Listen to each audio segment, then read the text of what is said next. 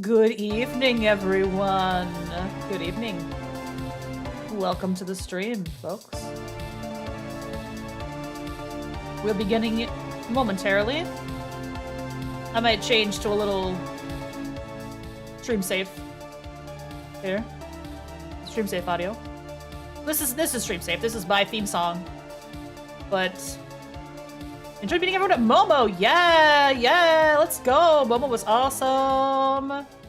Really good show. My first con of the year. Well, no, not technically not my first con of the year because I went to MagFest, which is the first con of every year. The first con. Gonna put a little chill beats on. Good evening. Welcome, folks. Is this a food stream? No, food stream is next week. But you're welcome to come by. Zwick, thank you for suggesting food streams, by the way. Zwick's a fixture on the Discord. Really nice to see you here today. Yeah. We're doing the food stream next week. Food stream's next week's food stream. Next week is gonna be another just chatting stream, and I'm just gonna react to people's food videos. I decided to do all food.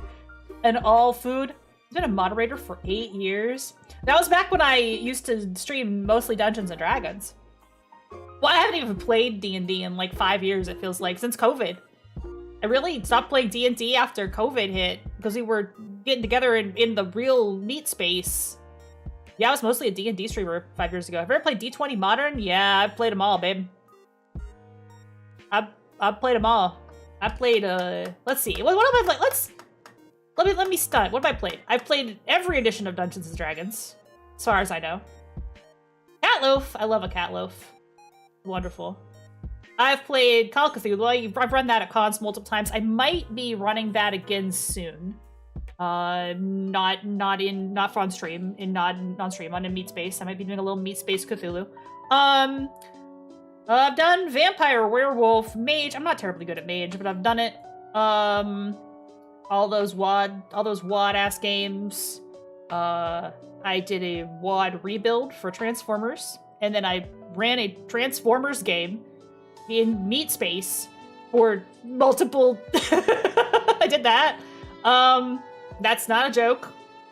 It was Beast Wars though. It was Beast Wars. I played the banned version of experimental D&D. Well, I was on the playtest for 5th edition. I don't know if you mean that. I was a playtester on 5e back when it was still kind of a cobbled together 1e with other little bits. So I've played several versions of 5e. I've run 5e, I've run 4e. Dread, I've run Dread. I ran that at Origins for a couple years. 3rd edition is my favorite. My favorite is 2nd. Followed by 4th. I don't particularly like 3rd. I don't particularly like 3.5. We'll clash a little bit on that. I wanted to do a big D&D stream. One of the streams that was kind of cursed because I wanted to like over prepare for it was to talk about my experience with D&D, like just for a whole stream. Because I've been playing D&D since I was pretty small. And I'm also pretty old. I'm an old vampire. I'm an old vampire, so I've been playing a lot of RPGs. My first tabletop RPG, this is true. My first tabletop RPG was actually Mutant Ninja Turtles and Other Strangeness, which is a Palladium. So there's a podcast recently that was like what is it, Ninjas and Super Spies? That's the same system as the TMNT Palladium. That was the first game I cut my teeth on learning how to play RPGs when I was pretty wee. And Big Eye Smallmouth. I've done both Bessem and the D20 Bessem, and I was also a playtester on D20 Bessem.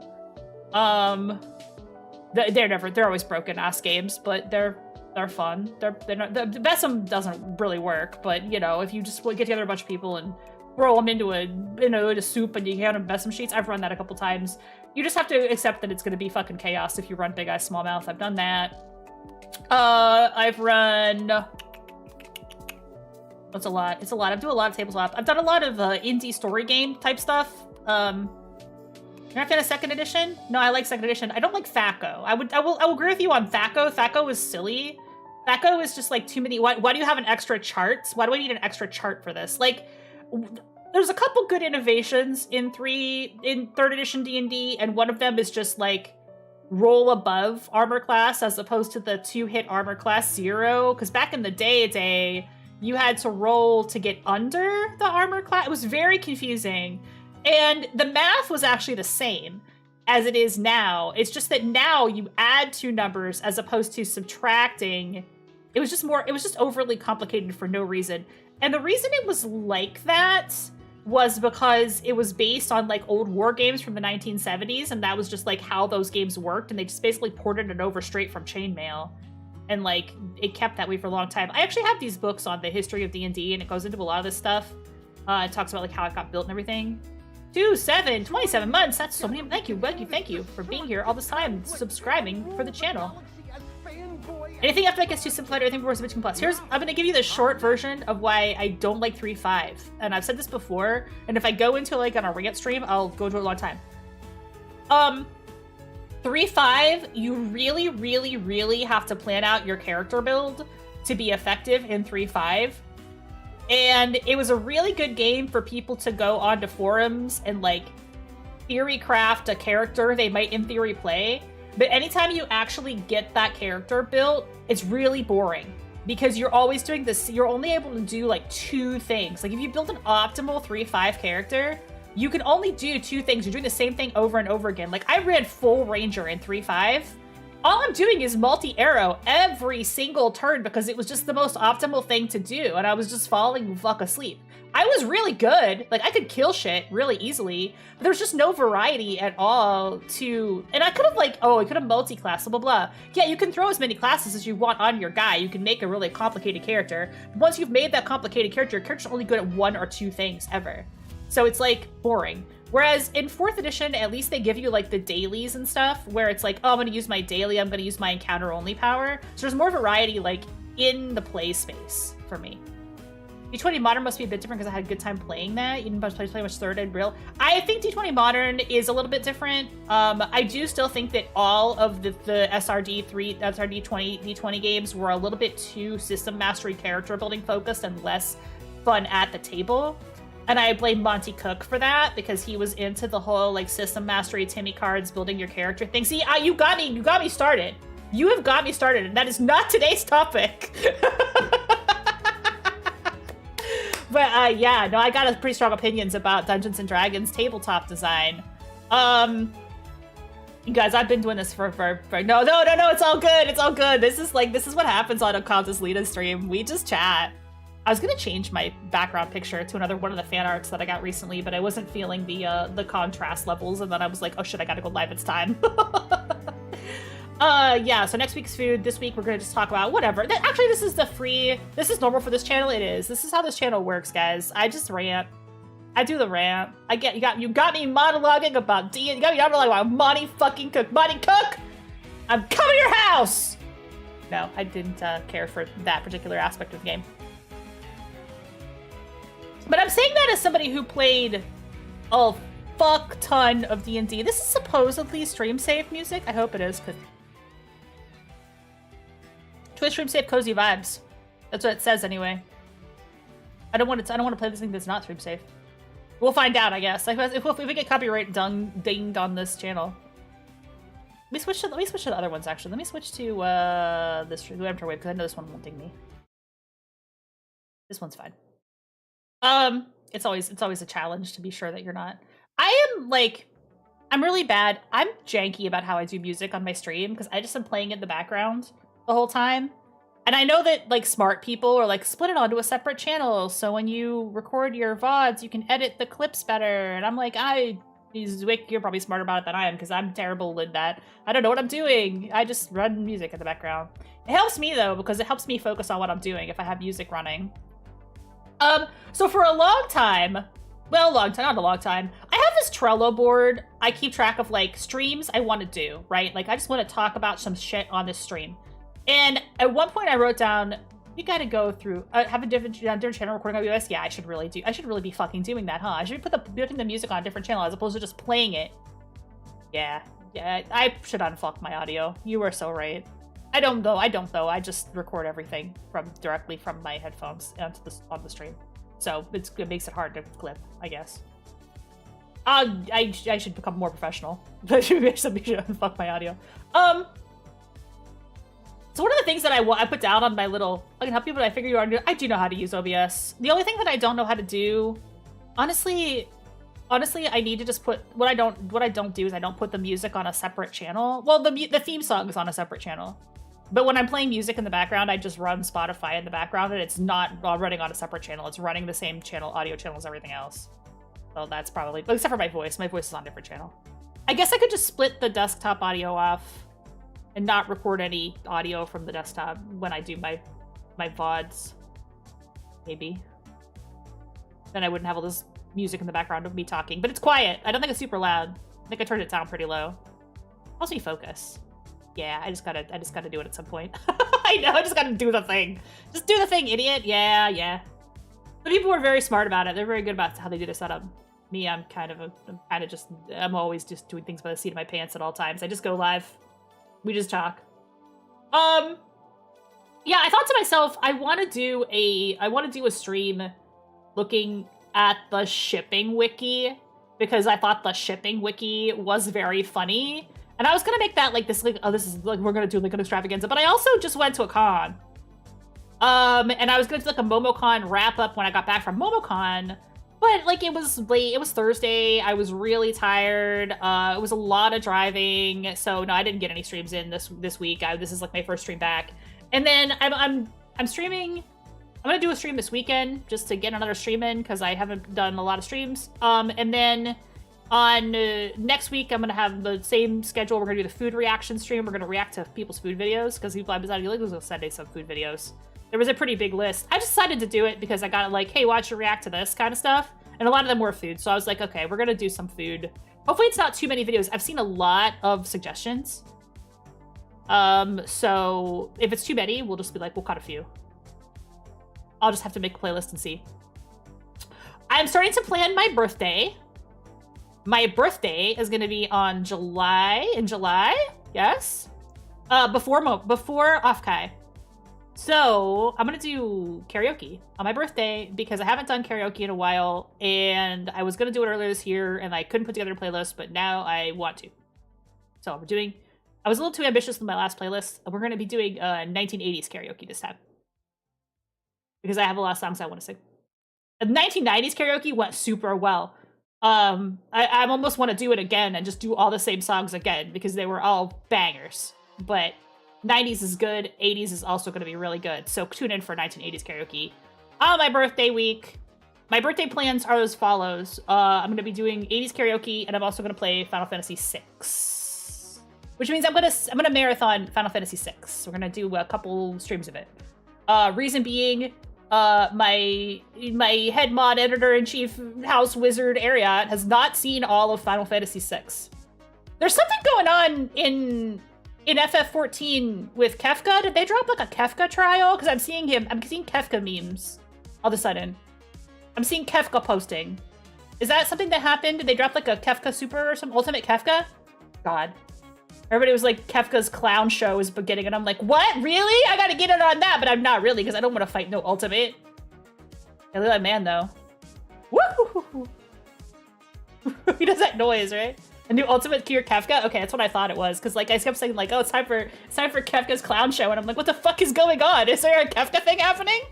Sign me up, I think. What? No, I don't want to do an Ultimate. I suck at that shit. But I am curious. I'm curious about it. I have to watch some videos. But I will be doing Final Fantasy this weekend, so maybe we could peep it. I'm in a Final Fantasy mood again lately. Yeah, we're gonna do Final Fantasy VI. You gonna sing Flock of Seagulls? Yeah, I could, right? What's it? Flock of Seagulls, is that I Ran? Is that their song?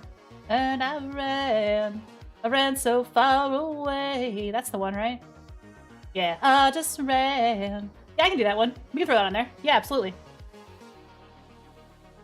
That's actually a good one. That's actually a good one. I haven't seen the last phase yet. Oh my god, I want to see it. Does he turn into the big stack of dudes? He needs to turn into the stack of dudes. I think I fought Kefka, like the standard Kefka, all of twice, because he doesn't pop normally. It's like something you have to kind of seek out on purpose if you actually want to do it, right? Like you're not, you know, you have to seek out that Kefka thing, because it's not going to just pop automatically for you, because it's not new, it's kind of old. Been around for a while. But I guess Ultimate Kefka, maybe they could have some new tricks. Because there's some good Final Fantasy VI stuff in that game that I missed because there's a Phantom Train fight as well. And I've only ever done that once, like, just to clear it. So what do they have? What do they have? They have Kefka, they have Phantom Train. I forget the other two. I think it's like a Sephiroth, but not really. Like, it's not very good. Do you suplex it? Yeah, you can suplex it. Well, I can't suplex it. Yeah, you gotta suplex the train. That's like the classic Final Fantasy way. It's funny, too, because I thought that I had played Final Fantasy VI, like, the first half of it at some point on stream. But RSS doesn't remember it, so I'm just gonna play the whole thing. I love that game so fucking much. It's one of my favorite games of all time. Like, if you, like, gun to my head, I'm a Chrono Trigger girl. Like, if you said, like, best ever. But I don't know, Final Fantasy VI is also the best ever. Like, Super Nintendo is my era, which tells you how old I am. But, like, Final Fantasy VI is, like, the best ever. It's so good. It's so fucking awesome. I know Pat Ware is a 4 person. I like 4. 4 is good. It's just not. It doesn't hit me the way 6 did, and 6 hit me as hard as it did because it's very girly. It's very girl focused, right? It's women. It's women. Parasite Eve. Parasite Eve is based as well. Yeah, I haven't played Kodaka. It is fair to speak of them in the same sentence. Yeah, they're both, like, excellent fucking games. Chrono Trigger is kind of funny because, like, Chrono Trigger was, like, a dream team of the artists, the programmers, designers, music. Everybody was, like, the best ever, right? I mean, Toriyama, come on, bro. R.I.P. What a genius. What about MomoCon? Let's do MomoCon. Do you want to talk about MomoCon? I got pictures. Let's do pictures. I got pictures. It is no longer Autism Awareness Month, but I want this picture to be immortalized. This picture is so great. I went out to my my nephew's graduation ceremony, and in his college on the wall, I saw this picture, and I was like, this is the coolest fucking picture. I gotta keep this, dude. This is so great. Any pictures of you? I don't know. There's a lot of cosplay pictures in here. Yeah, I love this. So next year, when it's Autism Awareness Month, remind me to post this everywhere on the internet so it gets preserved forever because there's a few cosplayers in here, but not a ton. I mostly took pictures of the con. Yeah. Because but I did take a few. I did post some on my Tumblr. I have a Tumblr now. I'm only posting brain rot on my Tumblr though, so it's not related to the stream at all. I'm only posting brain rot on the Tumblr. It's only it's mostly Star Rail brain rot, which is why it's called Star Rail brain rot. But I'm also posting like Devil May Cry brain rot or whatever fucking cute boy brain rot I feel like posting. I don't know. Sometimes girls, but it's mostly pictures of boys. I don't know. I'm just posting things. I think I posted like a lot of shit posts on there. It is Tumblr Sexy Person Voting Week. Sexy persons have begun. If you don't vote for Gavus Bettel, get in there and vote for Gavus Bettel. Gavus Bettel. To Twitter? Oh yeah, sure, absolutely. Well, if you've got any you want to show off, I will definitely check those out. I know, Power, you don't have to. You don't have to make a Tumblr just to... He's up against the alien stage guy? Yeah, it's a tough fight. Yeah, he's gonna lose, unfortunately. I don't even know what the alien stage is about, but he is getting slammed right now, so he's not gonna make it. Oh, VTuber cosplay photo shoot. Oh, guys, speaking of which, Offkai. So, MomoCon. See, we have to unleash the autism. I'm stuck about MomoCon. I'm just gonna talk to you guys a little bit about it. I was gonna cosplay Blonde Blazer, and I didn't get my cosplay shit in time because I was originally gonna make something, and I didn't have time to make anything, so I like ordered something, and it didn't arrive. And then I got a text while I was on the road, like on Friday. I was on my way. Well, it was Thursday actually, because I was already out. The con started on Thursday, so I was on my way to the con, and I got a text like, "Hey, you got a delivery," and it was the fucking rest of the cosplay. Am I blonde in real life? No, I would have been wearing a wig. My hair in real life is closer to the hair on this VTuber, except I have white streaks in it now. Sort of like this. Hang on, I got this image. Wait. Well, you won't. You might actually like see it. Like, you won't see my hair in the picture, but like you might see like a small part of it. Hang on. Let me find the picture that Mud Eye did. I like this so much that I did it in life. The white streak. That's what my hair looks like now. life. Yeah. I got that done, actually. So, yeah, that's new. But, yeah, everybody's like, whoa, so badass. She looked like Rogue from X-Men. And I was like, yeah, I should have probably made a Rogue from X-Men cosplay, huh? But no, I got a bit, I was gonna do Blonde Laser. But then I did not get my shit in time. So I'm gonna wear that cosplay to Too Many Games. Because I need to wear it, because I have it now, so I may as well wear it. So I'm gonna wear it at Too Many Games, which is, in 3 weeks. In 3 weeks, I'm gonna do Too Many TMG, which is a local con, Philly con. We're gonna go out there and bother, the Angry Video Game Nerd, and Cam Clark, Liquid Snake, is gonna be there. And I'm excited about that because I was a big Ninja Turtles fan, always. You've done Ninja Turtles on this stream.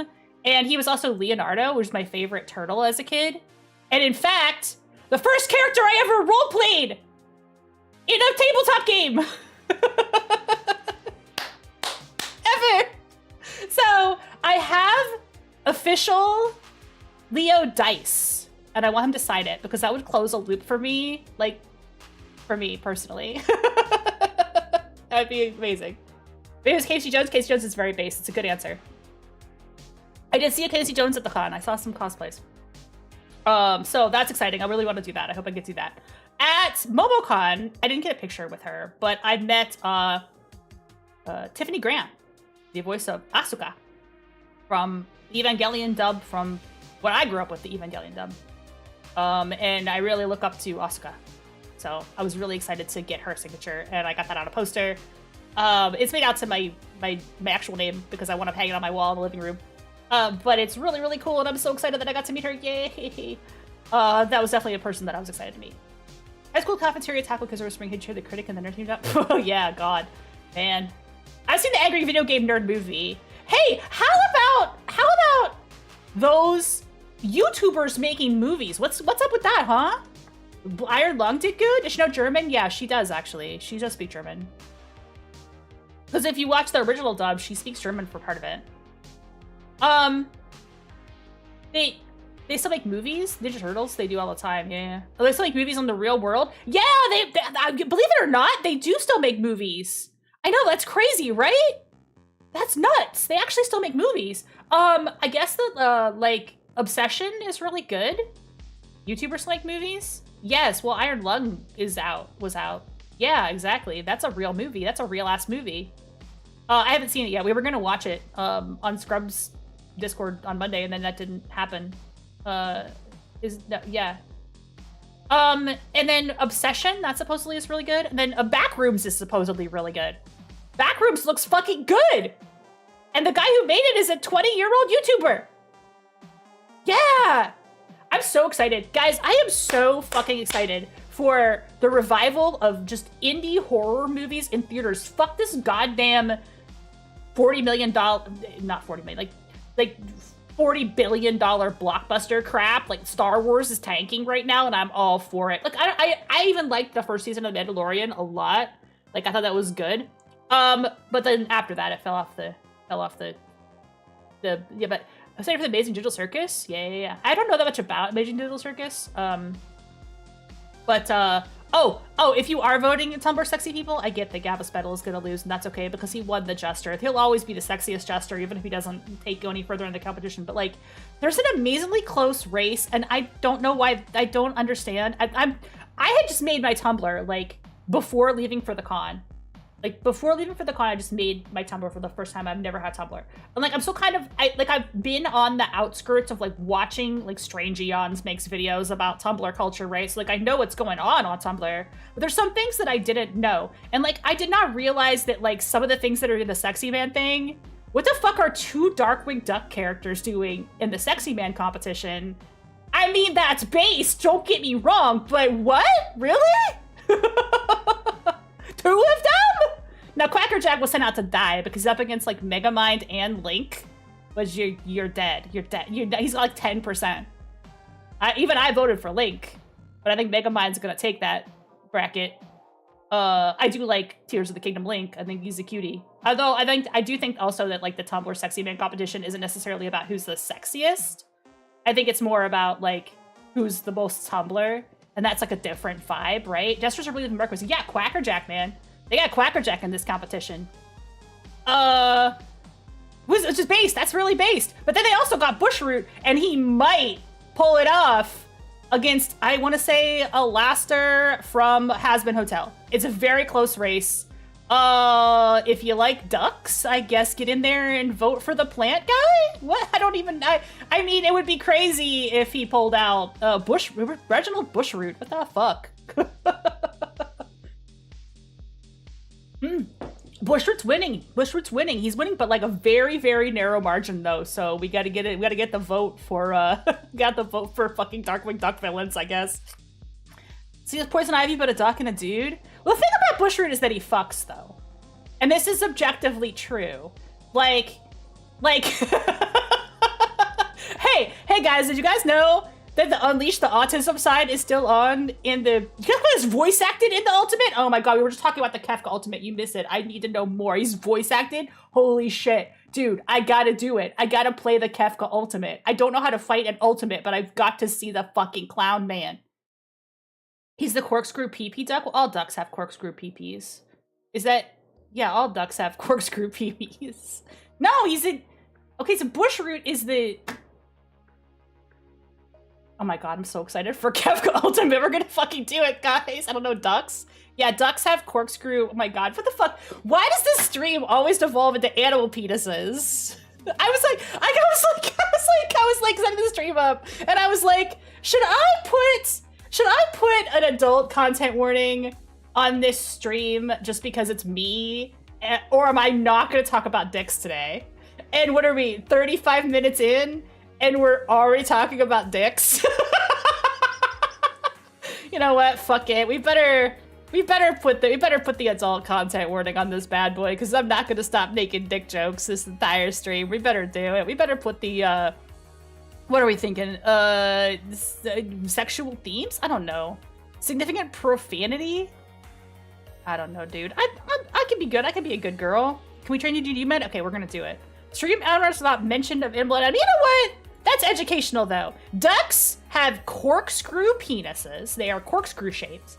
And the female duck has evolved a labyrinth vagina to avoid the wrong duck impregnating her. So it's an arms race between the male duck's corkscrew penis trying to infiltrate the reverse labyrinth vagina. Yeah, correct. Yes, that's correct. Trying to infiltrate the labyrinth vagina of the female duck. That's, I'm just gonna put sexual themes on the stream, because what the fuck. Yeah, we're gonna, that's, so anybody who comes in now has to be an adult, because we're talking about perfectly normal animal anatomy. By the way, you can't make fun of my my desktop wallpaper. It's not allowed. It's legal. Ducks are weird. Yeah. So, but Bushroot fucks because his whole motivation for doing anything he does is to get laid. Like, if you actually watch Darkwing Duck, like, Bushroot is the horniest motherfucker. Like, all he does is like, well, when can I fuck a plant? When can I fuck a plant? Like, that's just his entire character. He's not even a bad guy, really. Like, he kills a lot of people. But it's all in the pursuit of that fucking plant pussy. It's the thing. You watch the show, like, with an adult eye, and it's like, what the fuck? And then, like, later on, he's not a bad guy anymore. Like, in the reboot, they're even like, well, he's not really a villain. But he's a villain for like the first half of the show, and he's part of the Fearsome Five, but all his motivation is just to get laid, and all of his motivation is just because he has a fetish for plants. It's basically it. It's basically his entire character. And he's freaky about it. So the man do his plants, yeah. So he's like, I'm gonna make a vampire potato, and that's gonna be my wife, and I'm gonna fuck a potato. And that's like one of his fucking schemes. And then I think it's the Christmas episode where he shows up and he's not a bad guy in it, and he's just Christmas shopping. And when he's Christmas shopping, he's like, he has 5 girlfriends. He's in a fucking polycule with 5 other women who are also plants. And he's like, I gotta get something for Daisy and something for Lilac. And I'm like, oh my fucking god, Bushroot gets around all of a sudden.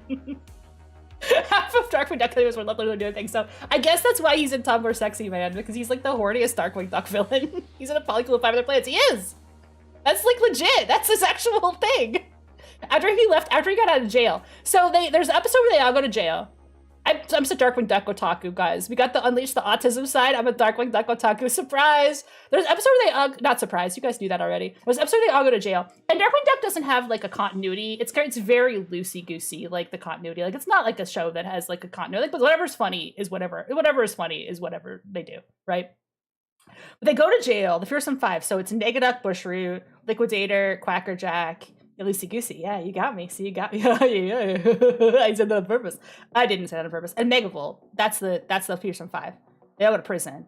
And Negaduck fucks him over because he's trying to. He basically like screws him. The revive. We didn't get the Darkwing revival. Thank you for the recap, by the way. For real. Yeah, we're gonna definitely do it. We're gonna definitely do it. But that was not intentional. It was completely not intentional. Yeah, you guys. It was though. I did pun on accident. I did a pun on accident.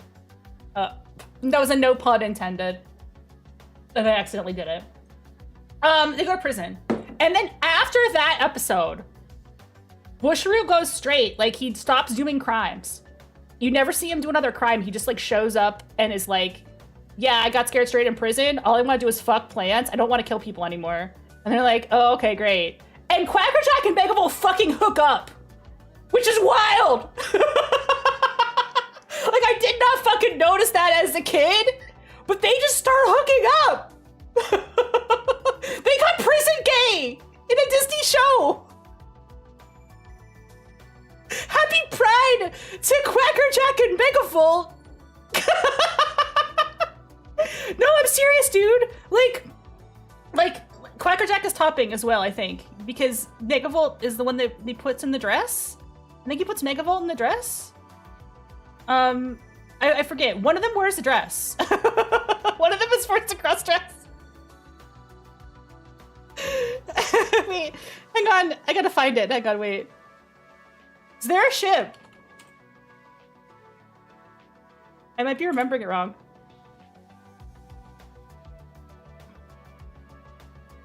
Yeah, sometimes he works with Megavolt. Yeah, no, they are a pair after they get out of prison. They are always together. They're always seen together after that.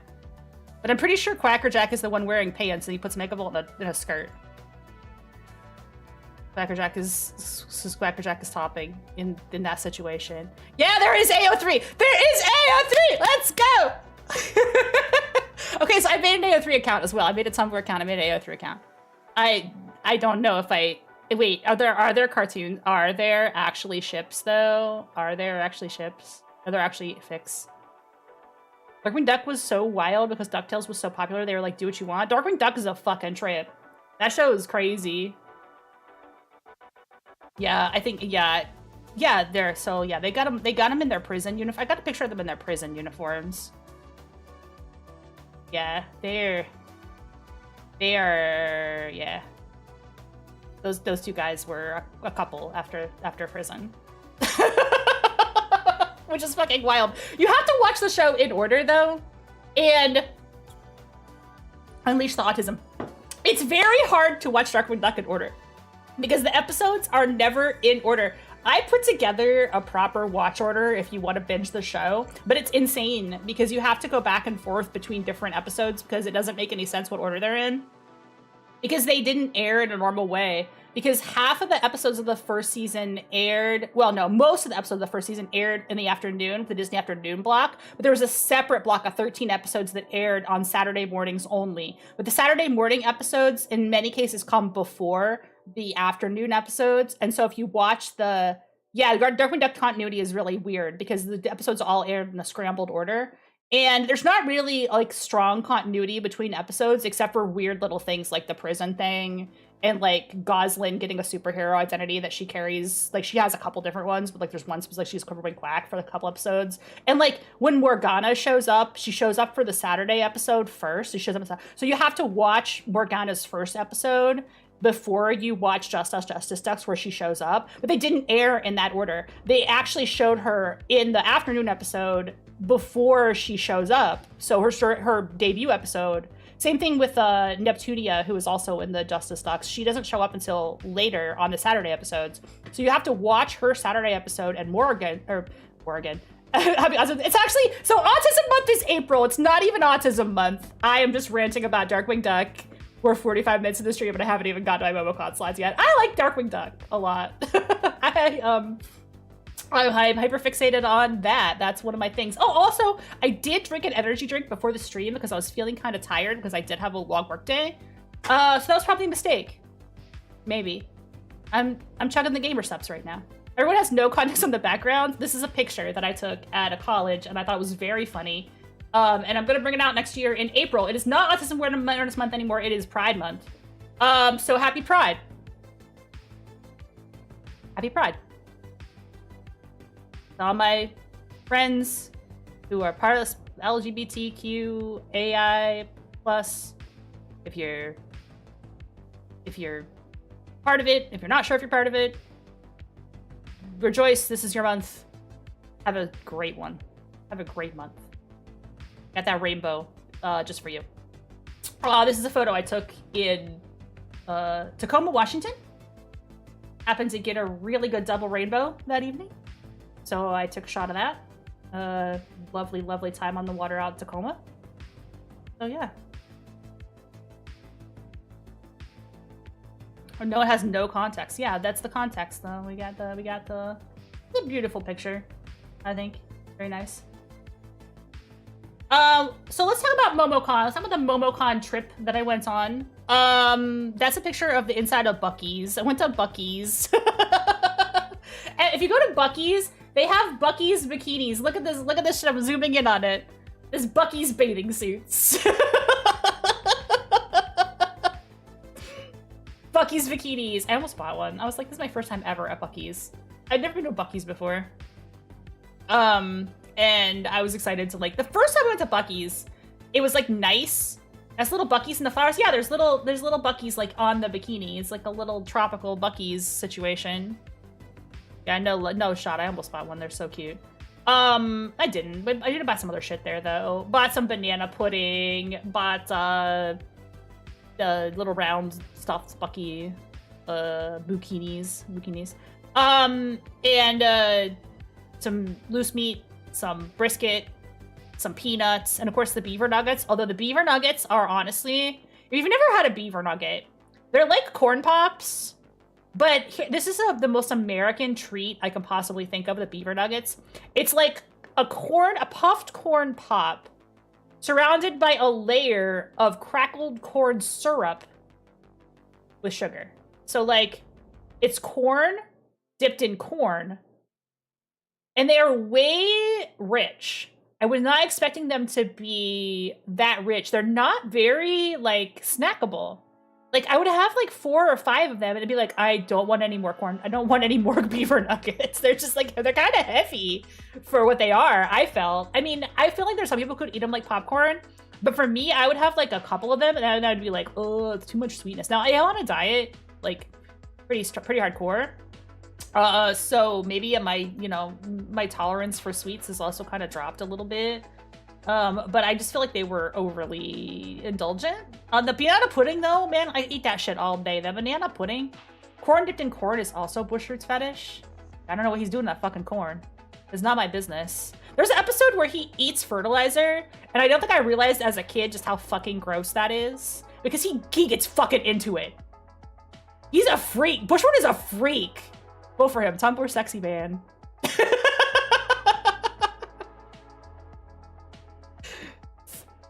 He just sticks his face in that and just rolls all around in it. Dude, man. I can't believe someone is just eating shit on a children's television show. Everyone looks on in horror. Darkwing Duck was such a good show. If you watch that show, it really holds up. But actually, this is relevant because MomoCon, they did some Animaniacs content, so we'll talk about that. There's some cosplayers. I don't know. I didn't get their names. But we got some Star Rail cosplayers. She's making kind of a weird face. That's okay. They were at our hotel. They were on May and Firefly, and I just walked up to them and was like, "Hey, between the two of you, who is on board war crimes?" I'm like, probably Ronmei. I think Ronmei has done more war crimes. Yeah, the trash cat. I know, people had such good props. I didn't get a picture, but there was also a Kalis with a stuffed raccoon. I think most of the cosplay photos I took were Star Rail this time around, just on my Star Rail phase right now. But the trash cat is adorable. She has our trash cat with her. RFI has done more war crimes. When it comes to versus nuking planets, but Florence May's score is much higher. Yeah, like I was like, you guys gotta debate this. Which of you has done more war crimes? This is my good friend War Crimes Jane. This is my war crimes girlfriend who does war crimes.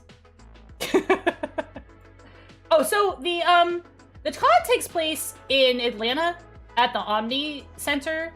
Like, if you go to Dragon Con, and I went to Dragon Con many years, and Dragon Con is like the whole downtown of Atlanta. It's like the Westin and the Marriott, and like it's a bunch of different. God forbid a woman have war crime hobbies. Yeah, man. She just wants to make animals. She just wants to make animals. How dare her? Wanmei has never done anything wrong. I was talking about Wanmei.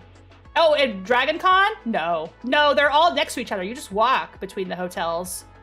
At Dragon Con, you just walk between the hotels, and then like there's like sky bridges and stuff. So in theory, like you don't have to leave the hotel venues. Like you can go from Skybridge to Skybridge. They're all interconnected except the Westin, which is kind of like a one-off. But this is the Omni Center, is not Dragon Con. It's attached to the Omni Hotel. It's right behind Centennial Park. So like this is a different venue, but it's a really big convention center. And when they do Dragon Con, they take over this one building that's like 4 stories. It's on Turner Street, like back where Cartoon Network used to be. Like Ted Turner Street, you know what I mean? And they have because it's literally called Ted Turner Avenue, or whatever. There's also like 3 different streets called Peachtree. There's like Peachtree, and then there's like Peachtree Plaza. They're all called Peachtree. I don't know. But they take over like that one building. And then they take over but they don't do as much in the convention center. And MomoCon is like just the convention center, which I think is nice because it's like on one spot. But the convention center is actually huge. It's got like 2 sides. It's like an A building and a B building. And this con has grown a lot. Like, this con is way bigger than it used to be when I first started going. When I stumbled into it many years ago. I say my MomoCon, the first time I went was just because I was in Atlanta for an unrelated reason. I was there for work. And I was like, wait, I see cosplayers in my hotel. It was the weirdest moment because normally I'm the cosplayer and looking at normies like, haha, normies don't know there's nerds here. But I was the normie. I was in work clothes. And I was like, wait, what? There's cosplayers. I'm ditching work. Well, I didn't ditch work, but I ditched like the mandatory fun thing for work. Sometimes I would ditch the mandatory fun thing when I was, I don't know. You know what I mean? I used to go to a lot of like team building exercises and stuff. Not as much anymore. I do have to travel for work this summer though. Maybe I'll go to another, after party type of thing. No, I went to watch Bit Brigade at MomoCon. I just like bought like a day pass. I was like, well, watch Bit Brigade. Speaking of which, the Triforce Quartet played at MomoCon this year. I went to both of their shows actually. They had 2 shows. They had one on Friday and one on Sunday. I love them. They're great. I mean, I've heard them a bunch of times because they always play at MAG as well. But they're great. They're fun. They're out there doing their thing. Good stuff. They played like a bunch of... Their first show, they played kind of more of a grab bag. The second show they did... I haven't had a picture of the second show, but the second show they did like the Zelda medley that takes like forever. They play like every Zelda song because that's kind of their thing. And then they also did a Final Fantasy medley that was really, really good. That was like Final Fantasy 6 and 7 and a little bit of everything from Final Fantasy, which I always love. Trying to still play that music on piano, but right now I'm in my like Disney music trying to learn lots of stuff. That was fun. I got to listen to them. Good show. There's a lot of this at the con, and I took a bunch of photos of like don't make AI art because the sentiment right now on AI art. And then I just took a bunch of pictures of at the actual show because like this is a very anime forward kind of show. And one of the things that I noticed, like, compared to Dragon Con, like Dragon Con, it's not necessarily that it's like flower, it's just this flower. You're looking at the ribbon, right? I'm looking at the ribbon, right? I can't get over how amazing I am. Narcissists would be so jealous. I love Crony.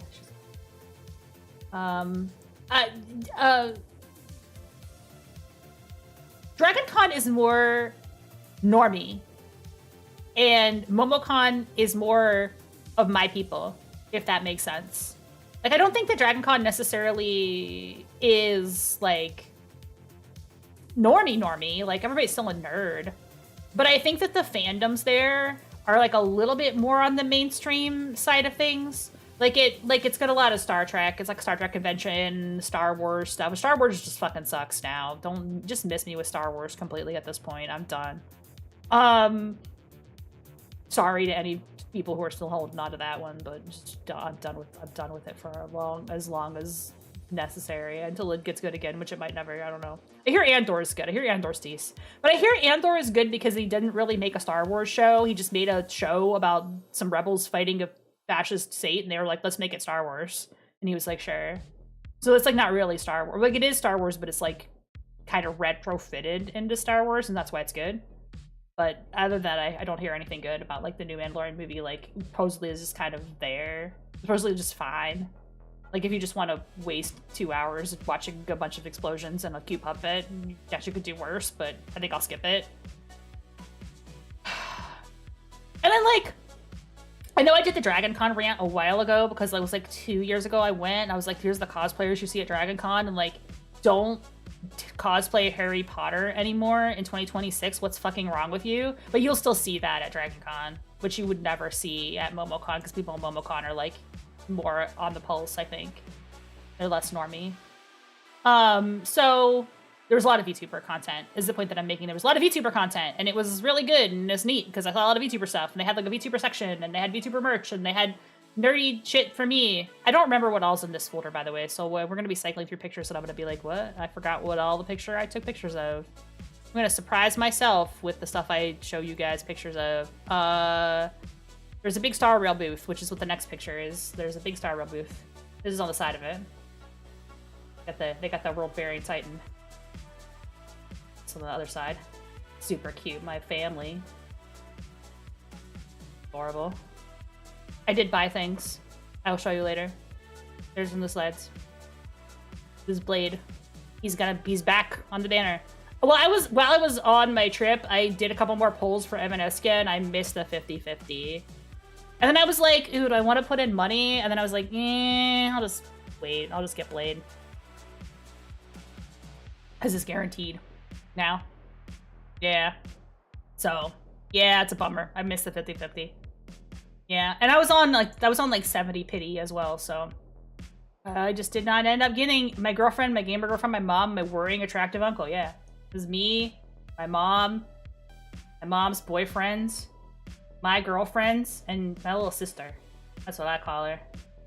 She's technically, supposedly, I don't know. I feel like Not and I talked about this, and it was like, well, technically the Trailblazers are only like 3 years old, but is she? Are they?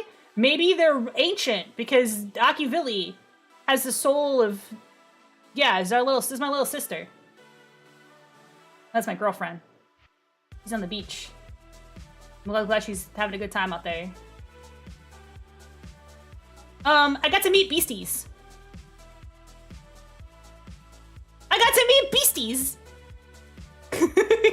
She's little sister by 4.3. Pia wasn't there. But I got to meet the rest of them. Big fan. Very nice. I kind of had to find them. Like, Berry Bug, she's a bug. Hi, Berry, I'm a bug. Yeah. They were really, really nice, super nice. Got a chance to chat with them. They were kind of roving the con floor. And I got their picture, which is exciting. They were really nice. Yeah. Went back to the hotel after doing the con for like a day. And saw that Beasties was live, and that they were live from the con floor. So literally turned around and went back. Look, like I'm part of the picture. Yeah, this is me. I got a selfie with them. I actually did, but I just carved myself out of the selfie.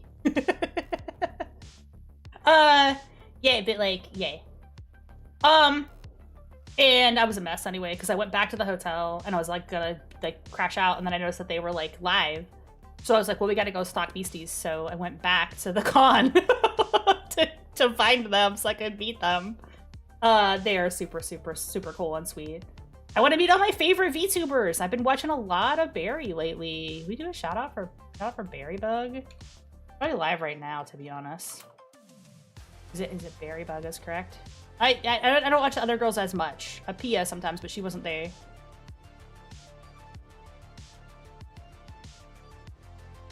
That's the con life. I can sleep when I'm home dead. Yeah.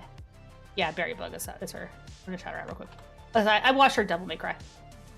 Because anytime anybody plays Devil May Cry, Vicky's doing it. Oh, you got it. You got it. Thank you, Pat. Where I did it and then you did it. That's fine. Follow. But follow all of them, honestly. With Beasties. I'll give everybody's channel.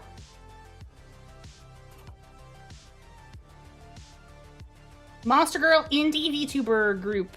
They're new-ish as a group, but yeah. Tori Oriane was the one who was writing the stream.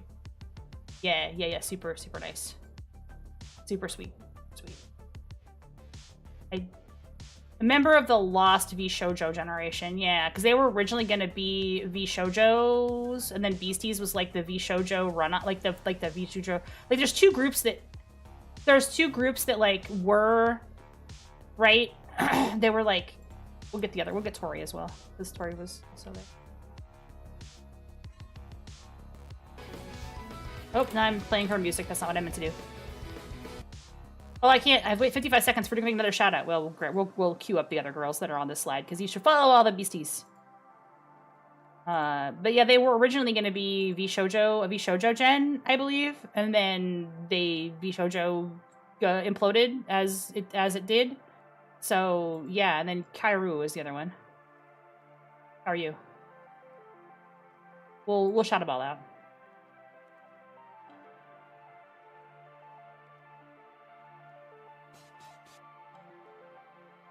Gunrun was gonna steal Mid's cool idea.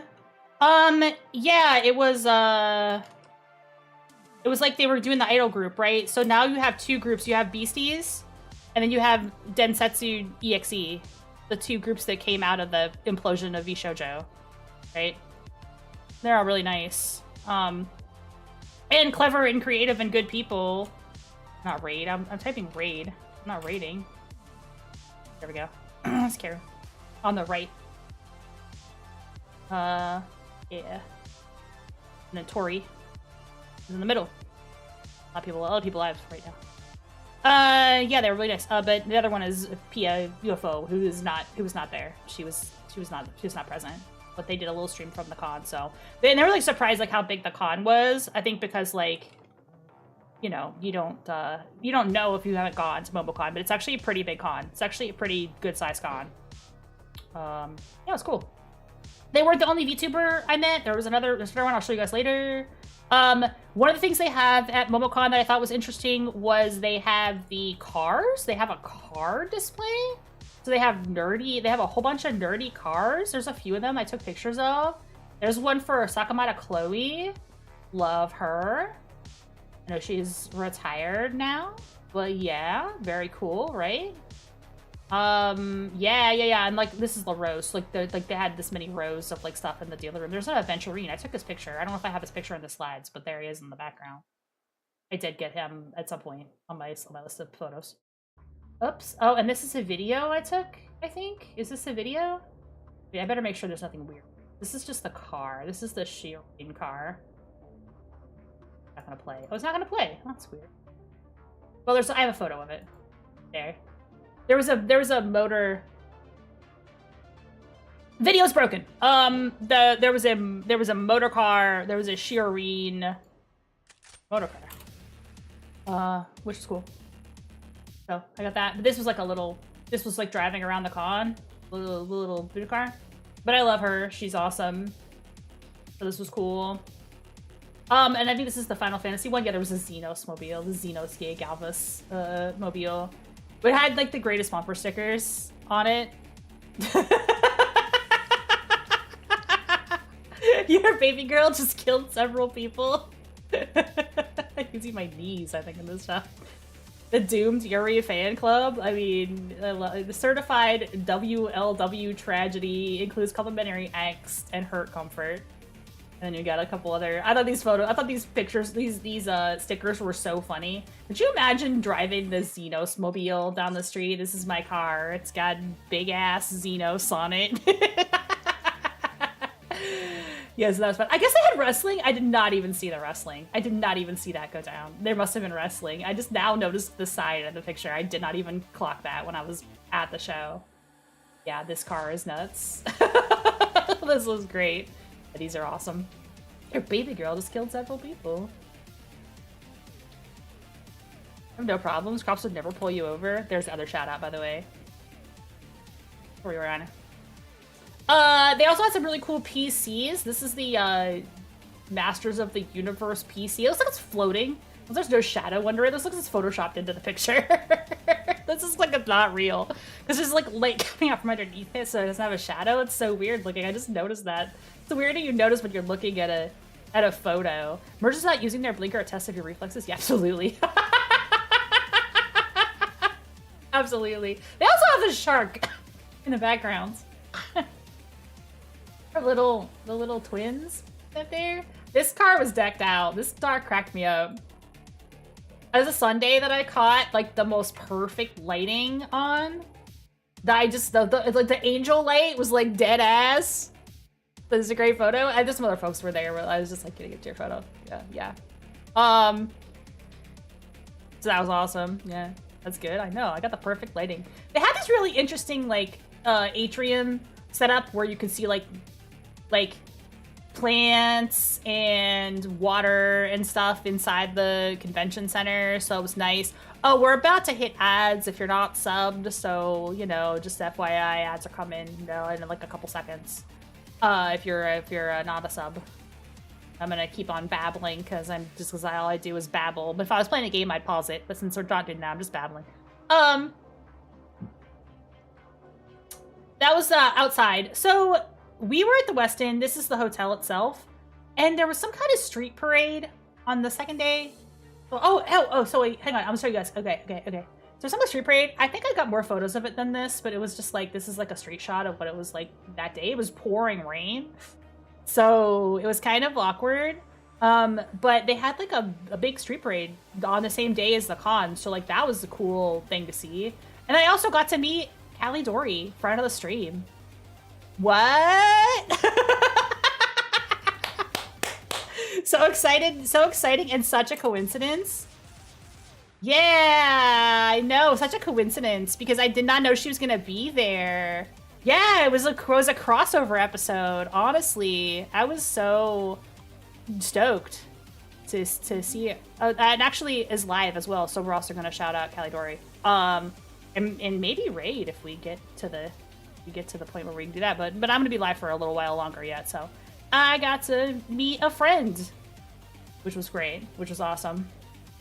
And totally just a coincidence. Like I was in the food court and I was like, oh my god, it's Callie! It was great. It was awesome. So we died for a little bit. She got some of my stickers. I hope they reach the her because I had to give them to the handler, but like yeah. I don't know, maybe the handler kept them. Whatever, it doesn't matter. You have VTuber, they go around on these like screens. So yeah. Callie live right now. Go bother Callie Dory. Yeah. That was really cool. I was excited to do that. There's some more Star Roll cosplayers that I saw. This was funny because this girl that was doing High Ceilings had the violin. And this pose is just, they did such a good job posing. This girl had a violin. And I was like, oh my god, you have a violin with your cosplay? That's so fucking extra. And I think for a second, she didn't realize that I knew what her cosplay was. Because, yeah, the errors were surrounding me. I was surrounded. Because they started showing up because, like, High Ceilings was there and she had Saridra with her. And she was like, the violin is like, oh my god, you have a violin with your cosplay. That's so cool. I'm gonna take your picture. And she stood and I was like, no, get the Imperator in here too. And they were like, oh, okay, you actually fucking know what we're doing. Because I think I didn't come across at first as like knowing what that was even. And I was like, no. And then other people showed up. I was like, everybody get in this picture.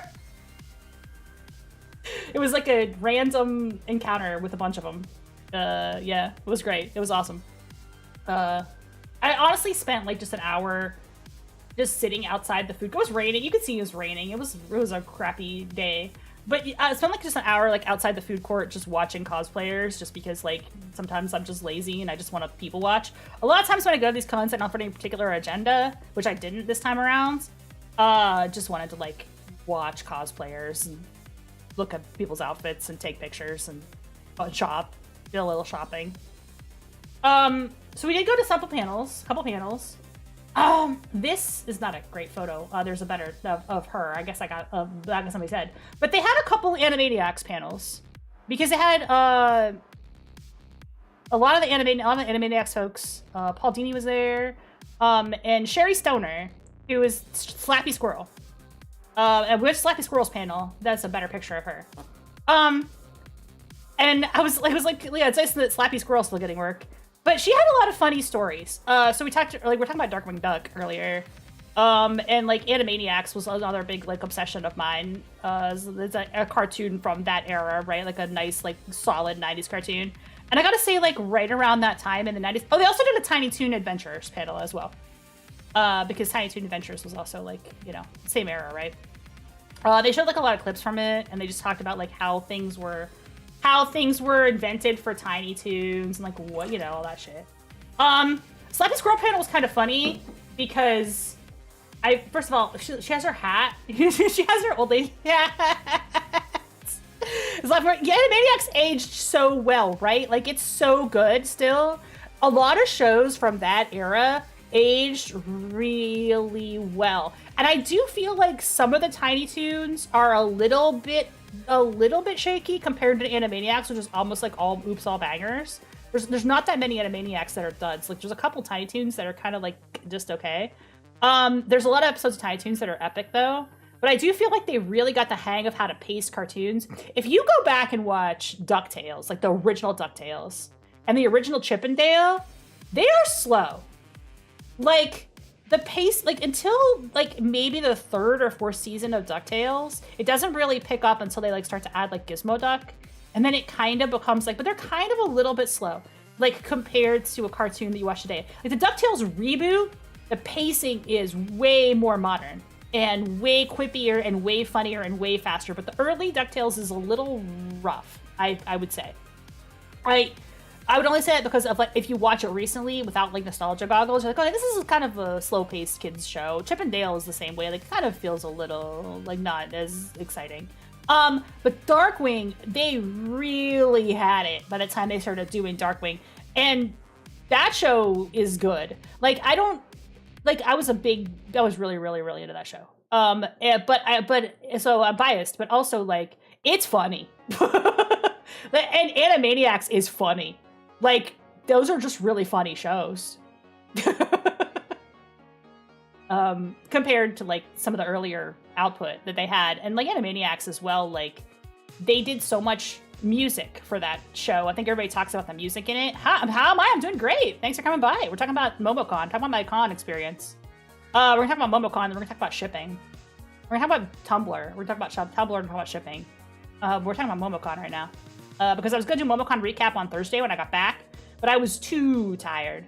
And then I also thought, honestly, this con recap is probably only like an hour's worth of content as well. Because we're at 9:15, but I started at the beginning of the stream ranting about other shit. We started talking about D&D again. But yeah, it's only like an hour and a half maybe of content for MomoCon. We need to talk about. I like to show my vacation photos there. I like to inflict my vacation photos on everybody. So Sherry Stoner, yeah, she did some stuff for Tiny Toons, and she was Slappy Squirrel. And that's the character she invented. And the story she says for why she invented it is because she was like, only an hour of content if you don't go on duck penis tangents. Yes, we don't go on duck penis tangents. I set the stream to adult content because I was talking about duck dicks. Duck dicks, woo! And it just kind of snowballed from there. So she was talking about how she invented this character because when she was like first trying to get her start as an actress, she was on, I guess, you know, like if you're in Hollywood, you're trying to get started as an actress, one of the things like an easy work-a-day job to get is to be like the victim on some fucking police procedural, right? Like, so you're like the the fucking murder victim on SVU, or your character got raped or some shit. I can say that because I have adult content set, right? You can be the rape victim on SVU, right? So that's like an early job you can get. And she had, I mean, you can't tell now, but she said like she had a very, very like young looking face even in her 20s, and so she was always getting cast as like, I mean, she still looks great. I mean, I'm not saying she doesn't look old or anything. I mean, she does look old, but like, you know what I mean? Like when she was in her 20s, she looked like a teenager, she said, and she was always getting cast as teenagers. So every time she would get cast as a teenager, she's like, I don't want to be a fucking teenager on these shows. I'm so bored. And somebody at Spielberg was like, yeah, you're going to be cast as a teenager until you're like 30. And she's like, that's so boring. I want to be a mean old lady. And so she wrote like a pitch for Animaniacs to have a mean old lady on it. And she was like, I want to write this mean old lady. And then I guess Steven Spielberg was like, yeah, you should just do the voice for her. And she's like, okay, I guess. So Slappy Squirrel was just like a young person being an old woman because she wanted to be an old lady because she was tired of being cast as a teenager. She wanted to be a pissed off old woman instead of a teenager in shows. And it's totally based. It's so based. It's such a based origin story. And then this was kind of brilliant because now she's like an adult, like, you know, but she was like yeah. But anyway, this is kind of brilliant because she offered to answer panel questions in character, and she's very good at improv because people will walk up and ask you the stupidest fucking shit you've ever heard in your life, like, hey, did you see this one specific episode of this one anime that nobody here has ever fucking heard of? And she can just be Slappy Squirrel. She's like, I have no idea what you're talking about, kid. Get out of here. She can just be rude to you. And like, you're lining up to be yelled at by Slappy Squirrel. So it's kind of fucking based. I can't do a Slappy Squirrel. My Slappy Squirrel and my Batman sound the same. That's my voice acting skills. No, super funny. I'm sure my Batman and Slappy Squirrel sound identical. Yeah, so she would just answer all questions as an irascible old woman who didn't give a shit about that. I got to be yelled at by Slappy Squirrel. Yeah. So if we're just lining up to be roasted. Yeah, she was just roasting them in like her like old lady Jersey voice. It was awesome. I was like, okay, the questions people ask are cringe, but the way she fields them are like, she's so fucking funny. So that was really good. That was fun. And they also did a Tiny Toon Adventures panel where they talked about like the Tiny Toons, like some of the famous episodes, and they talked about like doing the music videos and stuff, because there's some really good Tiny Toons episodes. I do think Tiny Toons is more uneven than Animaniacs, but it still like got some really good episodes. Yeah, so that was fun. It's fun that they do content for like, you know, the 90s kids, I guess. Right? You know, because there's like a lot of stuff with youngers. Test music videos? Well, that's all They Might Be Giants, right? So a lot of people didn't know that was a real band when Tiny Toons did the videos for They Might Be Giants. And then, like, you find out later, oh no, that's like a legitimate actual bands. They're actually like, yeah, they're earwormy. Yeah, take me back to Constantinople. Been a long time gone. Constantinople, out of Constantinople, get the works. That's nobody's business but the Turks. Is that an 80s song? Can I throw that on there? When was that? What was that song? Istanbul, even old New York. When is the it's 1953 song? Oh, They May Be Giants is 1990. It's just a little bit too late for the 80s karaoke. Maybe we'll sneak it in anyway. That's a fun song. 1990. I knew it was like right on the cusp, because Tiny Toons was like very early 90s. It was like 91, right? Yeah. And then Animaniacs was like 93, 94. And then I went and got tacos. Because when you're at a con, you also have to leave the con.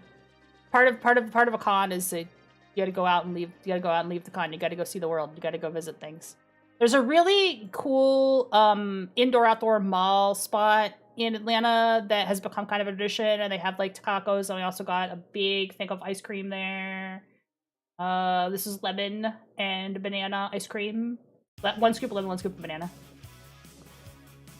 And then went back to the con and went to the fan fiction for beginners panel, which I am not a beginner at writing fan fiction, but I have never used or posted on AO3, and I assumed that there would be information about how to do that at this panel, which is why I went. And there was! I learned how to post on AO3! I'm gonna do it tomorrow!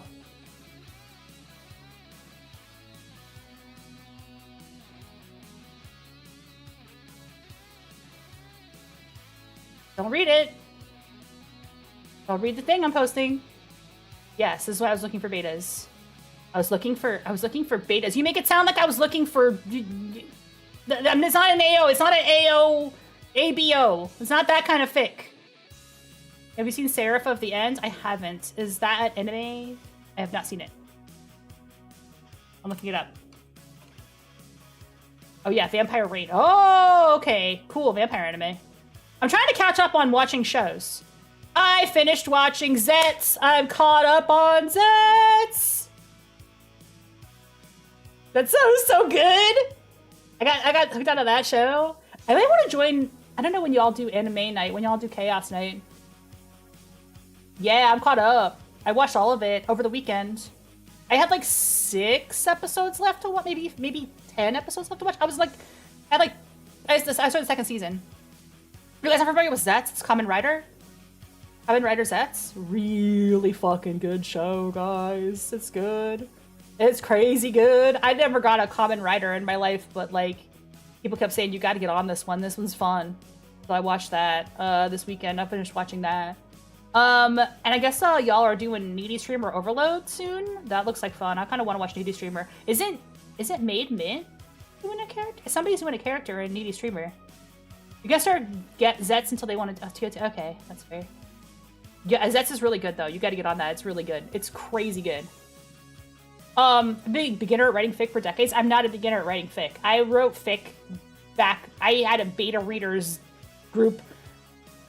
I had the beta reader group of all time.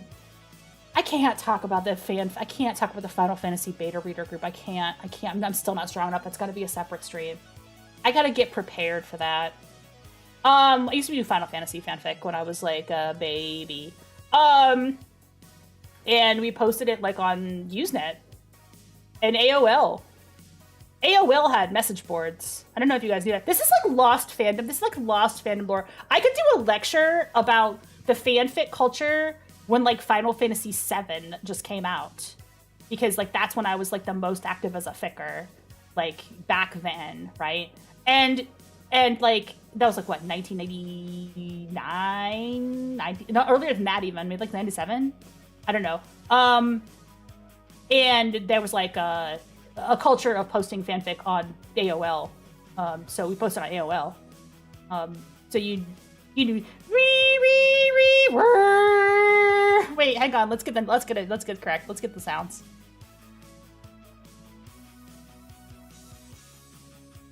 Let's do it.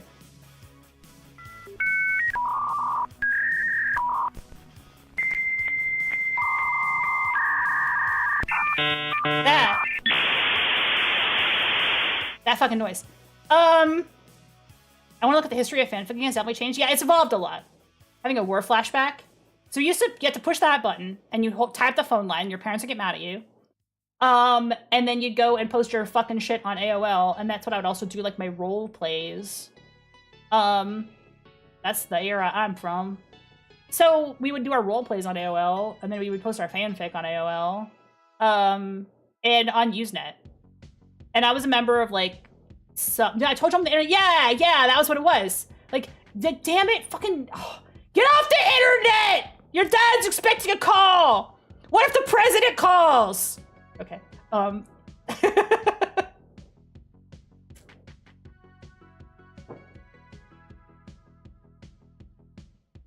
Yeah, it's got my first mud on dial-up.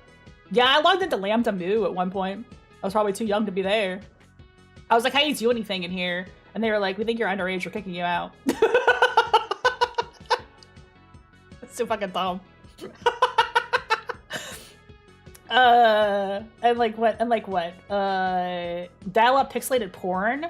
Yeah, I was an innocent. I was an innocent baby. Well, it's not true that I didn't look at. Okay, my history with like porn, I didn't really look at porn on the internet. But like, if you would rent an anime back in the day, it was the Wild West. Like, you didn't know if that anime would be porn or not, because every single anime would be labeled porn, whether it was porn or whether it wasn't. It was like Russian roulette. Like, you did not know, because they would just label them all. They'd be like, these are all adult cartoons. And like, some of them would not be porn. Like, Project A-ko was probably the first anime that I really got into. And like, there's titties in it. But who cares? It's just titties. Who gives a shit? They don't have sex in it. It just, sometimes they have their titties out. That's just normal bodies. That's nothing. But it's adult content. So it was labeled adult content. And then 2 and 3, they don't even get their titties out in them. They're like pretty G-rated. Like, they're weird. They're weird sexually. Like, everybody's lesbians. But like, a kid has to learn what lesbians are at some point, right? May as well learn it by watching anime lesbians. So yeah, happy Pride to Project A-ko. Happy Pride to Biko, who just wanted Seiko to be her best friend. The Iron Man's gay daughter. That she's fucking base. I loved her so much. Rocks. But some anime, you'd be like, oh, is this adult content? And you didn't know, and then you'd watch it and like, oops, there's dicks in this one. People are getting penetrated in this one. Whoopsies. Like Devil Hunter Yoko, which I thought was gonna be similar because like it's another girl kicking ass. But Devil Hunter Yoko, the whole premise of it is that she has to retain her virginity or she can't devil hunt anymore. So yeah, but Sailor Moon exactly. There's nothing adult, and Sailor Moon doesn't have any sex in it. But then you didn't know. So the problem of like, it's like unnecessary censorship because they slap adult rating on everything. But some of them were not actually that adult, and like we didn't necessarily pre-screen them either. So like Devil Hunter Yoko, it's like, oops, there's guys trying to penetrate her. That's not the thing, maybe. But you didn't know what was gonna be in it. You just didn't know it was roulette. You didn't know because they were all labeled adult, and a lot of them weren't actually adult. A lot of them were fine. And they would just like have a boob, like a single boob. Like, who cares? I can see a boob. It's fine. It's not gonna. I mean, I'm gonna have them, right? I have them now. Animated adult. You want something actually wild? Yeah, exactly. You watch something actually wild, and it was like, oh, wait a second, this one is actually fucking adult. Don't rent La Blue Girl for your teenagers. But you know, I loved anime growing up. I was a big anime nerd. Utena, yeah, Utena is good. Is a good one. So fanfiction for beginners. Yeah, I'm not a beginner. I used to write a lot of fanfic, but I don't know anything about the modern fanfic culture. Like, I don't know anything about posting on AO3, like, right? So I wanted to get information. I did not realize you had to wait. I didn't realize the AO3 account has a waiting list, but like a gun. You need 2. Yeah, this panel started out weird because when I first started out, they were like, how to write fanfic. First step, think of a fandom. Second step, think of a plot. And I'm like, I don't need this. I don't need this advice. Nobody's getting paid to do this, right? Like, nobody's getting paid to write fanfic. If you are here, the disease is already inside you. You already want to write a fanfic. You already have something in mind that you're writing. You just need to know what to do with the mess you made. It was very basic. Yeah, it was like, think up a fandom. Think up a story. Here's some tropes that you can use for the story that you want to write. If you want to pick a trope from this list of tropes, I was like, I don't fucking need, yes, just pick which 2 characters you want to kiss. Exactly. You already know which 2 characters you want to have kiss each other, or 3 characters, or 4 characters. It doesn't matter. Or maybe you want 2 characters to kill each other. Or maybe you want them to, yeah. I mean, a lot of fanfic is porn. But not all fanfic is porn. When I was writing fanfic, you know, as a Ute, I didn't write pornographic fanfic. I wrote very G-rated fanfic. Just like expanding on themes and stuff in the video games, and like maybe what if these 2 characters interacted type stuff, you know, just basic stuff. what might have happened after the game to this particular character. I did a lot of stuff like that, you know. It was never really shipping. I was not really doing like people kissing in the fanfics that I wrote. It was more about like just like plot bunnies of like, you know. So I was pretty normal about that. But they were very brave in this because they started showing like their tags and stuff, like what they had posted, like right up on the screen. It was like, this story contains cunnilingus, and you know, I was like, wow, they're just putting it right up on the board, huh? Like they don't give a shit, I guess, about what we. Yeah, this is an adults panel, I guess. Yeah, so I learned I was like Mary Sue's and the whole baby's first Mary Sue. It's funny because I never really had a Mary Sue phase. Like, I never wrote the, like, my super cool self-insertion character type fic. I think I've always kind of found that a little... Honestly, I'm doing it now. This is my super cool self-insertion character. You're looking at it. I finally grew out of my being cringe about being chuny. It only took me 200 years to stop being cringe about being chuny. To stop worrying so much about being too chuny and just, like, embrace my personal cringe. But, you know, no, I didn't ever do Mary Sue, so I was not like a Mary Sue writer. Mary Sue started in Star Trek, right? And the first Mary Sue was already a parody of the concept of Mary Sue. Like, Mary Sue has always been like a joke concept because people would write... Although I saw a really good video recently because I'm going down this rabbit hole of writing my first yaoi. And I've never written yaoi before. I've never written yaoi before, ever. I don't even know what... I just crawled into my brain and died. And I wrote 7 chapters. And I could write 3 more. Like, I don't know. It just happened. It just fucking, I blacked out. It's like in Dwarf Fortress when you get a Fey mood. When you get a Fey, like a guy gets a Fey. Have you seen Dwarf Fortress? And if you're familiar with Dwarf Fortress, like somebody will get a Fey mood and they'll just black out and they'll go to a crafting station and they'll just start crafting something. That's what happened to me. I was like, I have to fucking write yaoi. I don't know, but I just have to do it. And then I wrote 40,000 words in 3 weeks. Some of it on the road because I was traveling. So yeah. I got struck with the fucking hammer. They would have making original stories. Yes, I did a NaNoWriMo on last year. I did NaNoWriMo because I had never done NaNoWriMo before. Well, halfway, 40,000 words is only 10k short of a nano. And it's actually more like 42,000. And it probably is 50,000 if you count all the words I deleted, because it's also edited and ready to post, except for like 3 chapters. It's not 1,000, no, it's only 50k. So I did do nano, and I did get 60k words of a novel. So I am gonna go back to working on the novel.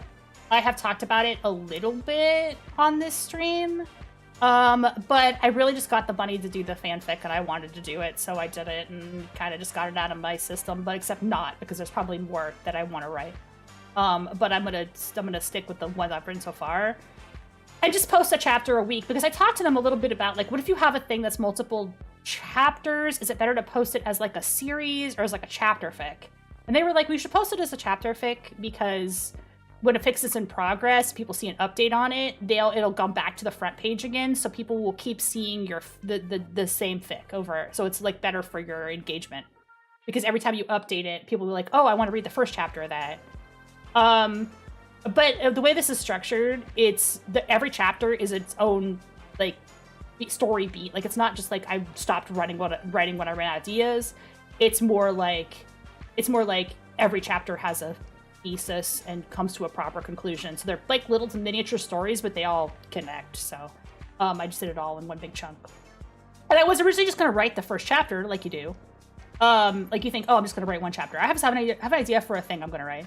But then I kept writing. I'm seeing posts on Tumblr now that are like, yeah, that happens. Sometimes you'll just start writing something and then you'll just want to keep writing it. Like, yep, I sure did do that. I sure did just kept writing it. But I did write an original novel with original characters, and I'm working on that still. And it's probably going to be like 120k words or more. It's pretty long because I wrote the first third of it for Nano, and it's like 60k words. I kind of dipped into the second part a little bit But I only wrote like one half of one chapter of the second part, and there's a lot of the first section is not done either. But it's very plotty. And I just had a lot of world building to do. But also I wanted to make sure the stuff was happening in it. So I got to go back to that and keep working on that. 10K in 2 nights is wild. That's a crazy rate. That's powerful. Writing a bunch, going so fast from playing rating top, and doesn't hold the side base running. So I do like to outline. I'm definitely an outliner. And I outline because, not because I'm like a stickler for world building or anything, but because I really like for there to be a lot of like foreshadowing and tangled themes. Oh yeah, sure, always interested in hearing people's creative ideas. I used to be part of a beta reading group, you know. I always like to have like themes that are kind of tangled and intertwined that come back. And I feel like you can't do foreshadowing adequately unless you kind of know where the story is going.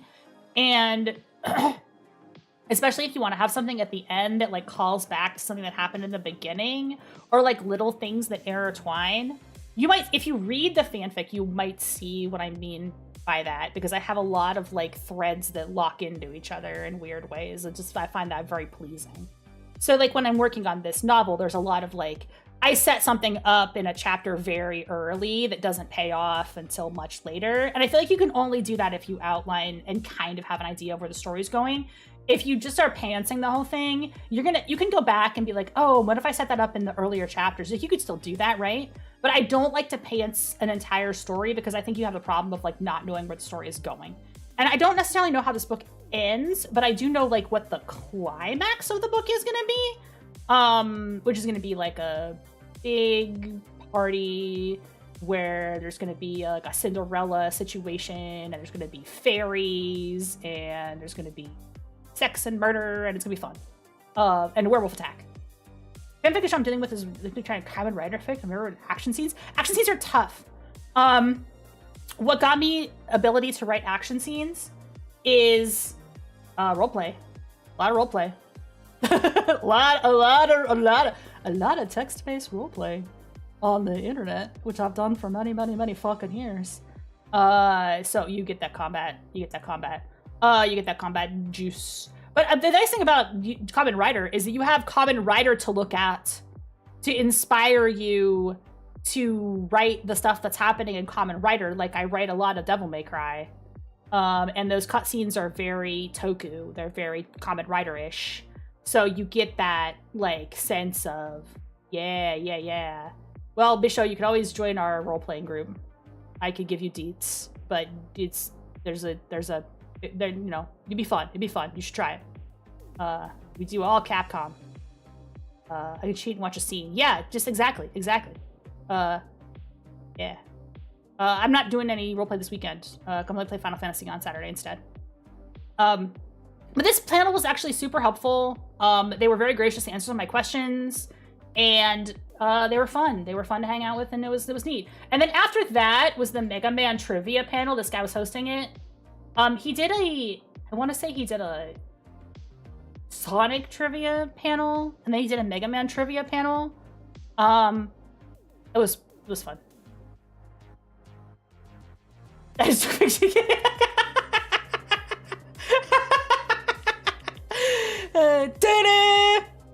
Gutsman.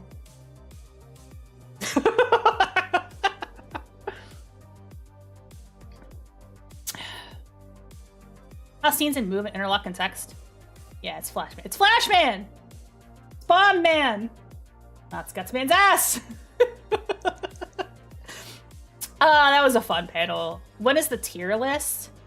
What tier list? We should do a tier list. What tier list do I do? I should do a tier list stream. I should do another chatting stream with tier lists. I was gonna do a video game tier list at some point. Mega Man booties? Oh man, that'd be crazy. This is an infamous ass. This is a famous ass. It's not even a great ass, but it's just a famous one. You gotta roll with it. Gutsman's ass. But we had it, yeah. Flashman is not Schwazi, the Victor Robert. Yeah, that's Flashman. Who's that Pokemon? Flashman, it flashes you. It's this whole deal. He pulls open his trench coat. Oh. They asked a lot of questions about Mega Man games. I knew the answers to most of them. There were a couple that I didn't know. Sometimes he'd play a song, and I'd be like, that's Neon Tiger. Well, my brain is cooked. I can't remember useful things, but I know what Neon Tiger's theme song sounds like. Good for me.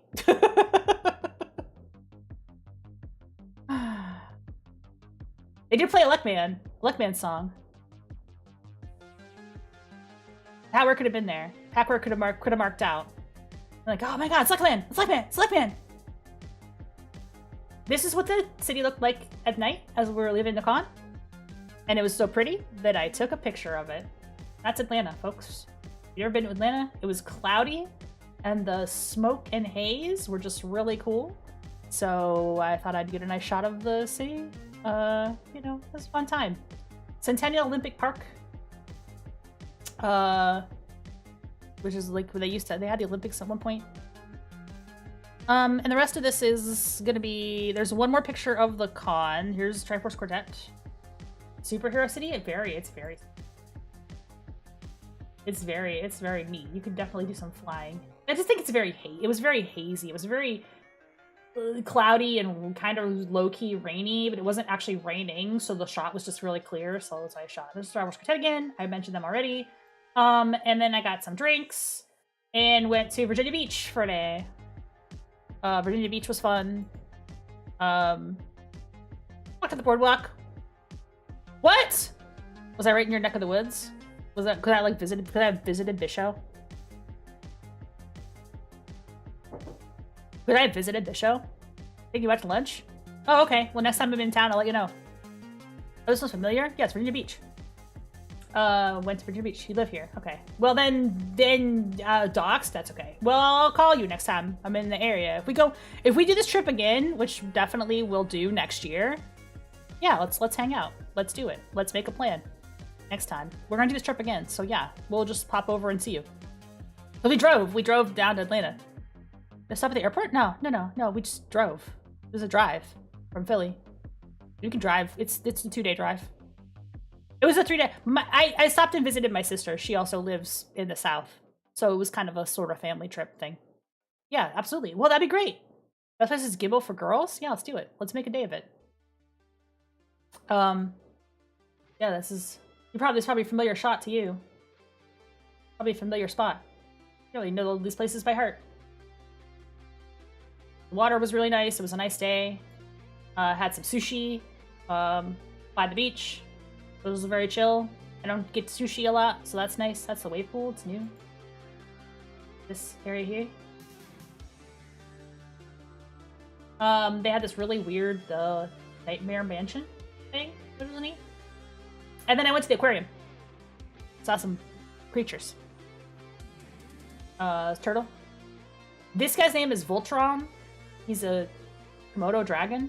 The other one. Yes, there was tons of jets. It was loud. They're doing flyovers like all day. Yeah. Was that a special thing or is it always like that? Because it was loud. They were flying over. I'll tell you the waitress at our restaurant, the sushi restaurant.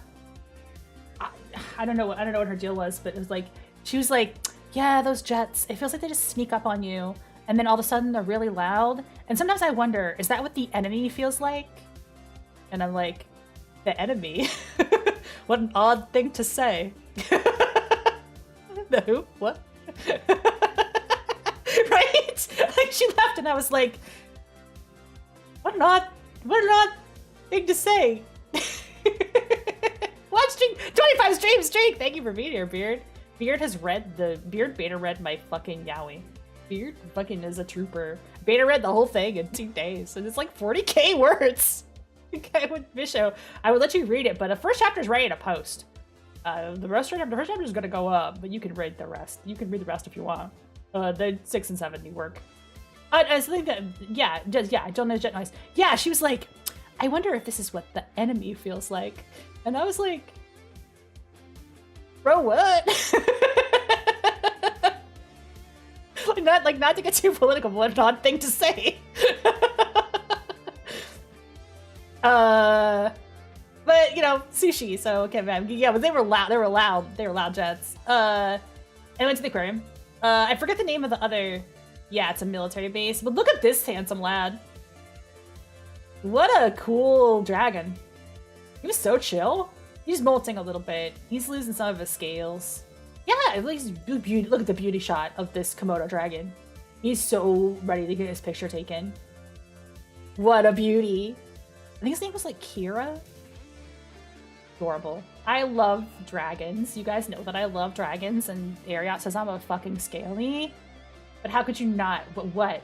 Like, I'm a spider fan too, but like, would you say no to this face? So precious. It was so precious. Because you are. He's so precious. He's so cutie. He's molting a little bit. He's side-eyeing me. He's like, don't get weird. Don't become a weird person to me. I'm a normal lizard. They're very large. They're big boys. That's a large lizard. Look how big they are. Just give me a look. He wants his picture taken. Adorable. There's also this crocodile.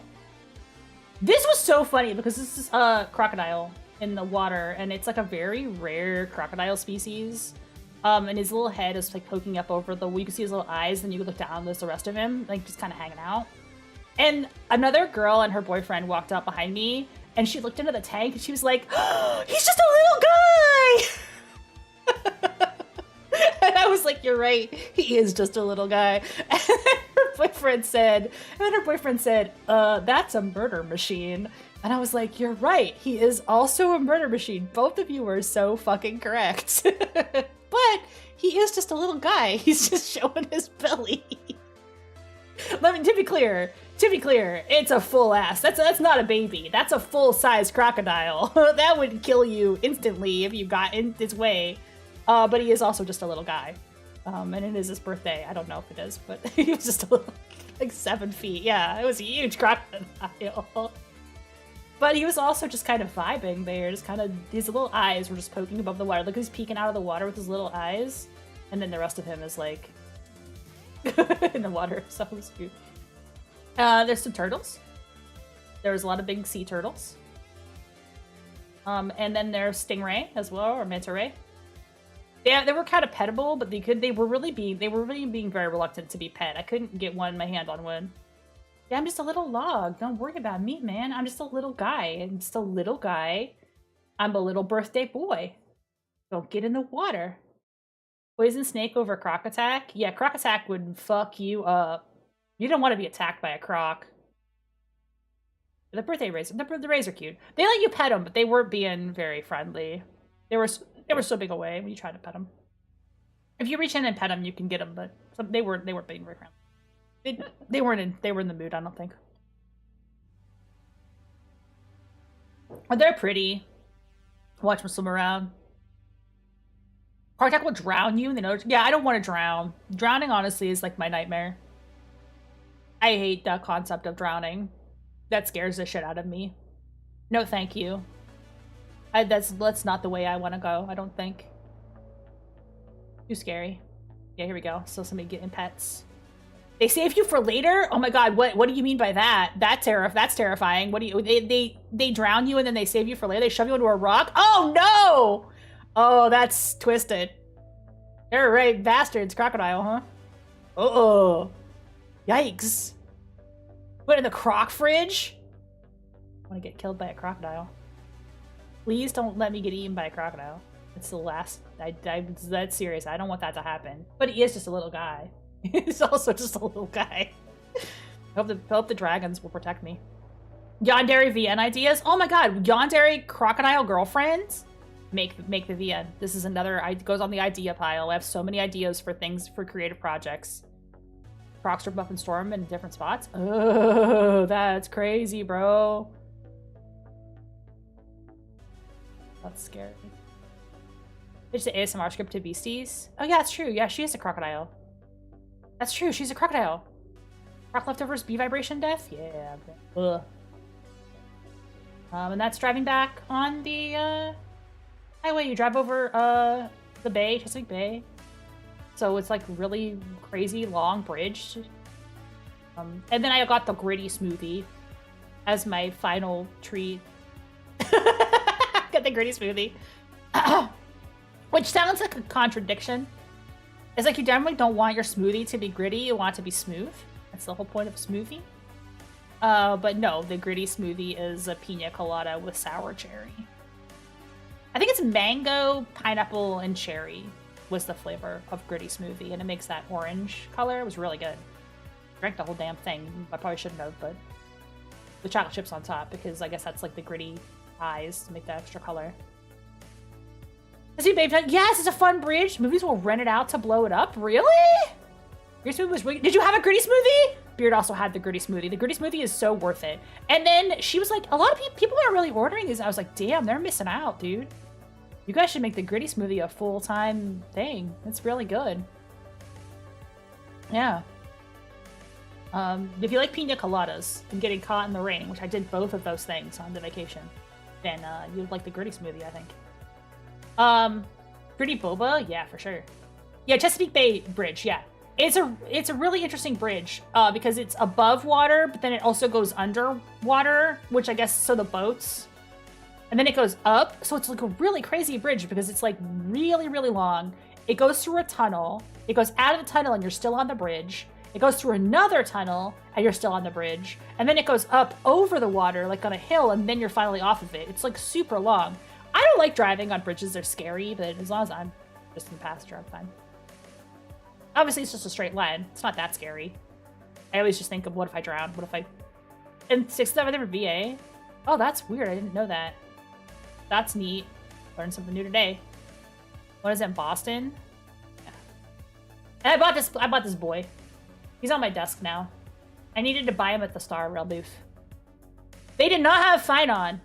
They only had Mighty. It was the only plushie they had. I also bought a Herda keychain. I didn't take a picture of it. But I thought that was very funny that they had one of the boys. And I was like, only the hardcore Fujos are purchasing this item. This is for some hardcore Fujos. Man, oh man, they had, yeah, this is the hardcore Fujo item right there. You gotta be a sicko. They announced Gilgamesh Star? I know, they announced more Fate Stay Night characters. I don't know shit about Fate Stay Night though, so I'm not marking out for it. I'm just like, okay, neat. I guess they're adding more Fate Stay Night characters. Those... Oh, okay.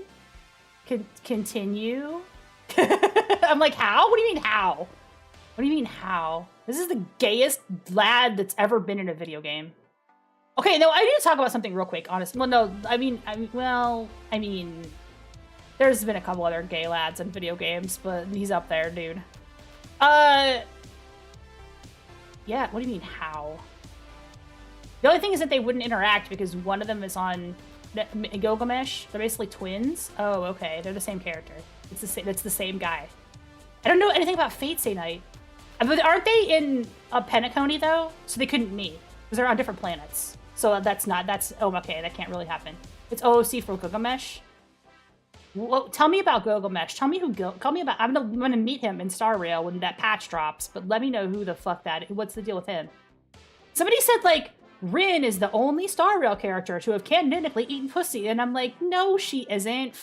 Assholes. Boot Hill is right there. Is that his master or something? No, he couldn't be, because they're not on the same planet. Mighty wouldn't know how to fucking do that shit. Also, Mighty's at bottom. Boot Hill is right there. Without the redeeming features. We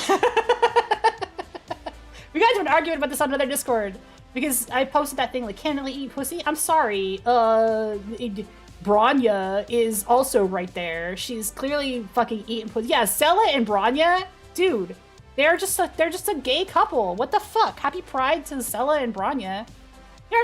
You can't. Oh, canonically, people have no fucking object permanence. I swear to God, they are 100% gay engaged.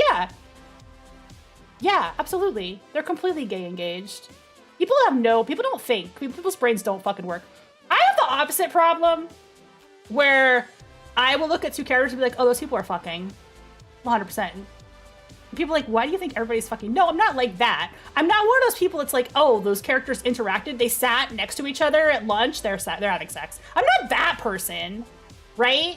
But like, if there's like any kind of clear romance arc, I'm like, well, why would you just say that's not happening? It's clearly happening. So yeah, if you do the anniversary event, they show Zelda and Bronya, and they're just hanging out together, and I'm like, yeah, they're fucking gay married. What do you mean only character to have eaten pussy? Give me a break.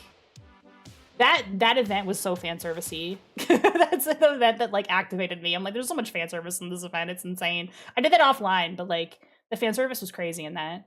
It was just like all the fucking gay couples and then Boot Hill. Like just being Boot Hill. Ranmei is probably not such as basically and Herta. See, I don't ship Ranmei and Herta so much as I ship Screw Herta because I think that's just legitimately a couple. I think they're just legitimately together, but in a weird computer people way. Yeah, they're together in a weird computer people way. Like they're both programs. They're just I mean, you can throw Ranmei. Yeah, she's like in there. Like she's definitely like her BFF. She's like her college friend. They probably fucked around. Like you know what I mean? Because she's there. Why not? But I know I'm a Screw Herta, not 100%. You'll see it. You'll read the fanfic Bisho. You'll read it and you'll understand my fucking vision. Because there's also Screw Herta content in that story. But because I really, really like writing Herta. Herta is just a really fun character. And yeah, we're gonna do the Shipping Wiki. We're gonna do the Shipping Wiki. Should we totally do the Shipping Wiki? Oh, and another thing that I learned about, this is the last picture, so let's do Shipping Wiki. Another thing that I learned about, I did not know this. And I'm dumb, okay? You guys know that I'm ignorant dumb. I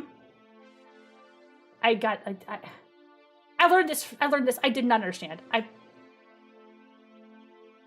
Okay, so we're changing topics. We're bringing up the Shipping Wiki now because we've seamlessly transitioned. He's talking about shipping, which is my intention. I want to do Shipping Wiki. Heck, Bisho could come. We could come in and talk about this shit with me if you want. If you want to get on voice, I feel like you'd be a great person to talk about the Shipping Wiki. Do you want to get on voice? If you're not busy, you don't have to. Do you a sec? Okay. Yeah, we'll do it. We'll get Bisho on here. We need Bisho. I think Ranmei is more into Herta than Herta is into Ranmei. That's probably accurate. Ranmei is a very interesting character, and I like her a whole hell of a lot. I would not mind if she decided to hypnotize me, although I do, I'm into that. Bisho's into that. We're all into that. You gotta go? Oh, thank you so much. Thank you for being here. Thank you. Always stop by, and you asked some great questions, so I appreciate you asking about my writing. I'm definitely doing a lot more writing lately. Yeah, I'm gonna jump into collab voice real quick on my Discord. I think you had access to that. If not, I'll drag you in. You should. You had access to it. Yeah, you're already in the collab channel. So I'll just jump in. We'll go get you on here. We'll talk about it. But you know, no rush. Yeah. So like I said, guys, I made a Tumblr for the first time. I've never been on Tumblr before. It's new to me. And I was familiar with the Fujoshi. Okay. I'm familiar with the Bisho. Yeah, you made it. Unmute yourself. Oh, you're like big. That's okay. Thank you for being on here. Oh my god, I'm so excited. I'm glad I have a chat partner to talk about the Shipping Wiki. How's the audio? Is it too loud or is it too quiet? You might be a little loud, but I can fix that on my end. What do you guys think? Okay. Sometimes loud's a little better because then you can control it if it was quiet. I think you're fine. I think you're fine. A little lower, but not a lot lower. Yeah, I think you're fine. Okay. Okay, good distance from to be fair, Fujoshi and shipping's always been a thing. I think about 10% lower for Bisho. Okay, I dropped her a little bit. I'm gonna drop you like a little bit more. It's just because I have you. Honestly, you were already at 80%. Okay, well that's fine. Yeah, your mic is really good. Probably. You had like a collab with a lot of Fugis, so you probably made all the Fugis big. Oh, I probably made all the Fugis big, and now, yeah, that's right. Okay, that's fine. We'll fix it. I mean, we can talk about the Fugis. The giantess fetish. You're already getting to that. And now you're frustrated to take a break. How is school going? Look, how's school going for you? It's top 11% Sailor Moon speedrunner. Can we get a shout out? Oh my god. Good luck with school. I should add you to the stream. We'll add you in the stream title. Thank you. Yeah. Oh yeah. Were you playing Wind Waker? Wow. Yes, A while ago. I got the archipelago set up. Oh At some point, shit! That sounds like fun. Yeah, I would love archipelago with a like group. I've always wanted to try that. I've always wanted to try that archipelago. It seems interesting. It seems really cool. I don't know that I know a lot of the games very well, but I think you've got Metroid in there, right? Yeah, they have like so many games now. Like that's not even on the official list. Oh god. They have like Detroit. Detroit Become Human. Fuck! Like, I'm an expert at that game. Let's go. I gotta figure out how to cut up that stream. I gotta figure out. Random. That's so random. I don't know how you would fucking. How do you unlock stuff in Detroit Become Human? So for some games, I love that we're about to. I came in here to talk about fanfic. I'm just gonna. No, we're talking about everything. It's fine. We can talk about anything. It does not matter. This is Alita's Countess court, and we're just doing it. We're just chatting. We're also gonna have a commercial break here in a few minutes, but yeah. Yeah, you can do archipelago for like all of those things. People figured it out. FF6? Oh yeah, I can do FF6 for sure. Talk about shipping Yahweh in Europe for Pride Month. Yeah, this is definitely a Pride Month stream. We're definitely gonna be talking about Pride Month for sure, because everything I'm gonna talk about is gay. Everything I'm gonna talk about is homosexual gay. I became a Yaoi. I became a Fujoshi. It happened like so gradually I didn't even notice. Yeah, it's definitely, I feel that too, because it's just like, it wasn't like always there, but then like, you blink and then it's like, it's there. And it's like, when did it happen? One day you wake up and you're a fucking Fujo. Well, we were talking about Darkwing Duck earlier, and and I was commenting like, oh yeah, I'm like for sure a Drake pad. Did you know that was even the thing?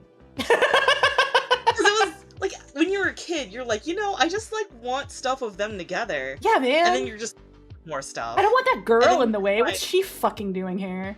Like, she's boring. Because, like, obviously, like, the writers wrote them better. They gave them more, like, stuff. Yeah. Well, I think it's in the reboot, maybe, where maybe it's the reboot. Maybe it's in a later episode of the original show. I think it might be a later episode of the original show where, like, Goslin just says, yeah, that's my dad and my launch pad. I was like, that's fucking adorable. Who wouldn't want a dad and a second stupider dad? Yeah. And everyone knew what she's talking about. I was like, yeah. That's your dad, and that's your dad's fucking man-baby boyfriends who they live together. What's going on? Well, they're gonna call Launchpad, and Launchpad's gonna come pick her up, and they're like, yeah, that's I just got picked up by my Launchpad. Who's the other guy? That's my dad, and then that's dad's boyfriend. I don't fucking know. They live in the same house, don't they? I don't understand the relationship between Darkwing. They never explained like how Darkwing Duck makes a living. Like he just kind of maybe he gets paid by the government to do the James Bond shit.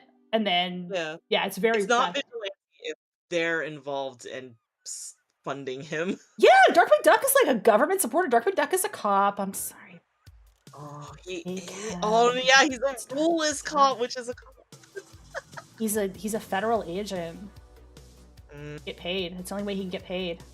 Yeah. So yeah, you turn out to you realize you're going like, oh yeah, what's the PMC contractor? Yeah, it sucks actually. It's not great. Notice like all the villains he fight. Oh no, we're getting to like that Batman kind of like tinfoil. Like they're just trying to do their own thing in the community, and he's like, no, don't do that. And oh my fucking god! There's an episode where was it Jambalaya Jake, where he shows up and he's just like the joke is he's like a hillbilly redneck and he robs like he robs like a museum thing and there's all these rich people. And I'm like, I'm sorry, but I'm Team Jambalaya Jake. Fucking steal from these rich people. Where, like, you know, as kids, we were like, they're not. Cracker Jack, okay. No. Cracker Jack is scary. I would put him in a different category. Yeah, that's not an innocent. Cracker Jack's a capitalist. He's yeah. Is this no longer stream safe? I don't know if this is stream safe. Let's go back to the beginning of this. Those just lyrics. It makes me anxious. I forgot, what was the name of the girl that Darkwing was interested in? I forgot her name. Morgana. Yeah, didn't she just want to pay her her law school loans? She basically was Catwoman. Yeah, she was also in it for the money at first because her family was doing con artist type shit. She was like a con artist, but she like became a good guy, you know, after getting her one encounter with Darkwing. Yeah, so they were making fungus-based pizza, I believe, was the plot. We all that's the plot. Yeah. And yeah, Morgana's a cool ass character that we're writing. Morgana is very unevenly written. Like sometimes she's really fun, and sometimes I hate her ass. It just depends. Yeah, it depends on who the writer. It depends on who's writing the episode, and it depends on how much of her fuck-ass family they tried to cram into the show, because sometimes they'd be like, oh, let's just make this whole show into the groovy ghoulies. Oh, isn't it funny when monsters? Like, no, it's not funny when monsters. Speaking I've seen the fucking Addams Family. This isn't that quality of level of the Addams Family. But there is an episode where, it only aired once. Although you can find it online if you search for it. It's a Morgana episode, and it's, Darkwing makes a deal with Satan for superpowers, and then they have to kick Satan's ass. It's like the more they only you aired it once because parents got mad, like, how dare your character they like work with Satan. It's literally like, Satan from the Bible. He just shows up, and he's like a goofy devil character, but like, yeah, it's just literally Satan. Yeah, and he just is in the episode, and they have to fight Satan. And parents were like, what the fuck, Disney? They're like, but he won. See, he beat Satan. That's what you guys wanted, beat right? Satan. Hey, KumaCon! Hey, we got this show. What the fuck, Disney? Were you watching? We're talking about Darkwing Duck episodes. Talk about the lost Darkwing Duck episode. Can we get a shout out, KumaCon? Let's get a shout out. What were you up to out there? Yeah, thank you for shouting out. Dino Land. Oh my god, are you speedrunning some other crazy retro?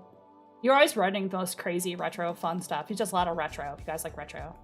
Dinosaur Pitball. That rocks. That owns. Huge ass. 79. Welcome, guys. We're just chatting about, I just finished talking about MomoCon. I got back from MomoCon. And then Bisho and I were going to talk about fandom and shipping. If you want to talk about the Shipping Wiki. That's what we're doing. That's what we're doing now. And we started talking about Darkwing Duck because I was talking about Darkwing Duck earlier because there's Darkwing Duck Yowie. There's a Darkwing Duck Yowie.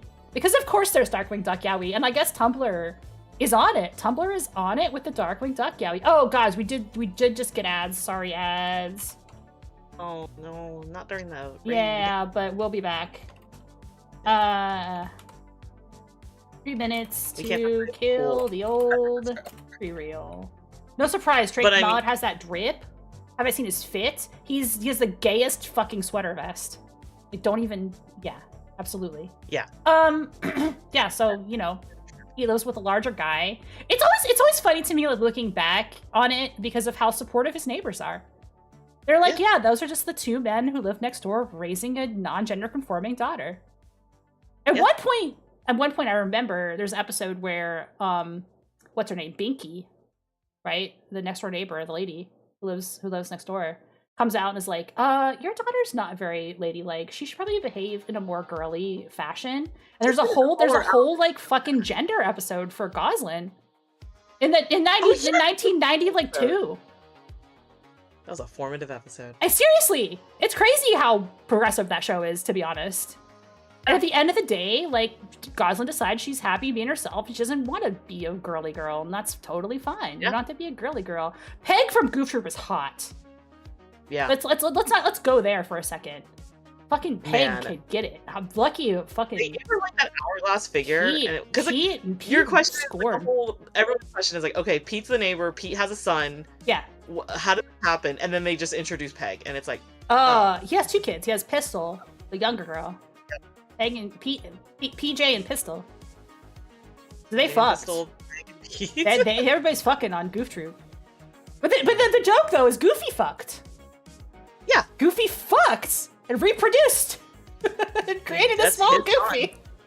He made it. I created again. I really wanted that to happen in Kingdom Hearts. I knew it wouldn't, but yeah, I wanted Max to show up in Kingdom Hearts. That's a fanfic. Yeah, no, I agree. I do think that Morgana's more of a Doctor Strange. I think there would be a lot you could do with her if you did like a Doctor Strange role for her. They clearly wanted like a neutral character.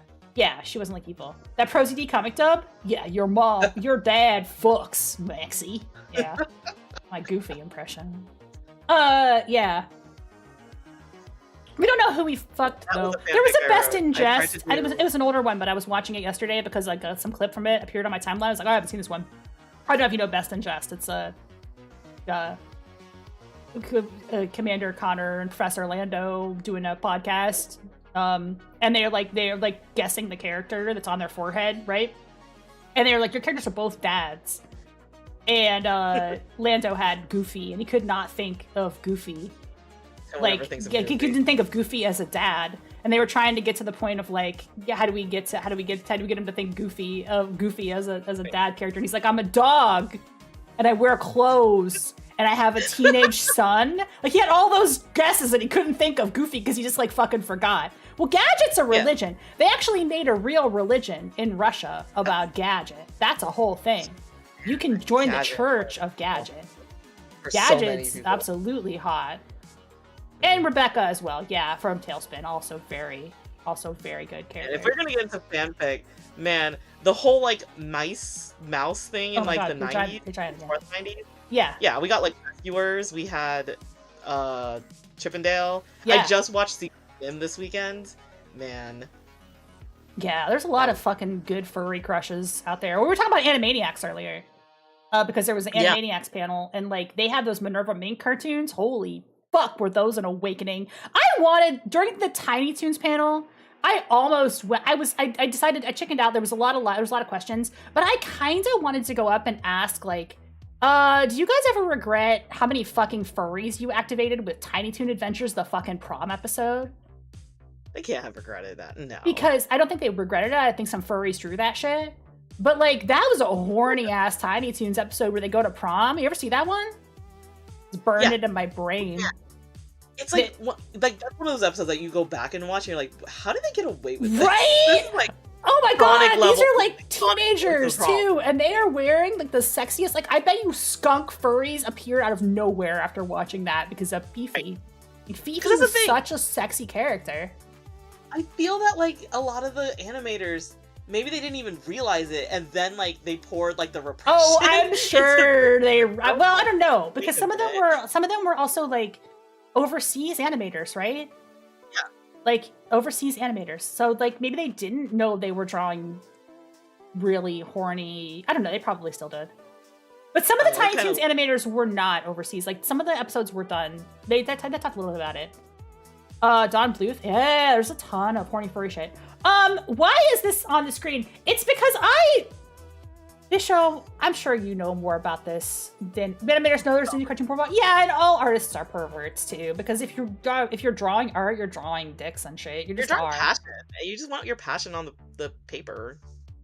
I was listening to this podcast. I listened to the If Books Could Kill podcast, and they were talking about like an old self-help book from the 30s, and I was cracking up because the guy in the podcast is like, so this guy says that the most powerful energy in the world is your sex energy, and if you channel your sex energy through sex transmogrification or sex transmutation is what he said, then you can become like, you can achieve more in the world through sex transmutation. And I was like, yeah, that's right, that's correct. And they were confused by it. I'm like, no, that's correct. What he's saying is become horny for something, anything, and just put your entire pussy into it. See how much fanfic you wrote? Like, wait. Right. When your pussy right. I was like, God damn it. I'm writing 40K words right now. I'm gonna write sex transmutation made me do something. Yeah. Lena, you know what that was? That was like Art of War, but like for sex energy. It's Art of War, but for sex, yeah. Yeah, exactly. Yeah. And he was like, how to become rich, become a fucking pervert. And I was like, that's genius. That guy is correct. And they were like, that's so confusing. What the fuck is sex transmutation? I'm like, if you have to ask, then you don't know. You transmute your sex energy. They knew, but they didn't want to admit they knew. So I was familiar with the Fujoshi. But until I joined Tumblr, I was not really familiar with the Yume Joshi. Bisho, what do you know of Yume Joshi? I have heard that term before. Okay, I was also not, this was new to me. I felt like I was doing I kept getting stun locked by seeing it because I was like, what the motherfuck are these people on? Because, okay, I've become a huge Fujo for the fighty pairing on Star Rail. Like I like a switch flipped, and I'm fucking into those guys. Yume Joshi is someone who ships themselves with the character. Okay, so they make an OC, like a Mary Sue, and then they ship themselves with the character. They ship their OC with the character. And I kept getting stunlocked by the mighty Yumes because definitely like it's like a more progressed form of Fujoshi. At least that's my take on it. Because Fujoshi was clearly a lot of Fujoshi, not all of it, trust me, was the people like they ship guys, and for some reason, or for some people, they ship them because they liked each character, but they didn't want to be part of the relationship kind of thing of like, oh, they're out of my league because they're gay, so I can't have them, but I can still enjoy them. Yeah, and, like, so I watched this whole video about like the origin of the Fujoshi, and they talked about like the Western versus Eastern Fujoshi, and like it's so different. Because the women, the pairing that was the first Fujo pairing in Western media. Oh man. Well, do you know this is pop quiz? So okay, for Western, I want to say it's like all the way Kirk Spock. It's Kirk Spock, it's Kirk Spock. That was the original slash fiction because it was Kirk / Spock. Yeah. Like, obviously the educational aspect of fanfic, like historically, like I think the earliest fanfic was like people publishing like magazines and zines, and like because there wasn't internet back then. They would publish their fucking porno in a zine, and they would hand it out at the Star Trek convention. And another thing that I learned from that video, because I did not realize exactly, all those old Star Trek conventions, those were girls. That was women that went to the Star Trek. It was all sharing things with other women. Those Fat Fandom was all women. If men are like, oh, Star Trek is for men. No, it is not. Star Trek was woman focused. They want to see Kirk and Spock kiss. Yeah, absolutely. Ariana's locked on this Anaxa thing. Anaxa is the Yume Joshi character. Like, if you want to ship your Yume Joshi ship, like Anaxa is the guy that's there for you for that. If you're into like the Professor Snape type. And that's in the game. Yeah, they made him for that job. Yeah, like there's even like lore in the game that's like all the girls in class have a crush on this guy. Yep. He's like that teacher that you're like, but he's like your age teacher. Right. It's like Fire on the Three Houses. He's like the hot for teacher character. Yeah, that's what he's for. But a lot of these Yumis are into Mighty, which makes no fucking sense because that dude is a homosexual. That dude has a laser focused like interest. But I want to say that is kind of that difference between Fujoshi and Yume Joshi, because there are now characters specifically tailored for Yume Joshi. Yeah, like, absolutely. Like they made the next for the Yumes. Like he's there for you. Like go forth. Do you know that anime that was like the Makura Danshi Boys or whatever? Like it's just like literally like 5 minutes of a dude on a bed talking to you. Like don't know what topping you. What? You don't. There's an anime. It's literally like 5 minutes. Each episode's 5 minutes. Oh my goodness, This rocks. I'm looking this up. What is this called? See, this is why I have you on the channel. This is we're culturally. I think. Tell me the words. The name of it. And I'll also like look it up so I can get more specifics. Yeah, I'm curious. It's 5 minutes and it's just the guy looking. This is an anime. The guy's looking in the camera and just like saying his pillow talk, like, "Oh, I watched you wake up." Some of the episodes are weird. They're one of the episodes has a 5-year-old boy talking to you, and I was like, okay, that's a little much. Like a Shota? Like a Shota situation? Yes, it's wow. Oh boy, that is gonna put you on a list. Makura no Danshi. Okay, I didn't even watch it like that. I was just like, whoa, that's crazy. That doesn't seem appropriate. I have Blade as my current wallpaper. You guys aren't perfect for me. Because Star Rail dropped a Blade wallpaper, and I was like, sure, I need to change my wallpaper. I'll change it. Oh, it's a first-person story with each. Okay, I'm reading it now. I'm reading this. Hang on, let's put this on still. Cambot, can we get this on still store, please? Sorry, I'd like to move. I like to learn here. Yeah, bro, this is educational. This is all about shipping. This is not structured. Mary, voiced by Natsuki Hane Hello Boy. He is 8. 8! Ooh! I don't know. Oh no! No! I'm cringing and noticing. No. Stop it. I know of this anime. Again, like, why do they have to start with that? They started with the 8-year-old? Yeah, it's disgusting. That's fucked. I'm glad you didn't know about this. Well, I'm sorry, actually. This is new. Sorry. Okay, but then the next guy is 32? What the fuck is going on? Music Boy. He is 18 years old. Okay, that's fine. Then 14. And then you have 5? 5? See, what I hate it was like, why did you actually have to make him Asian? Why couldn't you just have like this boyish face looking? Well, like, and then your last guy is a perfectly appropriate 41-year-old. Well, this is almost out of place. You got 2 17-year-olds and a 41-year-old. What is going on in this anime? This is crazy. Can I find out more about this? Chuny, oh, he's a Chuny 15-year-old. I mean, that just sounds obnoxious. He just like talks to you about his OC. Yeah, he's like, my OC is the coolest. He's got skulls on his skulls. Okay, great. Well, I want to say, I think they had like the kids in here. I don't know why they started with that, like that. Oh, they start with the children. Well, I think they had the kids in here because there's clearly this is aimed toward women. So they're like, oh, but women like to be mommies, right? And it's like, well, no. What? I mean, I guess. Pillow Boys DVD. Oh, it's not loading. Anime News Network is not loading. Oh yeah. Crunchyroll as Makara no Dashi. Nakaro no Danshi. Anime about Pillow Boys. That's crazy. Today I've learned about the Pillow Boys. That's cool. I'm always here to learn. It's not loading for some. My internet is still up. These sites aren't loading. Is getting catered to now. Yeah. Except some wrong ways, because I mean I don't know about so I learned kids. Yume shipping. What is Yume shipping? And this again cracked me up. It was just like the fanfic panel. Because this is like how to Yume ship. I don't know, guys. I'm too stupid to figure out how to masturbate to a picture. I can't figure it out.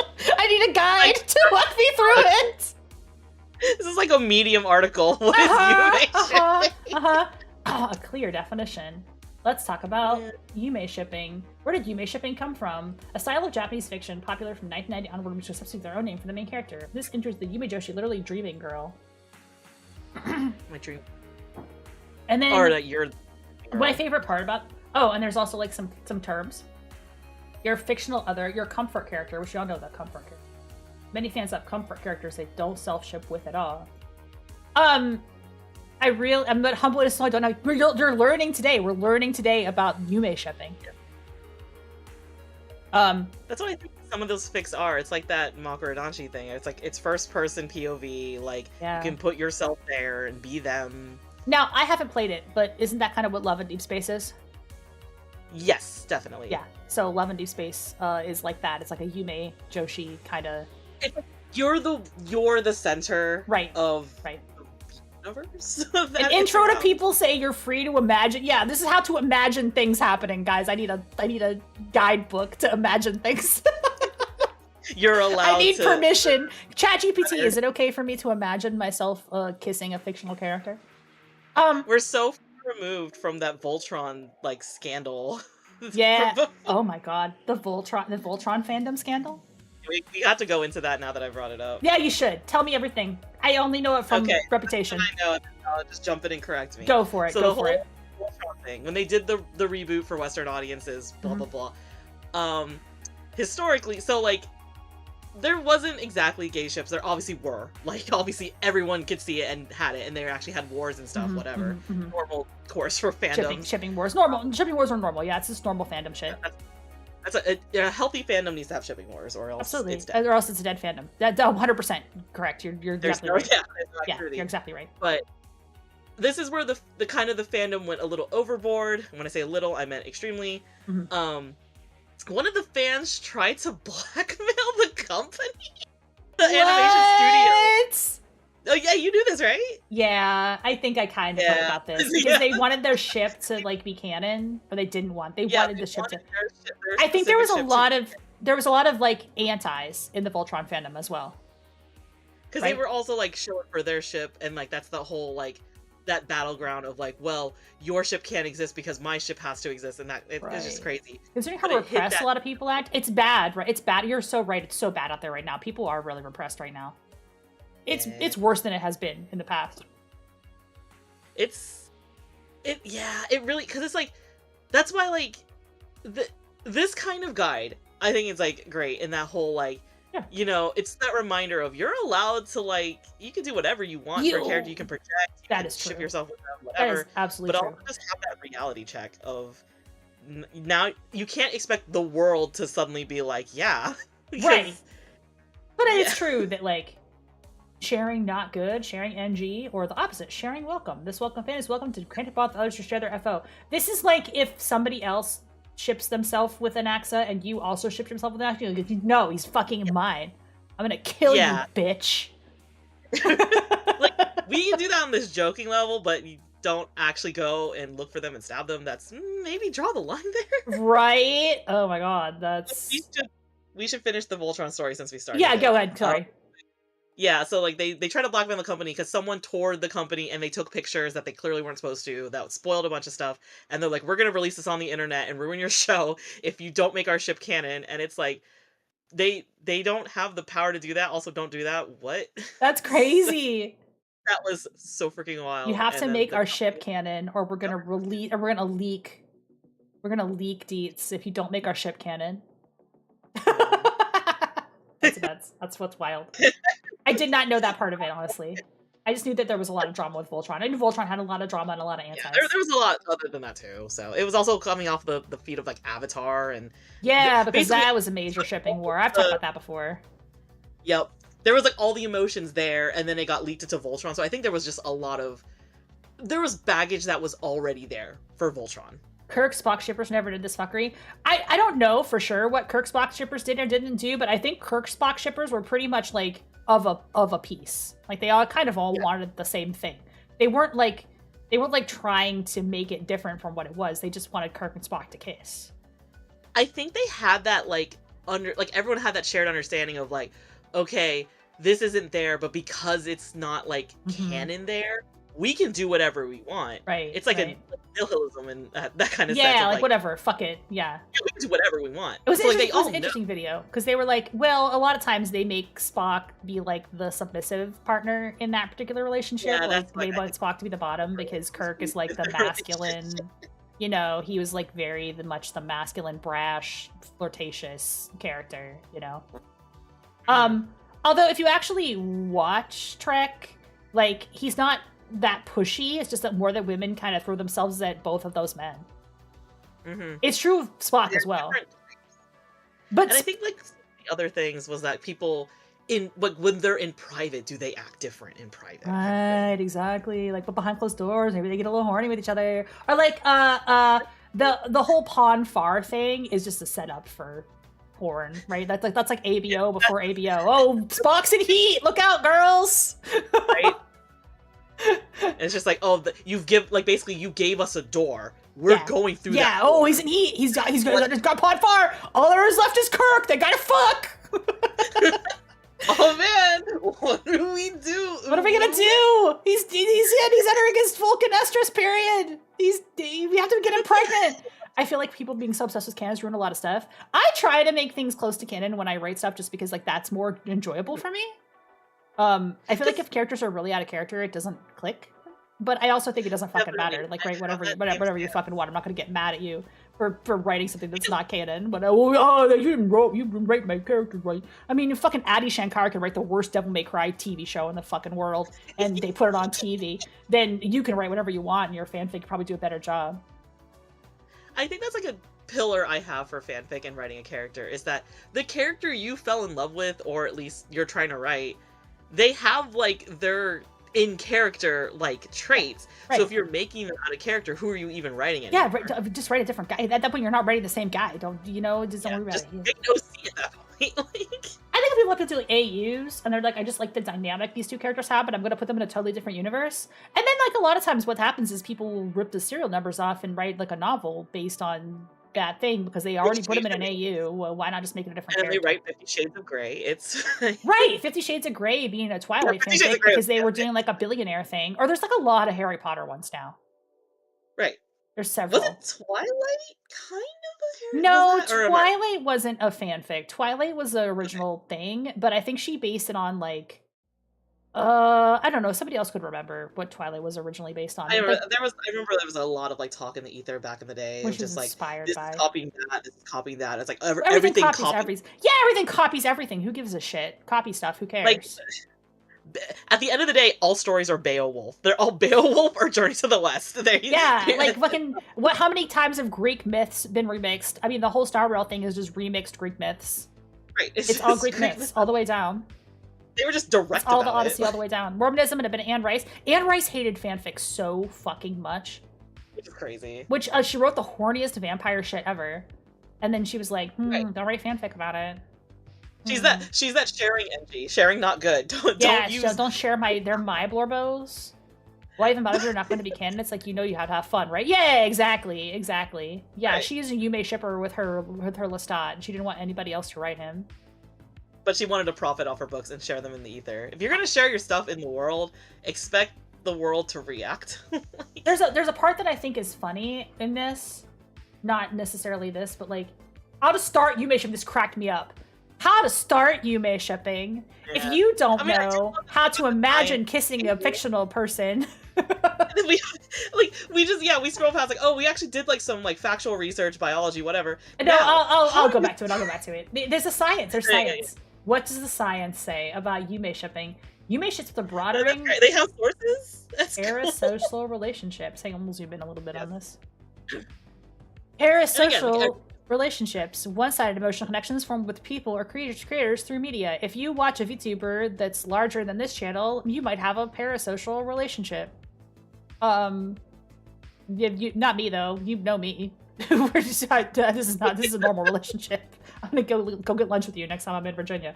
But yeah, you might have a parasocial relationship. People consciously know, but they feel psychologically real and meaningful. Just don't make it fucking weird, Don't make it fucking don't get to the point where you're stalking an actor or something. There's like some actors where they're like, their daughter is my daughter or something like that. And it's like, what? Yeah, don't do that. It's why I can't write like RPF because I feel like that's just for me. I'm not into it. I don't want to chip real people. I can do it on a joke level, but there's definitely a line that you do not cross, and that like they totally did this, and it's like, no, stop. Yeah, I don't know. I like to write fictional. Yeah, as soon as line on a supernatural RPF situation. Yeah, you're parasocial with the person's character, but not the person. Yeah, and that's like I feel like is fine. Like having a comfort. Yeah. Maru Zensky is your FO. You have a parasocial relationship with her. Oh, I like Maru Zensky. Maybe I'm no sharing. No, I'm kidding. You can. Yeah, it's okay. I'm sharing. Okay, I'm okay with sharing. I think it's that whole, as long as you know that the line, like you could still draw that line between fiction and reality. When that line starts to get blurred, that's when danger. That's when the flags start waving. When any coping mechanism, Yume shipping can become unhealthy if it begins to substitute for rather than supplement a real social connection, especially those dealing with significant loneliness or mental health challenges. If that resonates, it might be worth talking to a therapist.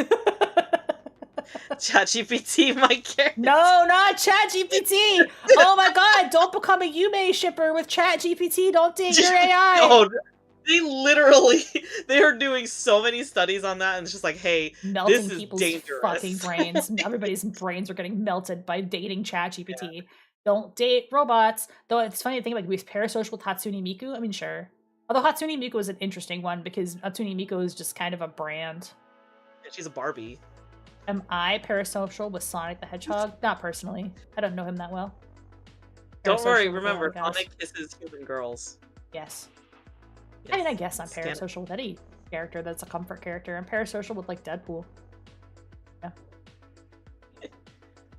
I would rather retreat the mountain and be a monk than engage with the C.AI. Yeah, the C.AI thing is cringe. I fucked with it a little bit just to see how cringe it was, and I was like, this is extremely cringe. Oh yeah, you streamed that. Like, you had the quotes and stuff, or like the quotes that Pat wear, because we were fucking with the Mega Man one, because it was like a Mega Man. I did that at my talk, because he was fucking with the Mega Man X, and he was like, Mega Man X, can I lick your abs? Just kept going.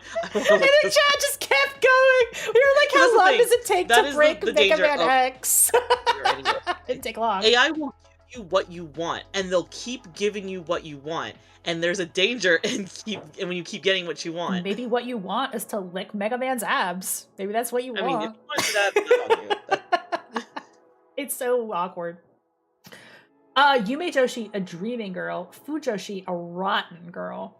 I feel kind of a translation. I mean, like I don't know Japanese, so I can't really do it. But it's more like trash girl, like the way that we connotate like trash girl than like the way that we would see rotten. We're like, oh, ew, like, but they mean more like, haha, I'm garbage, haha. Oh, that's true. The fictional Mega Man X was confused by the request at first.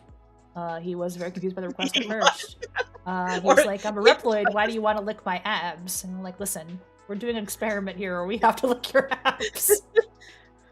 Well, Howard just kept going, I want to lick your abs. We have fun. No, he didn't give up. He didn't give up. And then yeah. Although Mega Man X and Zero is a good ship. That's a solid ass Fujo ship for the Fujos.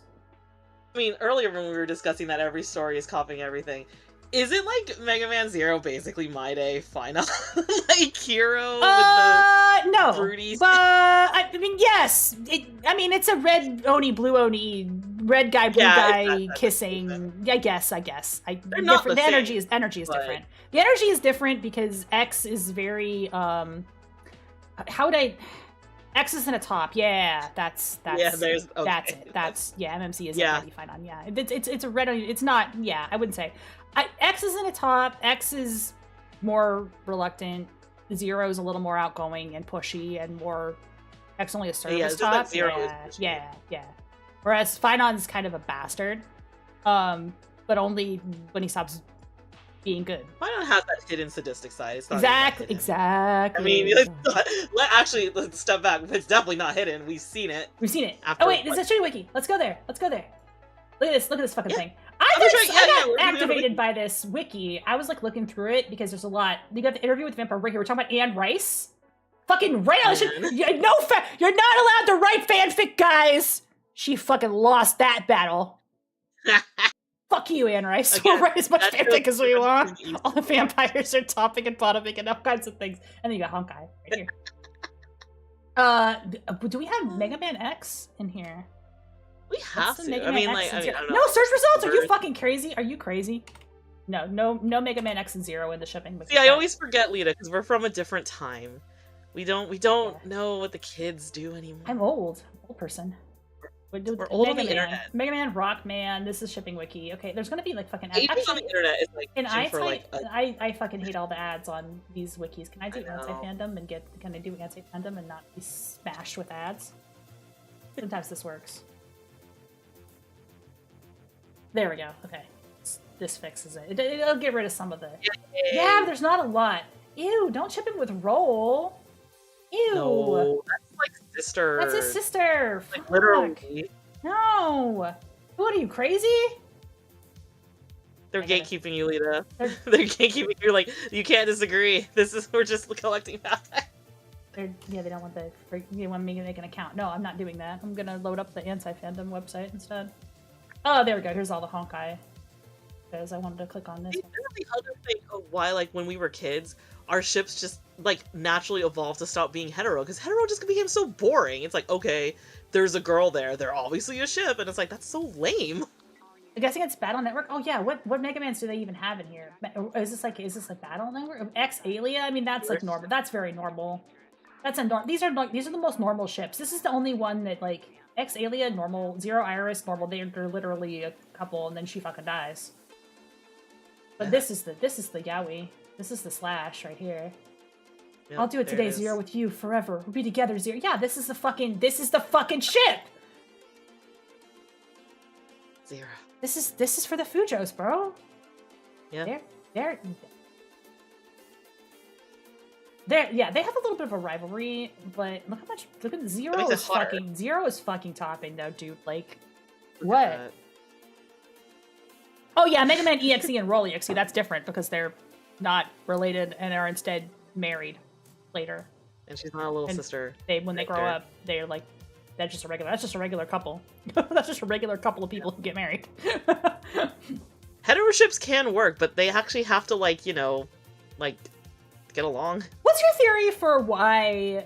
I mean, I watched this video about yaoi and fujoshi, but what's your theory about why there's so many gay shipping as opposed to, like... So I actually... But it's so funny. I do have a theory on this. Like, okay. I've had this, like, for years. Mm-hmm.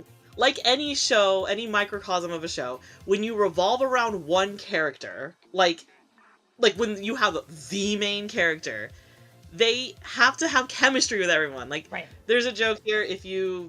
I know you've probably watched Community. Yes. There was some joke in some episode with Jeff, and he's like, it's called chemistry, I have it with everybody. And it's like, yeah. Like, the main character has to have some sort of relationship with everybody. It's true. And then people just choose which one they like the most. And right. They'll be like, oh, okay, well, I mean, if Zero have become Magritte, you have to take care of me. This is Final Mighty Number first, because it's like, you have to fucking kill me. If I go evil, I want you to be the one to take me out. Like, that's kind of horny. That's a little bit horny.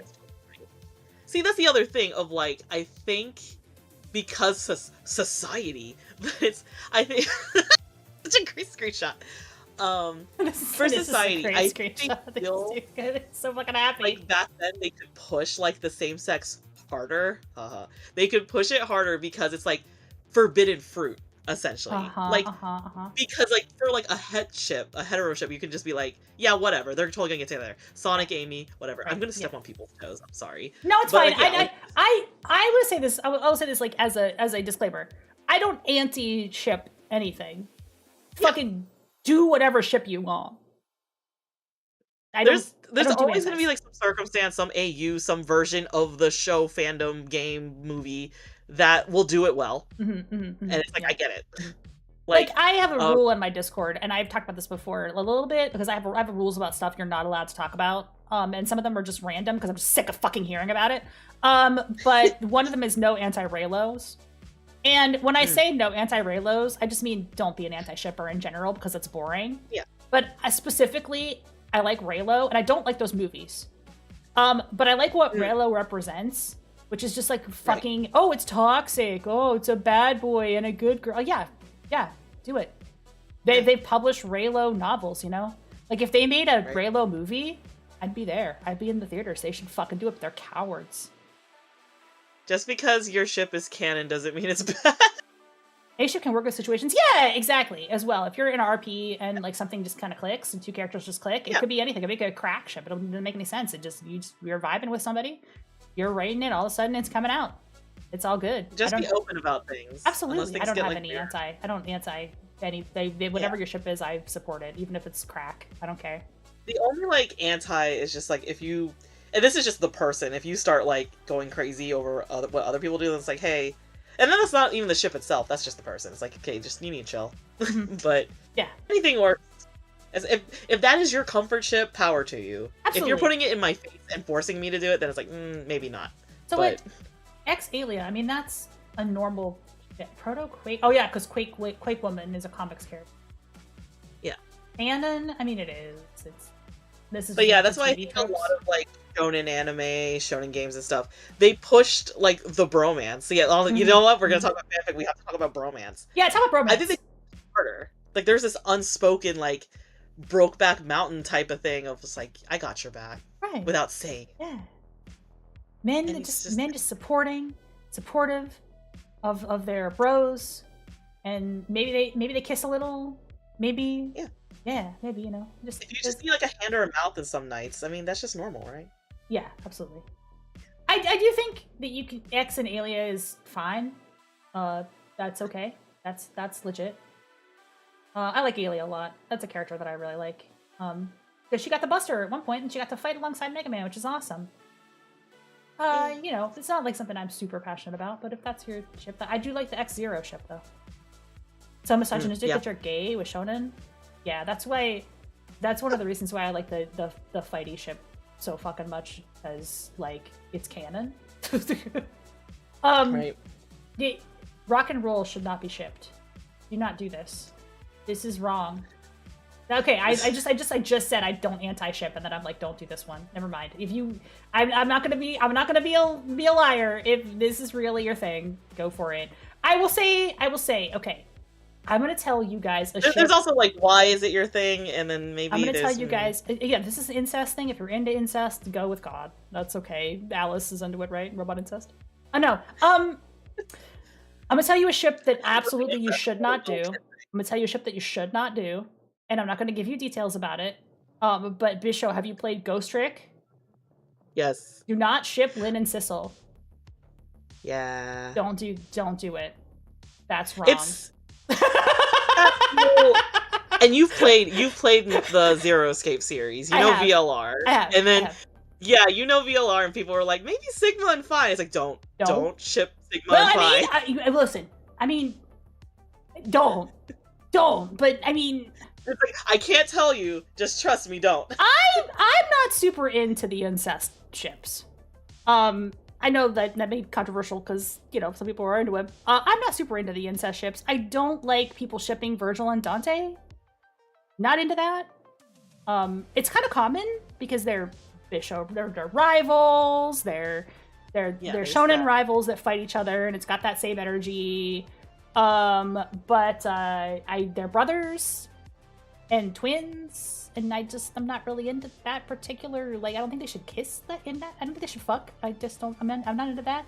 I like the energy of two sword boys fighting, though. What about Ryu and Ken? Yes. That's, right. Go for it. Absolutely. They obviously fucked. Wait. Hang on, we got Ryu and Ken in here? Luke and Jamie is the ship, though. Oh, yeah. That's the ship. It's like, I guess, like, especially if we're gonna go into fanfic and, like, ship dynamics is, like, that big thing. Is Ryu not even come out? K-pop Demon Hunters. There's a lot of... Nope, I was just thinking of it. This is K-pop Demon Hunters. Did it come up? K-pop Demon Hunters is, like, very, very... I guess there's a really common, like, people like to just make them a polycule. I kind of don't see it, because they came across as pretty straight in the movie. It's like... It feels like Powerpuff Girls.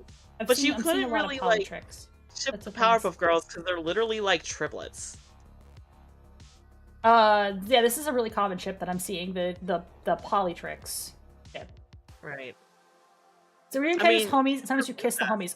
Yeah, well, the thing is that, like, there's a lot of... I mean, I did a video essay about gay stuff in Street Fighter a couple years ago at this point. I wanted to do a video essay about straight stuff in Street Fighter, but then I kept not finishing editing it, and they kept adding more characters. And now there's a lot of material. No, there's a lot of material. There's a lot, because a lot of the characters are married. And there's also Karen and her whole deal. Motherfucker. Right. I don't know how familiar you are with Street Fighter lore, but there's some crazy fucking shit in Street Fighter lore. But Ken and Ryu, there's, like, they kind of trained together, and they, like, did a lot of, like, two guys in the hot tub 6 feet apart because they're not gay kind of stuff. Like, in footage, like, in animes and stuff. And there's one part of the one anime where, like, I think it's Ken pulls Ryu's pants down, and, like, they're clearly, like, flirting with each other, but it's, like, in a homey kind of way, right? Yeah. So, they probably experimented a little, is all I'm saying, but, like, Ken's a married man. He's not gonna cheat on his wife now. He has kid. Well, it's not like, they're so focused on fighting in, like, the game that they, like, not the video game, but the game, and then sometimes they just, like, get really into it. Right. This is an intense rivalry that, like, sometimes you might get a boner if you have an intense rivalry. Right. That's the whole, like, fighty energy, right? Like, we just gotta fight each other until we both get boners. That's the Ken and Ryu. And Luke and Jamie, I don't know how familiar you are with modern Street Fighter. Oh, see, I know them. Okay, I'm gonna find them. Is it like a teacher-student dynamic? They're just straight up fucking. Oh, never mind. I don't know them. Luke and Jamie they're rivals. They're rivals. They're rivals. Like, let's get a picture of these fucking guys. Let's get a happy pride to Luke and Jamie. I don't want a picture on Reddit, because then my Reddit account's logged in. Can I just get the fucking picture? I don't want this all Reddit. The internet is the internet sucks. No, everything's broken. No. It's so wild back then that I could go on a search engine, like, the early days of the internet, and just find, like, some random person's GeoCities. Okay. That was literally on the page. Now, this sounds like an AI summary, but, like, hear me out. Look at these fucking men. Like dropped on the side. I just go. They just want to fuck. Look at that face. They want to kiss. Look at the look on his face. I can't. Their faces are so close. These boys. I can't get a better. The internet just sucks now. I hate the internet. God, it's like opened in a new fucking stupid tab. Like a minefield over here. Yeah, there's like AI everywhere now. I can't just click on a picture of two boys that are trying to kiss. Get in Neo Cities. Yeah. Every time you see these guys. Okay, is this a YouTube video? This is a YouTube video of the voice actors. And they're like, oh, it's so fucking cringe. Everybody thinks our characters need to be shipped. There's cringe memes. Whoa, whoa. Yeah, no, everybody fucking knows that they're fucking. They wrote them too gay. Yeah. Again, shipping is the lifeblood of a fandom, because if you're not engaging in the fandom dies. And then you're not enjoying yourself. And you'll find something else. You don't want that. Yeah, here we go. Let's get that up on the screen real quick. I had to switch screens real quick. Here we go. They knew it would. They know what's going on. They know what's going on. Oh, you can't see it. It's covered. It's covered in the hop on screen. I have the sticker of these two guys sitting, kissing. I think it's so funny. But like, they're shipped because they're just extremely into each other. Kind of. They're rivals. They're fighting. They're not kissing honest, guys. I don't know. Remember, rivals are iron sharpening iron. People got mad at me in that video in the captions where they were like, "Why does everything have to be about sex? Why can't two men just be really good, really close friends who get each other's faces all the time?" And I'm like, yeah, it doesn't. Okay. I just shipping doesn't have to be sex. I think it's funny. Yeah, I think it's funny that they made these characters so not het. They're so involved in each other's lives, and that is what shipping is. Yeah. Yeah. I wish I didn't have like this like whole like all these pictures are coming up on Reddit, and I'm trying not to like Reddit. Okay, there we go. I think this is a good picture. This is a good one to show. It's because like Reddit doesn't have like the Reddit's the only internet left. We never. Look at the fucking way he looks at him, dude. This is a canon piece of art. There it is. This is not fan art. This is actually canon. Well, this was a scene in the game, right? This is a trailer. Yep. But this is canon. They're so fucking kissing. What the fuck? Why can't a man and woman just be friends? Make them gay and everyone doing cans. Yeah, exactly. But yeah, Jamie is. I don't know. Man and a man. There's some going on here, guys. This is not. Yeah, this is a ship. The shipping wiki does not account for this. The shipping wiki does not include these particular men's. I guess they don't have Street Fighter in the shipping wiki. This is an opportunity for me to jump in and do all the Street Fighter characters. Yep. Yeah. You have your calling. I know, but Polytrix is what I'm seeing a lot. I'm seeing a lot of Poly. It's kind of cute in a way, because think about it. There's definitely some 10-year-old girl. This is their entryway. This is their door. Someone compare it to Sasha Narcy? What's Sasha Narcy? I don't know this. Amphibia. Okay. I'm too old for this. I know that this is that one show on like Disney, but I stopped watching Disney cartoons at like Gravity Falls, and that's because of her. Like I do like Gravity Falls. That is a good ass show. Yeah, that was a great show. They got Grunkle Stan in the Tumblr Sexy Man polls. Gotta vote. Gotta vote Grunkle Stan. Grunkle Stan can get it. Grunkle Stan revealed that like he could just fight supernatural stuff. Yeah, exactly. That's what I'm saying. Yeah, people like to. Yeah, this is one part of the things for like Yuri. Like this is the like 10-year-old, 13-year-old teenage girl starting to figure out things about their life. Yeah. And they're just like, no, this is definitely like a ship for kids. Although although there's probably explicit fic on AO3 though. I mean, right? Sure. There's Again, gotta be definitely explicit. Like, you know, don't go digging if you're too young. I set up on NeoCities to upload my old HTML-based Cami fan site. That's so based. Welcome, Amiga Cami. I just saw your comment. That's based as shit. Well, that's awesome. Props to you for keeping it, and thank you for keeping it alive. Man, I love. Yeah, I killed a couple of my old fan sites. They were self-hosted for a while, and I had to move them, and now they're not. I mean, maybe bring them back. Oh man, here's a story for all the kids who don't really know like GeoCities and stuff. Mm-hmm. We could. This makes me even older. we could like tag each other's websites. Like yeah. YouTube used to have videos, Yeah. but we could do this for our websites. Like we could belong to rings. Oh, Yeah, the web rings! Oh my god, the web rings were so based. You'd be like, oh, go next. We were digging through those old Ninja Turtles ones using the Internet Archive. That was really funny. And like, yeah, you would have like your Raphael like shrine, right? And it's like, now my friend has a Donatello one. Go visit theirs next. Right, go visit theirs next, and there'd be like a little arrow, and you just click and you go to. It was like the discovery queue for websites. Back in the day, God, this was like literally one nonsense. Not even 2000. That was like 98. Maybe? We gotta fucking return. We gotta just return to everybody linking to each other's websites. None of this fucking corporate shit. You know, you wouldn't need Google stupid AI based engine if I could just link you to my friends. It was just people curating by meeting other people and meeting them online or in cons or through their fanfic or whatever, and being like, this is the web ring of my worship for this particular character. Yeah. Is it? Had my little gifs. Had my like MIDI playing in the background. Polytrix, Zoeastery, I guess, you know, that kind of makes sense. The characters in the... I mean, there's only, like, one canon ship, really, in this, right? Ship between Mira and Snow White. Now we're fucking talking. Let's go.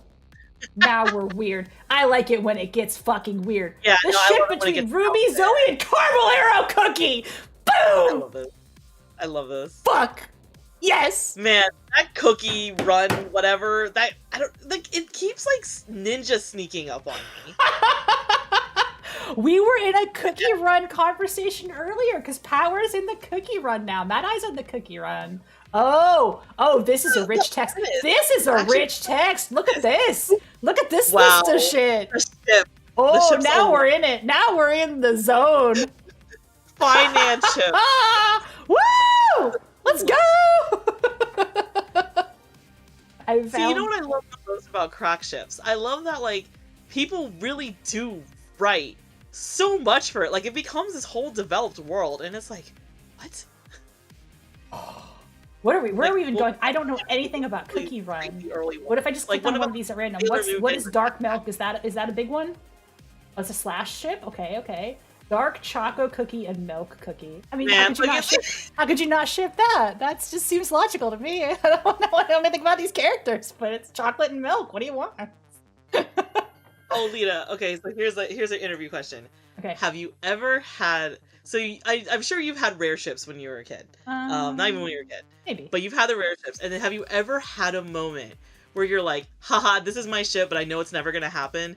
And then they release, like, 10 or 15 years later, some manga chapter or something, and then your two characters that have never met meet, and they instantly hit it off. And no, that sounds insane. I don't think I've ever had that happen.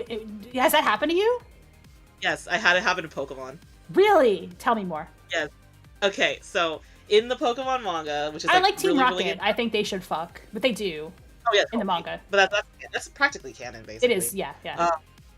Though someone had a crack ship on like Twitter or something online with like Jessie and Ash's mom, and they kept making comics, and they were really good. I remember seeing that. I don't get it. It was actually really good, and I'm like, oh man. Yeah, they were very in depth. That person was really into that particular ship. It wasn't just crazy, and I was like, man. What was the crack ship you were talking about though? So in the manga, we had a character for the Pokemon Yellow games for some reason. Like, she was looking for Red, who was Ash. Like, she was looking for him because he disappeared. And she got into it with Lance. Okay. But, like, he was, like, evil or whatever. And, like, he also thought she was a boy. Okay. Which, you know, I mean, yeah. But, like, that was, okay. I'm following you. Whatever. And then, like, 20 years later, they do, like, the Heart Gold Soul Silver one. And then, like, there was, like, just this random line. He didn't even see her. He was just like, yeah, I'm still scared of the only person I respect is the trainer that defeated me. And and it's like, he has a vision of her as a girl, and it's like, wait a minute, is my ship actually, like, does it actually have... There's support for your ship. There's actually, like, support here? Like, oh my goodness, this material was never supposed to surface. What is happening? They read your mind. They didn't even know, and you were like, I'm into this random two characters that never met. On this being real. Don't do this to me. Don't give me hope. I feel like I'm kind of boring in the sense that I don't do a lot of like crack ships. I feel like I mostly do ships for characters that actually interact and have chemistry. They had something for you to build. Yeah, I don't do a lot of like these two random characters kind of shipping. I've done two from two different fandoms. I'm not really like a crossover shipper type. A lot of it really happens when like people write those really in-depth fanfics, and you're like, I see it. Right. And now it's like this fic is so good that like, or like RP, because then two characters from like a totally different like thing could just meet. Not into Smash Brothers shipping, not really. I mean, I'm not personally, but I get it. It depends on the fanfic. I've seen a lot of good fanfiction for Smash Brothers. Like who gets shipped in Smash? We can look at the wiki, but who gets shipped in Smash Brothers? I mean, I think there's like some shit with Samus, obviously, because she's just hot. Yeah, there's a lot of that. See, it's funny because you want to go. It depends on the era of games. Because here was a really popular one. Because I was into the Melee fanfic scene. Everyone was shipping Marth and Roy like with other people because they didn't know who the frick Marth and Roy were. Oh, most of they're like, Zelda totally belongs with Marth. I feel like Samus Falcon is doing nothing for me. But God bless them. Samus Snake I can kind of see, but I don't know. Snake. Yeah, I can see that because they're bounty. Like she's a bounty hunter and he's Snake. I know I keep saying that I'm not interested in saying no to anybody's ship, and then I keep saying, I'm not really into it. But it's not like don't do it. It's not like you're evil. It's just like I'm not really into the incest, and I'm not really into certain ships. Maybe not my thing. Zelda Peach is popular for that's kind of obvious though, isn't it? Yeah. That feels like a T-ball. It's like I won't be into like ships when you can kind of tell what the reason is, and it's that the thing I hate the most, the thing that kills a ship for me is when it's pair the spares. Because it's like they're literally only together because they had no one else to be with, and they just like look well together, and it's like that's boring. Look cute. Yeah, Samus Link. See, I just like the Link and Zelda relationship in those Tears of the Kingdom games. I think they're just fucking cute. Like I know that's boring, but I think they're great. I think they should. Samus Link was just definitely that Zelda and that Link are both so fucking hot, and they get time travel. They got a lot of friction. There's a lot going on with that ship. It's just a solid down the middle. Banjo and Erdrick. That's okay. What? I'm not. Really, that's Fanon? What? I mean, hey, okay, hear me out. We literally have a bear, and we have the main character from Dragon Quest. I guess that's the ship. I can. It says friendship. The friendship. Why is this the first one? Because it's just an alphabetical order. Oh, okay. I'm so fucking stupid. Okay. Because I was like, well, these are so cracked. These are cracked. Byleth Sephiroth tag on AO3? I love these ship names. These are fun. Ashen Angel. This is why I want to do this stream, dude, because these are so funny. These are so great. I'm not even getting into the Star Rail yet. These are so funny. Bayonet and Samus. Okay. Yeah. I see that. They're just both hot. That's just that. They're just both hot. You find your person across the room at a party. That's what that is. Yeah, yeah. They get each other. Clinkendor? Cloud and Link and Ganon? This is a three-way ship? Oh, okay. We're doing a three-way poly. I think it starts with Cloud and Link, and then Ganon just is there. Ganon is also there. This is a post. I don't know. I think it's a post on Twitter. That was the other thing about like these multi-crossover things, especially like Smash Brothers, because then they start bringing in the characters from their games into it, like, and then it just becomes this whole like poly craziness, and it's great. The most popular ship for Cloud, and it says they otherwise don't interact. Man, I really wish I need to get into the fanfiction scene for like Ultimate, because like, so back in my day. Yeah, go ahead, talk through it. I'm just gonna scroll down this page. If you see anything that makes you like mark out, tell me about it. Because my thing was like the original one in Melee, so there was like a smaller pool of characters. One of the popular ships was like Samus and Captain Falcon, and it's like if you know anything about either of those two characters, that would not work. But they're like, oh, but he's Captain Falcon and she's a bird. Yeah, that does nothing for me. I'm not feeling it. If they want to be racing rivals, okay, maybe there's something there. I thought for a second you want to be racist. You want to be racist against birds. They want to be racist. I mean. Yeah, they want to be racing rivals. Yeah, I guess that makes sense. Ren Corrin is kind of funny because at first I was like, how would that work? And then I remembered, freaking, we had like a Fire Emblem Persona game. So I was like, oh. Yeah. I also like how they're like, any Fire Emblem character is like a non-binary ship, because this might be male or it might be female. You don't know. They have to, yeah. And then, like, I don't know. Yeah, I wonder how they honor it in the fic. Like, do they specifically be like... There's a Terry Corin tag on AO3. That's crazy. Daisy, Violet. This is just so random. See, it's so hard with Daisy. This one's it's like, gonna be... Do you give Daisy a personality? Daisy has a personality? She does, but, like, for some fics, like, she doesn't. She's more of a tomboy than Princess Peach. That's her whole deal. That's her 100% deal. She's an adventure girl. Okay, that's fair. I think that they should have her in the movies, but Daisy's kind of an oddball character, right? Because she's from Super Mario Land. See, the thing with Daisy was, like, she was tomboy in the time that tomboy was the personality trait, and then now, like, you have to have more than just that, but what is that? Yeah, maybe. Well, if they put her in the movie, maybe they'll do more with her. I don't know. I like Daisy. She's fun. But she's a weird character because, like, she's from a one-off game. And, like, the bad guy from that game has no cultural clout whatsoever. Could you even name him? Yeah. I know Beard can. It's a dream thing. Okay, so, you know, we just had that talk about Daisy. What personality do you give Dark Samus? Yeah, Tatanja, that's correct. Yeah, Tatanja never shows up in anything. He's never come back.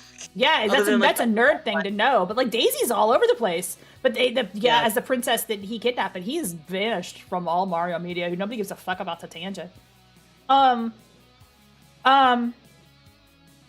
What personality do I give Dark Samus? Nothing. Dark Samus is just like a spore. So, if there is shipping of Dark Samus, is it just Samus? Like what? People obviously ship Samus and Dark Samus because it's hot to ship somebody and their dark counterpart. I have found I did not even fucking think of this, and then when I did find it, I was like, yeah, Dark Samus is pure monster fucking. That's just like I want to fuck a weird ass mutant. Because isn't Dark Samus like X? Dark Samus not like X, not like Man X, but is like a like a fucking, you know what I mean? It's one of those single cell organisms. I can forgive Dark Samus if it's just like straight up porn without plot. Yeah, exactly. It's just like tentacles and shit. That's what Dark Samus is. Dark Samus is like a goo. Yeah, she's a goo. She's a ditto. Like she's like a ditto. That's like ditto fucking. Which I mean, by all means, fuck a ditto. They'll fuck anything. But just That's true. This is basically the daycare, the Pokemon daycare. But see, you have a good point. If your ship is genuinely just porn without plot, that's valid. Yeah, valid. Totally valid. Absolutely. Completely. No plot, just fucking a ditto. That's totally fine.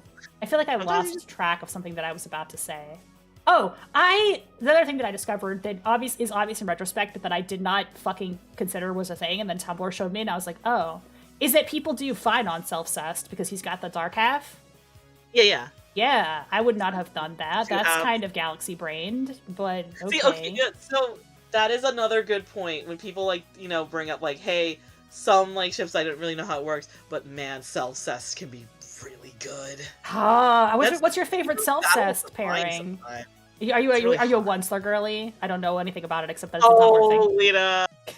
Now you're hitting the nostalgia door. Uh-oh! Yeah, that was a big Self-Cest one, right? Yes. Oh man, I'm sure. Yeah, you totally know. You know the whole like weird. Like I was there at the beginning of the Tumblr. Every Onceler ever. Everybody was fucking role-playing the fucking Onceler from Lorax on Tumblr for like an era. There was like 15,000 different Onceler blogs, and they were all fucking each other. What was the name of that like cake? That like was it the Hear Me Out cake or something like that? Yeah. Scrub had it, and I submit like, and you know we were trying to guess everybody's. Scrub had it, and I put the Onceler. I should have put. There's a lot of people that I should have put on there. I kind of cowered it out a little bit because I put easy ones, but I probably should have put Bowser on there because you know. Oh yeah. I'm a scaly. He's a dad. Like, he's a dad. Like, he's hot. Yeah. Dad. Yeah. And that was that's like an obvious one though. There were cowards who didn't want to ship that. Yeah, no, people ship Onceler with himself. The Self-Cest. Oh my goodness. The funniest thing was they actually had an interview because like they were trying to do like I guess a cute thing or whatever. They had an interview with the dude who voices the Onceler, that dude from The Office. Oh my god! And like yeah, it was cringe. It was so cringe. People could submit the questions and they're just like, do you know about Onceler? He did he know? He said it out loud. Did he know about one cest? So cringe. He had to read it. He had to read that word and be like, what? And no, that was the problem, because then someone submitted, because it was a live question thing. Oh, okay. And then people started submitting like, did you know that one cest is this? And it's like, oh my goodness, this is so. No, I would have cringed into a little ball and fainted away dead on the spot. That's crazy. So funny. People have to really, if you're a voice actor for something, you have to field some insane questions from people. They are so crazy. People will say the weirdest thing. Like they were not prepared. Friendship between Isabel and Simon Belmont. Does this need a tag? I do like the friendship between Isabel and the Doomslayer. Yeah, like all of the Isabel ones are friendship. Like Isabel, Yoshi are probably just all friendship or something. Isabel is great though. That's a great fucking character. I love her. Snake and Isabel. Do people act this is a friendship? People don't think they fuck? Isabel fucks, dude. I mean, maybe she doesn't fuck any of these people, but she obviously is an adult woman. Like Isabel Snake would be more popular because I think they were released at the same time. So obviously everyone. Oh, the fan art went crazy. That's what it was. Yeah, well, there's a lot. It was her and Doomslayer, because those games both came out at the same time. They released at the same time. That was it was the Doomslayer and Isabel. They were like the best of friends. Nobody ships them as like a romantic thing. Like I've never seen any sex art of them. I've just seen them like hanging out. I mean, Isabel's everyone. Somebody probably ships them as a sex thing. I could totally see the friendship between Kirby and Sephiroth. Okay, that's fucking legit. Kirby's two moms. Eats everybody. Okay. Stop with the friendship. Kirby eats everybody. Come on. Come on, it's friendship. You can't. Are you gonna sexualize Kirby?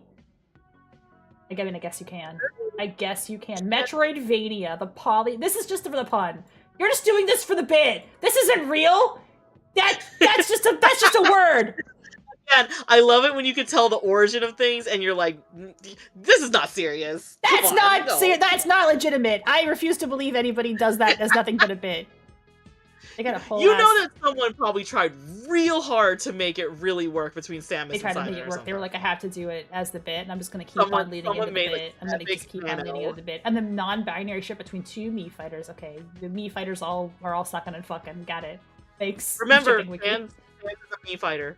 Oh yeah, we looked at Mega Man earlier, and we don't see the Mega Man. Palu Peach, Palu Roth on Tumblr. They are respecting ages, because I mean, see, I'm saying this now. I'm gonna regret saying it. I don't see Ness. I don't see Lucas. Thank goodness. I mean, we haven't scrolled down far enough yet. I know, that's why I'm scared. I was like, oh. Well, no, I don't see a lot of kids. Well, a lot of people will also. Roy Fit, Rolliger. We're past the L's already, right? LQRSTUV. Yeah. Sam Lumeta. Yeah, I think people have kind of left. They left the kids out. They left the kids out of it. Do we see any Ness on here? No, I think. Oh wait, we got some Lucas. But it's friendship, right? They're not going non-binary ship. Them / okay, Lucas, but Lucina and Samus is fine. That's okay. Oh, that's probably a mommy thing. Oh wait, no, that's Lucina. Never mind. That's Lucina. Yeah. I mean, that might also be a mommy thing. That's fine. Ken Masters and the Wii Fit trainer. He's fucking married, dude. And also Ryu. Maybe it's like the friendship in that she's training him, and someone just wrote like a yoga tutorial. Why are they saying this is non-binary? Wii Fit trainer is female. That's true. You ship. can't listen to a dude. That's a het ship. And Wii Fit trainer tag on AO3. That's okay. They're dumb blonde. Oh. Yeah, they're dumb. Some crazy shit going on here. He's just in love with training people. Yeah, maybe that's it. Maybe that's the whole ship. Sora and Steve. Oh. I mean, I don't know if that's a ship. Is that a ship? Sora and Steve. What are the Steve? Sure. What are the Steve ships? What are the Minecraft Steve? Steve Onic. Friendship between Steve and Banjo. I mean, that's kind of boring, but whatever. Shannon. I want to see some weird ass Sonic the Hedgehog. See, I don't really want to see that. A lot of things. That's why it's like, man. Villager and Ike. Ike and Villager don't interact much. Yeah, because that's just weird. Sometimes it's just we're just trying to throw things at the wall to see what sticks. Right.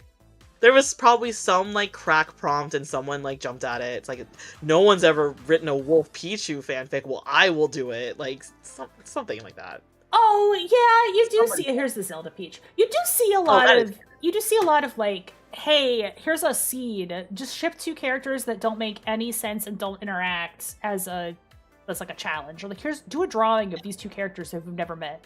Like, you know, a lot of it is the challenge aspect. Yeah, it's people just like, can you even make this work at all? Can you make this into a thing? See, that's why a lot of these I just feel is friendship, because like, I mean, yes, Zelda, like, if I want to think about this, like, actually canon, like, actually is a serious thing, if I think about Zelda and Peach, it's like, I'm sure they would be great friends, but then it's like, okay, then what do they get along with? Like, oh, we're both princesses, we both get kidnapped a lot, and it's like, okay. There's just no there. There's no sizzle there. Unless you just want to see 2 hot girls making out. Whereas, like, there's a lot of, like, the way they wrote the Link-Zelda romance. Although, I have seen some really good Zelda Ganon content as well. Right. Like with hot Ganon. Oh, yeah. Dehydrated Ganon. Rehydrated Ganon. There's some hot Rehydrated Ganon? Yeah, rehydrated Ganon. They made him, like, hot on purpose. Yeah, they really wanted to make that, like, make you, like, activated by that. So I've seen some hot Zelda Ganon. I like Zelda and Link.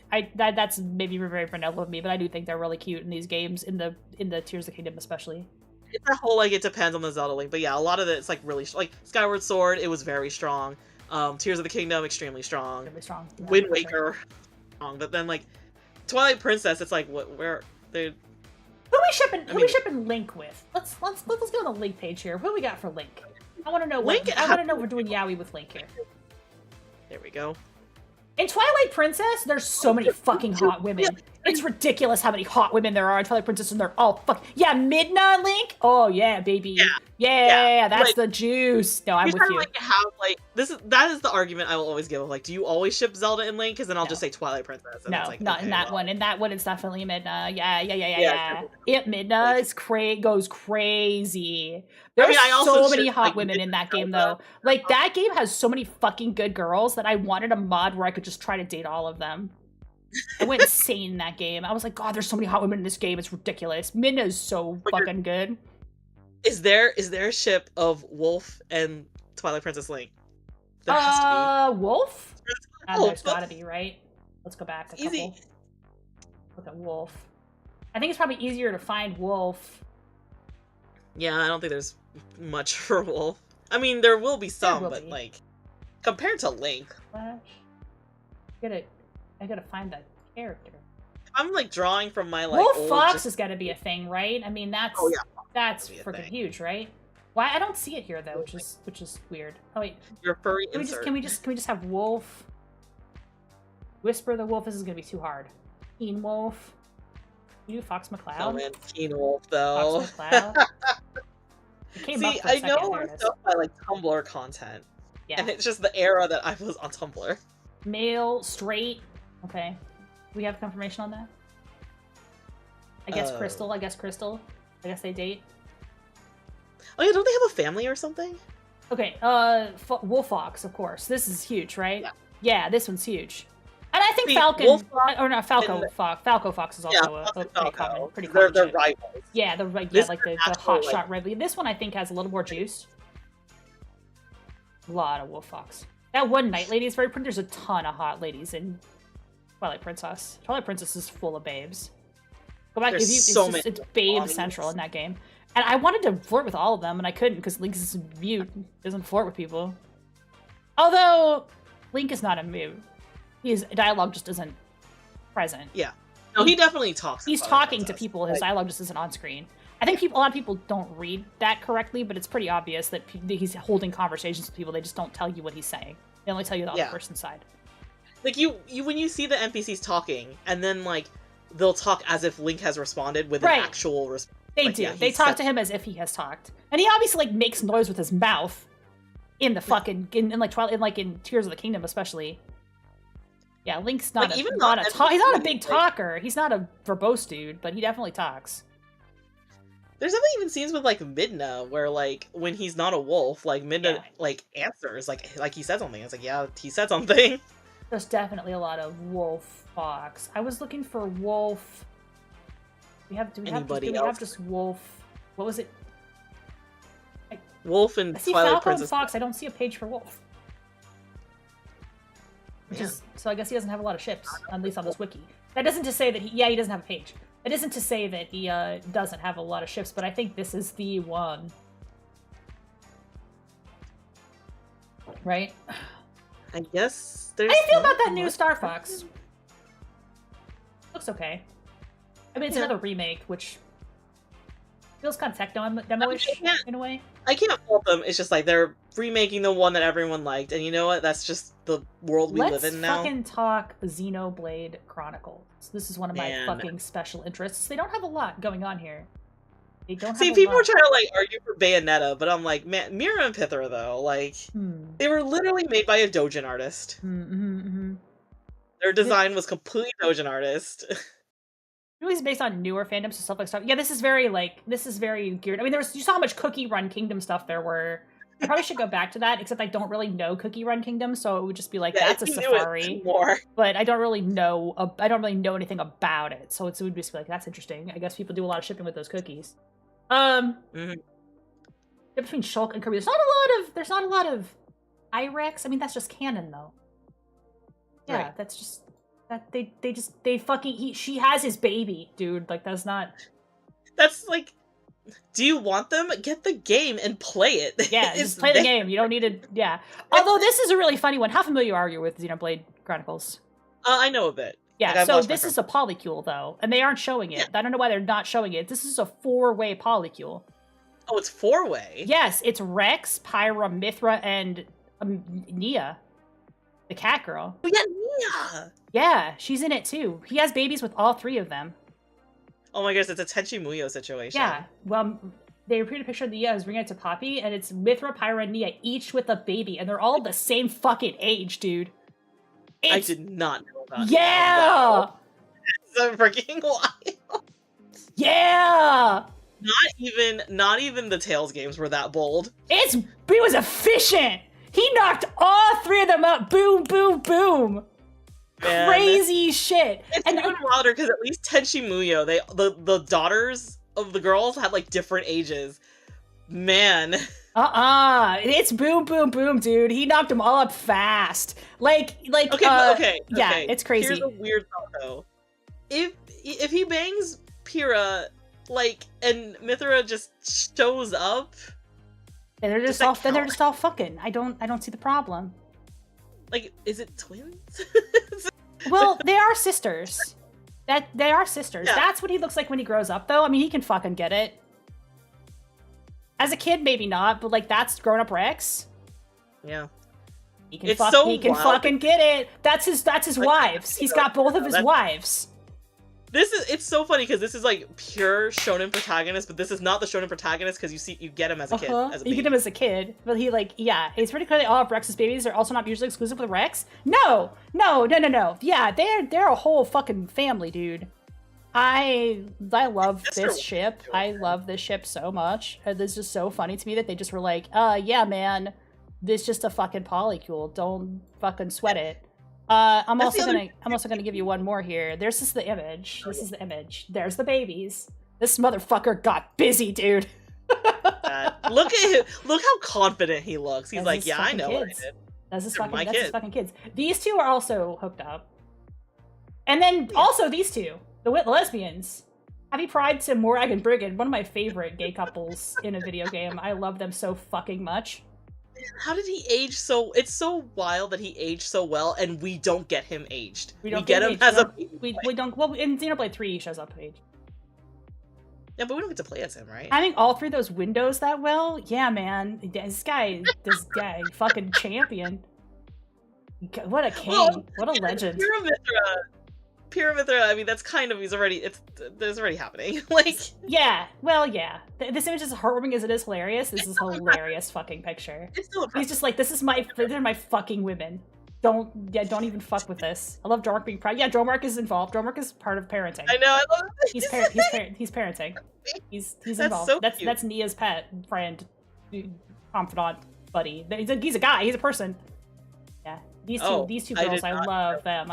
They're so fucking cute.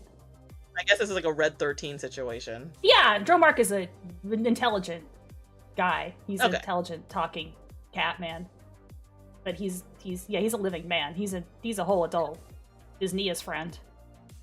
But like a lot of times people think that polycules are forbidden fruit. No, they're canon in a lot of situations like this. This is a polycule. Yeah, this is a canon polycule. I like that they gave us the babies too, so you can't say no. They proved I feel it. like some fans will be like, I don't believe it unless I see babies popping out.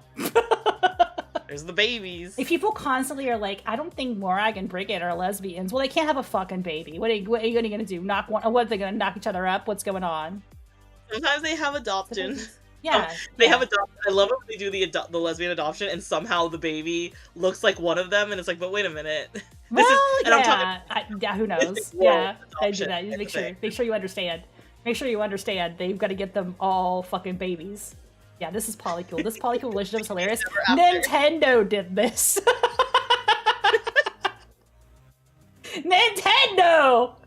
Oh my god. Remember, this game also had a gacha, but it wasn't a gacha. That was the wild thing. It's a Monolith Soft, actually, I think, right? No, yeah, Nintendo approved of it. It's not really Nintendo. They their publisher on Monolith Soft. Yeah, I'm being a little facetious. This is like definitely not like a kid's game. It's more. Like, two were designed by a doujin artist, like a hardcore doujin artist. Oh yeah, absolutely. Right? There's some fucking horny shit in this game. I really like this game. It is a gacha, but it's like a free gacha, right? Because you don't have to spend actual money on it. It's all there, but you don't spend money on a game that you bought and have the whole package. Yeah, all the characters are in. You do have to pull them, but you don't have to pay out of game currency to pull them. Yeah. You just pull them with the in-game currency. It's wild. Yeah, that's a wild one. I think that one's really funny. That one cracks me up a lot.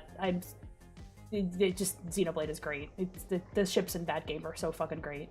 But I don't see why you. I mean, a Pyrorex tag on AO3, sure, but I mean, that's canon. That they just get married. These are all canon. Yeah, that's just they just get married. I mean, definitely write the sex. I would like to. I guess it would be like later. If you're doing Smash Brothers shipping and then you're trying to like ship Pyra and Mythra with other people, and it's like, but they have Rex. Rex is in Smash, technically? Well, he's on the sideline, because the way the game works is that those are his swords, right? Yeah. He's doing a Pokemon trainer situation, but you're playing as the swords. Yeah. Well, I guess you can't be the Pokemon now, so that's confusing. But for Zeke Nia, but then Xeno 3 happens. I like Zeke in his canon. So I'm blanking on his what's her fuck the girl, Zeke's girlfriend. You don't remember? No. Why would you know? The one I actually played. I played a little bit of Chronicles. Pandoria. Yeah, they're cute. I think they're probably a ship, because aren't they bonded? They're like fully bonded, right? Like he has bits of her in his body. That's how you get married to your sword. Like, there's a conversation in the game where, like, with the blades, yeah, he's a blade eater. Yeah, that's what they're called. They become blade eaters, which means they like bond forever. So I'm pretty sure, like, if once you consume part of your partner, then that's it. You're married now. Yeah, they can't escape you. Yeah, well, that's how you become immortal. Because you become immortal because the blades don't age and the drivers do. But if you give them part of you and you wedge it into your body, then you live forever. But it's kind of supposed to be like a cannibalism thing and isn't cool, but they are Zeke is a blade eater, so yeah, they're like married. They're like blade married. I love that this isn't only just like Xenoblade Chronicles. Like, they do this in other things. There's like that Sword Eater game or something. Yeah. Why is this common in Japan? Like, there's a conversation you can get with Morag and Brigid where they talk about whether they want to do that or not, and I think it boils down to more Brigid is like, but you're so pretty, and I don't want to fuck up your beautiful skin by putting a wedge of myself in you, and she's like, yeah, I guess you're right, and people will be like, that's not a ship.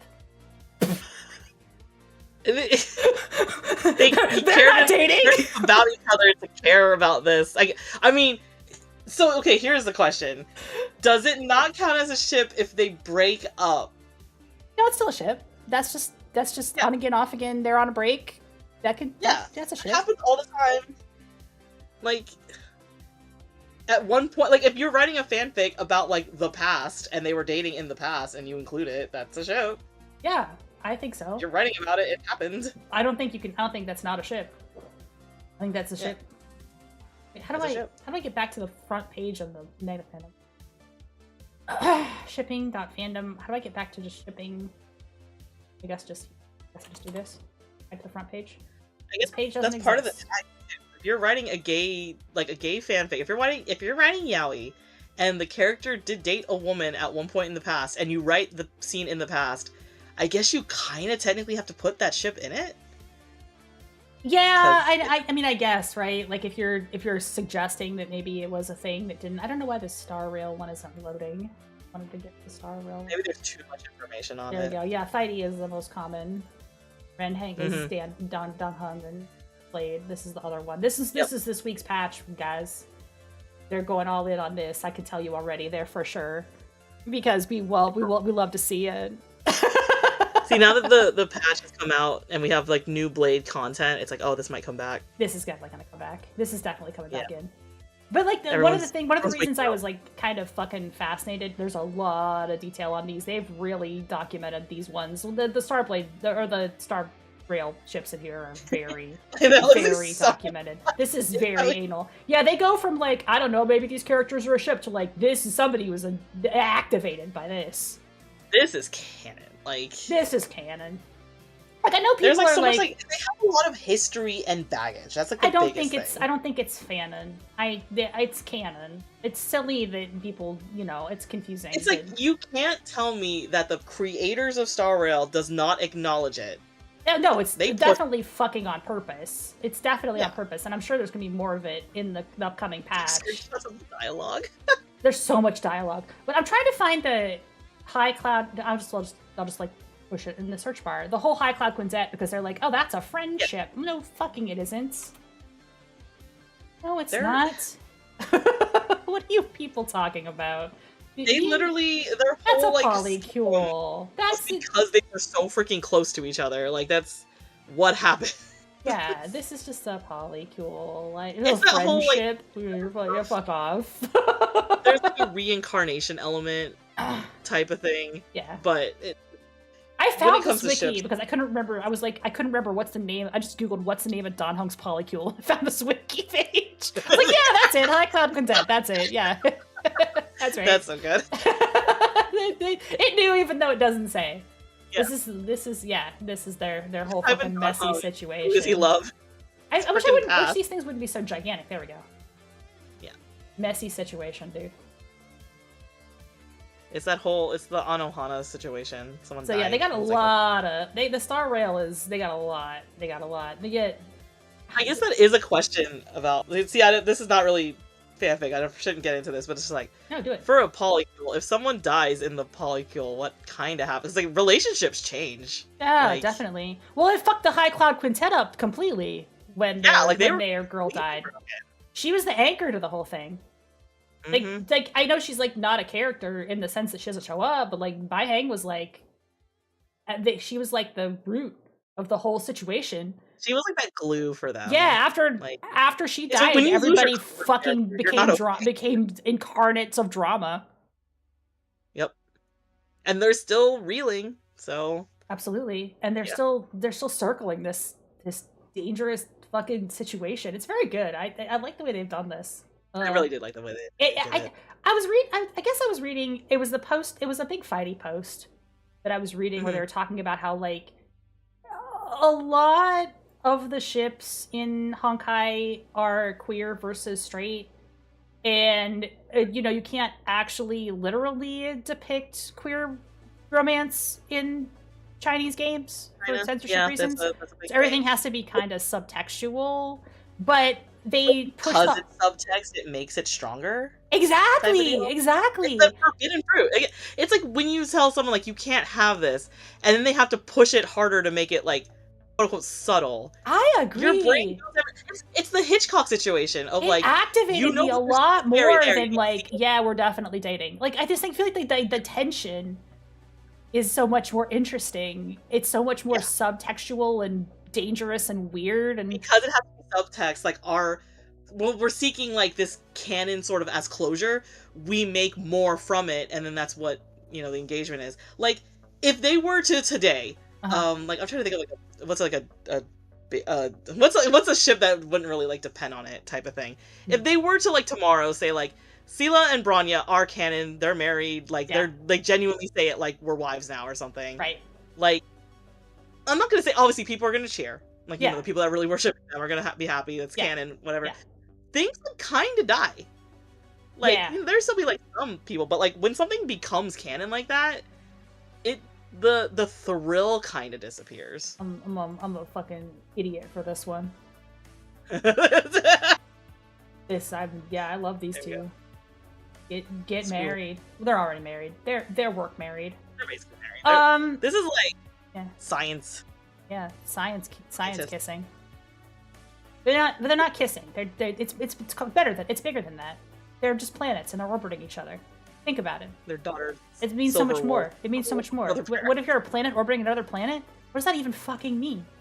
It's crazy. Right. How do you process that? I love them. They have that like high level flirting. Exactly. Like what was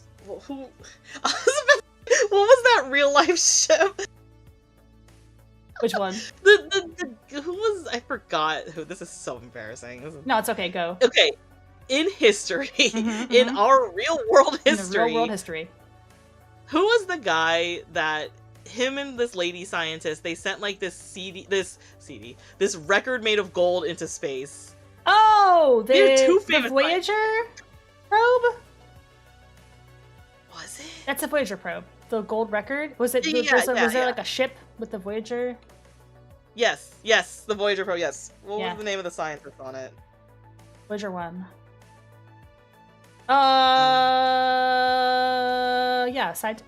Carl Sagan. Freaking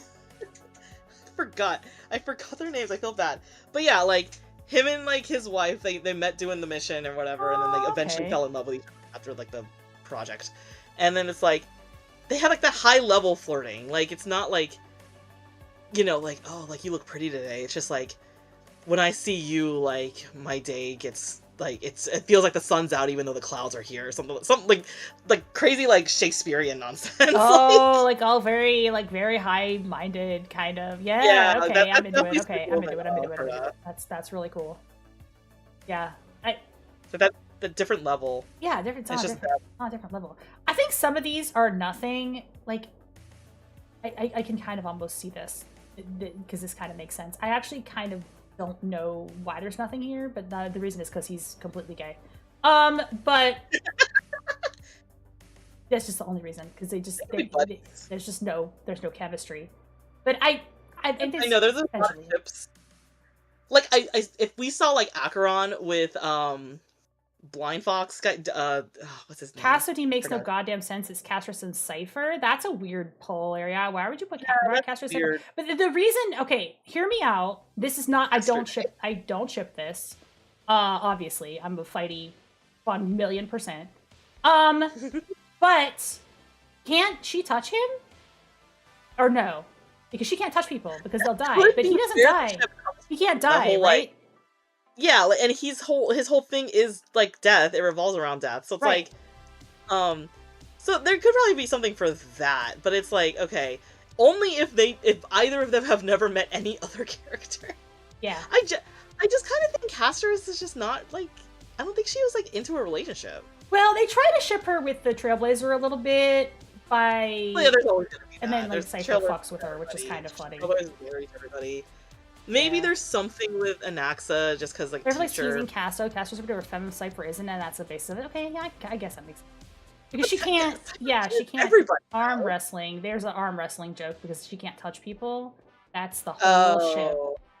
But I think, I don't know.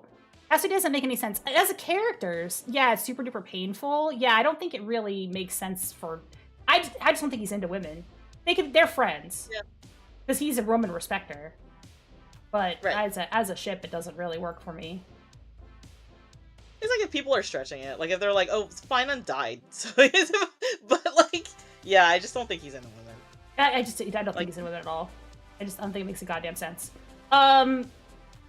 He's man-pilled. Guys, he's 1,000,000% full on into Fidon. That's just all there is to it. That's the fucking canon. In fact, it's crazy that's Stella X Trash Can is the shit. That's the shit. That is it. That's canon. That's the canon. That's the canon shit. They're like drinking buddies. Yeah, and Hyacinth isn't. Yeah, I don't ship Hyacinth with anybody. You're absolutely right. I feel like she's too professional. Yeah. But yeah, definitely the Trash Can. That's good. That's a good one. I don't know how it's a femme slash, but well, I guess it's just a random. That's just. I guess because it has a gaping hole. It doesn't have. Oh, that's weird. That's a weird thing to say, but we're stuck there now. Now we're here. We're all in the Trash Can together. Hi. Welcome to me being in your Street Voice. Science. I'm thinking out loud. It's science. Like, I mean, there's no protrusion, so like what's left is a void. You're right. The trash can is inherently female. You're right about that. This is. I was surprised how canon this is. No. I was surprised how canon this is. They really are leaning on this one lately. I mean, I will. So the defense I can kind of give this one, like as if I don't care about this is not your. Like, this is not you. Why you want the blade? You want that blade ship? Yeah, me too. Yes, I mean it's definitely. This is cute though. This is cute. I don't hate this. The reason why I think that this like is here is because I just think it's a balance. Because if you can ship Trailblazer with March, you should also kind of be able to ship them with Dawn. Yeah, like, I think. But there's also a lot of. This is the thing that I learned about reading this fanfic and I'm reading this wiki, and I was like, "Are you fucking serious?" They released an ASMR. Danhung's exclusive physiotherapy midnight carriage, in Don Hung performs a hot stone therapy massage for Stella. This video runs 5 minutes and 20 seconds on YouTube. This is they released canon fucking material. The video. Yeah, there's definitely canon support. This could be the Makara Danshi. Preservation Dan. Yeah, that's the one. That's they really leaned into it. Yeah, they're into it. They pushed it. Yeah. They pushed it hard there. They did. So I don't hate this. Yeah, Dawn couldn't be in Penacony, like at least do anything with Trailblazer, so they gave Dawn like a big thing with Trailblazer. They gave him a big thing with her or him. I mean, either one. I've seen a lot of male Trailblazer, a lot of Kalis. A lot of it I see like male Trailblazer with Dawn, and then I see March with female Trailblazer. Yeah, that's usually what I see. Yeah, I've seen a lot of that. Yeah. Supposed to be a whole there's a lot of canon support for. The other justification I can also think of is like as far as like official material, like you know if they want to make like products and stuff of it, one of the safe ships MiHoYo can have is Trailblazer with Dawn or March. Yeah, so like that just definitely depending on if it's straight or gay, right? Because like they can put her with March, and they decide if they put the female Trailblazer with Dawn Stella, and then they could put the male Trailblazer with March. Very like basic. It's like easy to put out there, especially because when you put them with like the current characters, eventually they're like, who are these guys? Like, you know, for example, Genshin. If they put someone with someone from Sumeru or whatever, I'm gonna be like, who is that? I don't remember who that is. Where's a fucking K March? Yeah, looks like K March. Are we shipping this? This is kind of cute. They're kind of cute. Yeah, it's. So yeah, I always kind of forget. There's not as much support for it, I think, as the Dawn Hung. They put a lot more work into the Dawn Hung ship, I think, but it's cute. Oh no! I like this. They're just Team Rocket, though. That's just Team Rocket. You're just doing Team Rocket again. Oh yeah, that's. Well, they kind of are parents-ish to like surrogate parents to Celeron hunters. I think they're probably fucking. Totally. Casually, I think. Like casually, yeah. They just want to fill that need. They just want to fill the carnal need, and it's like, absolutely. Yeah, sure. Absolutely. It's fine. They always flirt with each other. I mean, right? Yeah, there was someone several with video where Blaze just like her dad. Yeah, they're like a little family. They're a dumb little fucking family. They're cute. I like them. Like obviously, his mess with Dawn Hung is like more compelling and weird. Oh, totally. Yeah, it keeps reminding her to eat. Yeah, that's the stuff, right? You know what it totally is? They're totally in bed together, and then Kafka just starts like role playing as Dawn. Oh God! That's funny. I'm kind of into it. Okay, that's kind of crazy. Next fanfic seed right there, guys. I know. We're writing this fanfic. Next fanfic seed. Let's go. True but dark. Okay, I want to pretend to be your dead fucking girlfriend. Oh, that's kind of creepy, but it's kind of probably true. I had another idea. Oh my goodness, we need to stop. I'm starting to get more ideas. Don't write fanfic this show. Don't go down the fucking fanfic hole like I did. No, we can't. I'm gonna give away my ideas so someone else will write them. Okay, give them away. Seed the fanfic ideas. Get somebody else to write your plot buddies. Whole thing, and then she makes herself look like Donfeng in bed with Blade there, and then Blade does things. It's kind of get on it, guys. Maybe she gets the strap. Oh, Kafka would get the strap though. Oh, has a strap. Yeah, go down the fanfic hole, make the horny fic. Gladys Lita. Yeah, no, I made a fucking account already, bitch. I wrote 7 chapters of Fighty. We got the tags already. Yeah, no, dude. Yeah, no, don't. I'm already writing it. It's all right. I'm already writing it. Kafka has a drawer of just straps. Yeah, I haven't even gone down the Kafka hole yet. I'm too busy with this other bullshit. The Kafka hole. We cannot call it the Kafka hole. We can't call it the Kafka hole. I'm sorry. I regret everything. I do have a mouse pad of her though. She is mother, so she's pretty fucking amazing. I do love her. I do think she's great. I think Kafka. I don't know. I would have a hard time writing her character. All joking aside, she's tricky to get the voice down. Yep. I feel. I would have to really go back and watch some stuff to get that. You can write her, but if you're writing her as the focus, it's tough. She has a very subtle character, and every time you see her, it works. But getting to that point is really hard. I feel like she's one of those characters where if she has too much screen time, it doesn't quite. She has to kind of be mysterious. Yep, that can ruin her very fast. Once you start trying to dive into Kafka, whatever they're gonna do eventually, I'm sure it'll work. But it's hard if they don't already have a plan. It's gonna be very difficult. Oh, they definitely have a plan.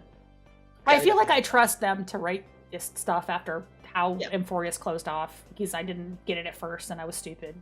I've been enlightened. The thing is they're building something really big with Kafka. And sure. I'm all for whatever it's gonna be, but they're whatever it is, it's getting built, and it's okay. It has a lot to live up to, essentially. What's going on here? Are we shipping?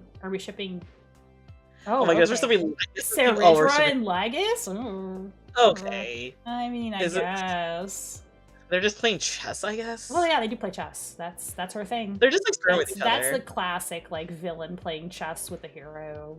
You think the light can conquer the darkness, or you think the darkness can conquer the light? I love that she exactly knew. You have this stupid Kingdom Hearts chess scene. Yes! Oh my goodness. I know we both thought of the same thing. God. I thought of the exact same thing. I was like, oh, Liz, the Kingdom Hearts chess. That's what this is. Exactly. Wait. I know I'm still in the Star Rail hole, but what we got for Kingdom Hearts in this bitch? Oh my goodness. See, Kingdom Hearts gets to be so wild, because now you get all of Disney. Oh yeah, bro. Kingdom Hearts has got to go fucking crazy. I probably... Oh yeah, let's go! Okay, so obviously you got your Sora Riku. One of the craziest ships I saw in fan art a lot of Kingdom Hearts during Kingdom Hearts 2? It was Nala and Lion Simba. But there was a lot. Isn't that just... Aren't they just a couple? Simba and Nala? Or not Simba. Sora. Lion Sora and Nala. Okay, see, that's different, because Nala and Simba just are lions. They're just cats that fuck. I mean, I know that there's the whole thing with the Nala looking at the camera and activating a bunch of furries, but Sora and Simba is something else. Okay, I do have one crack ship. This is the one. Are you ready? Yes. Sora and Ariel. Yeah, I mean, listen, Ariel they want, you know what? They want the same thing! They want the same thing. They want to see the outside world. They're the freaking two sides of the same coin. Yes. That's not too crazy. Yeah. That's a good ship. First of all, he turns into a mermaid boy, so they have a conversation, and they talk to each other, which she doesn't talk to Eric very much, because she can't. I realize that she has chemistry with Eric, and I love The Little Mermaid. It's one of my favorite movies of all time. But leaving to go with Eric wasn't just about Eric, right? It was also about, like, her independence. It was about leaving her in the nest. It was about saying fuck you to her dad. It was all those things, right? Yeah. And it's like, she definitely, I'm not even just saying, like, the whole chemistry with, like, because he's the protagonist of the game and everyone has chemistry with him. Yeah. Like, they actually had, like, a foundation. They do. They actually have chemistry in the game, and it's, like, kind of, right. I'm like, wait a minute, they should just go together. What the fuck is this? Why is he trying to hook her up with Eric? And 2, especially. They do the whole singing. Right. I was like, why is he trying to hook her up with Eric? Why don't they just go together now? Like, all she wants to do is leave the ocean, right? Like, yeah. Like, they can take her on the gun ship. Yes, take her on the fucking ship. Donald Duck can give you legs, bitch. He gave everybody else a tail. Transfer all of them. You're trying to tell me that Donald couldn't give you legs? Right? Come on. This seems like an easily solved problem to me. It made me even more mad because in 3 she actually did have powers. Like, she can, like, control water and all that. And I was like, oh, she would have been an asset. Come on. Yeah, she's, like, useful in the games. I feel like the changes they make to, like, Sora Ariel, is that a ship? Is there fic? I fucking ship this. Oh, they're totally gonna be fake. Friends? I mean, yeah, but they should fuck, though. They're the same age. I mean, I know it seems like he's younger, but I think it's 15 and 16.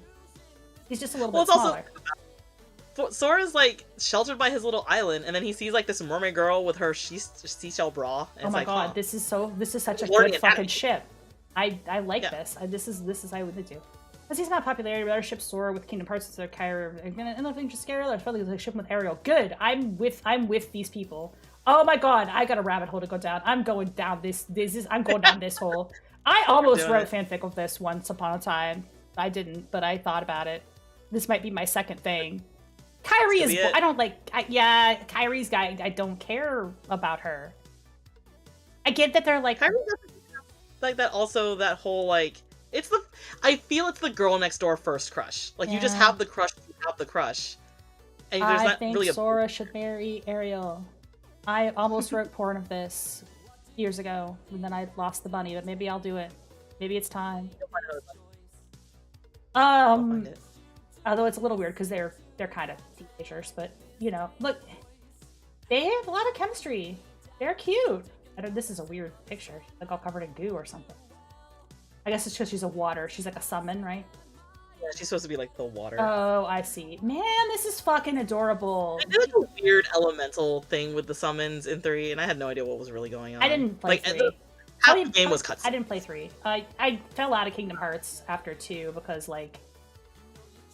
That's a normal thing for a person to do because it's fucking hard to keep track of what's going on in Kingdom Hearts after 2. It was literally like 20 years in between the games, so... Yeah. There's a bunch of other games, but they're all...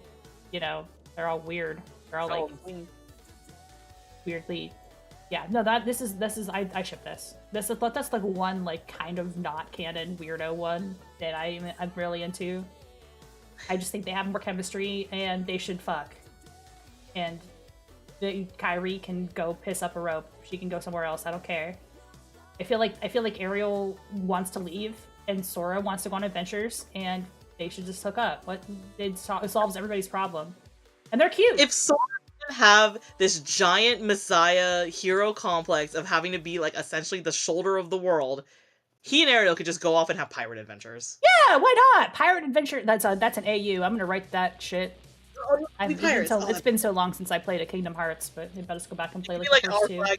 And then I'll play the first 2 and I'll be like, the rest of this, I didn't play the other games, and I'm not taking them in track, and I don't know who all these fucking people are. I don't know who any of these other people are. I think that they couldn't really make it work. It's just because Sora has to shoulder too much for this world. So Sora was free. He can totally go off with Ariel. Sure, absolutely work. I don't know these games. These are the later ones, right? Yeah, this is. I think Birth by Sleep is probably the most Final Fantasy. And these are definitely just Fantasy characters. Yeah, they don't have a lot of Disney characters in some of the later ones. I think they're really trying to cut out Disney from Kingdom Hearts. I own a lot of these games because I did buy the remasters. So I have the games. Yeah, the bundles. I do have those. I bought the bundles because I was like, oh, maybe I can play the ones that I missed. But it's a lot. They're really trying to push Disney out, which is like, why don't just make a new game at that point? Because what's the point of Kingdom Hearts if it's not Disney? Like, that's the idea. That's a human woman, Elsa. We're gonna put Once Upon a Time her in it. What? I forgot that was a thing. I completely forgot that was a thing. I'm looking at the Elsa page because I figured this would be nothing but crack, and it is nothing but crack. Let's just look at the Elsa page. The Elsa page is completely crack. Elsa and Frozone, right? Okay, sure. Elsa and Beast? What are we doing here? What are we doing, guys? They're just doing Beauty and the Beast, but they're just throwing everything at the wall. This is the Beauty and the Beast ships. Okay, Belle Rapunzel. It's Shannon Hart. Why does it have like a fancy name? Why? Yeah, why? This is nothing. This is not a ship. What are you doing? Like, if I was to do a paper or something on fanfic, the ship between Elsa and Hades, frozen to hell. What are you doing? That's so. Oh yeah, Elsa has like so much mileage because you want to ship her with all the heroes and all the villains. Elsa gets around. Elsa and Spider-Man is the ship.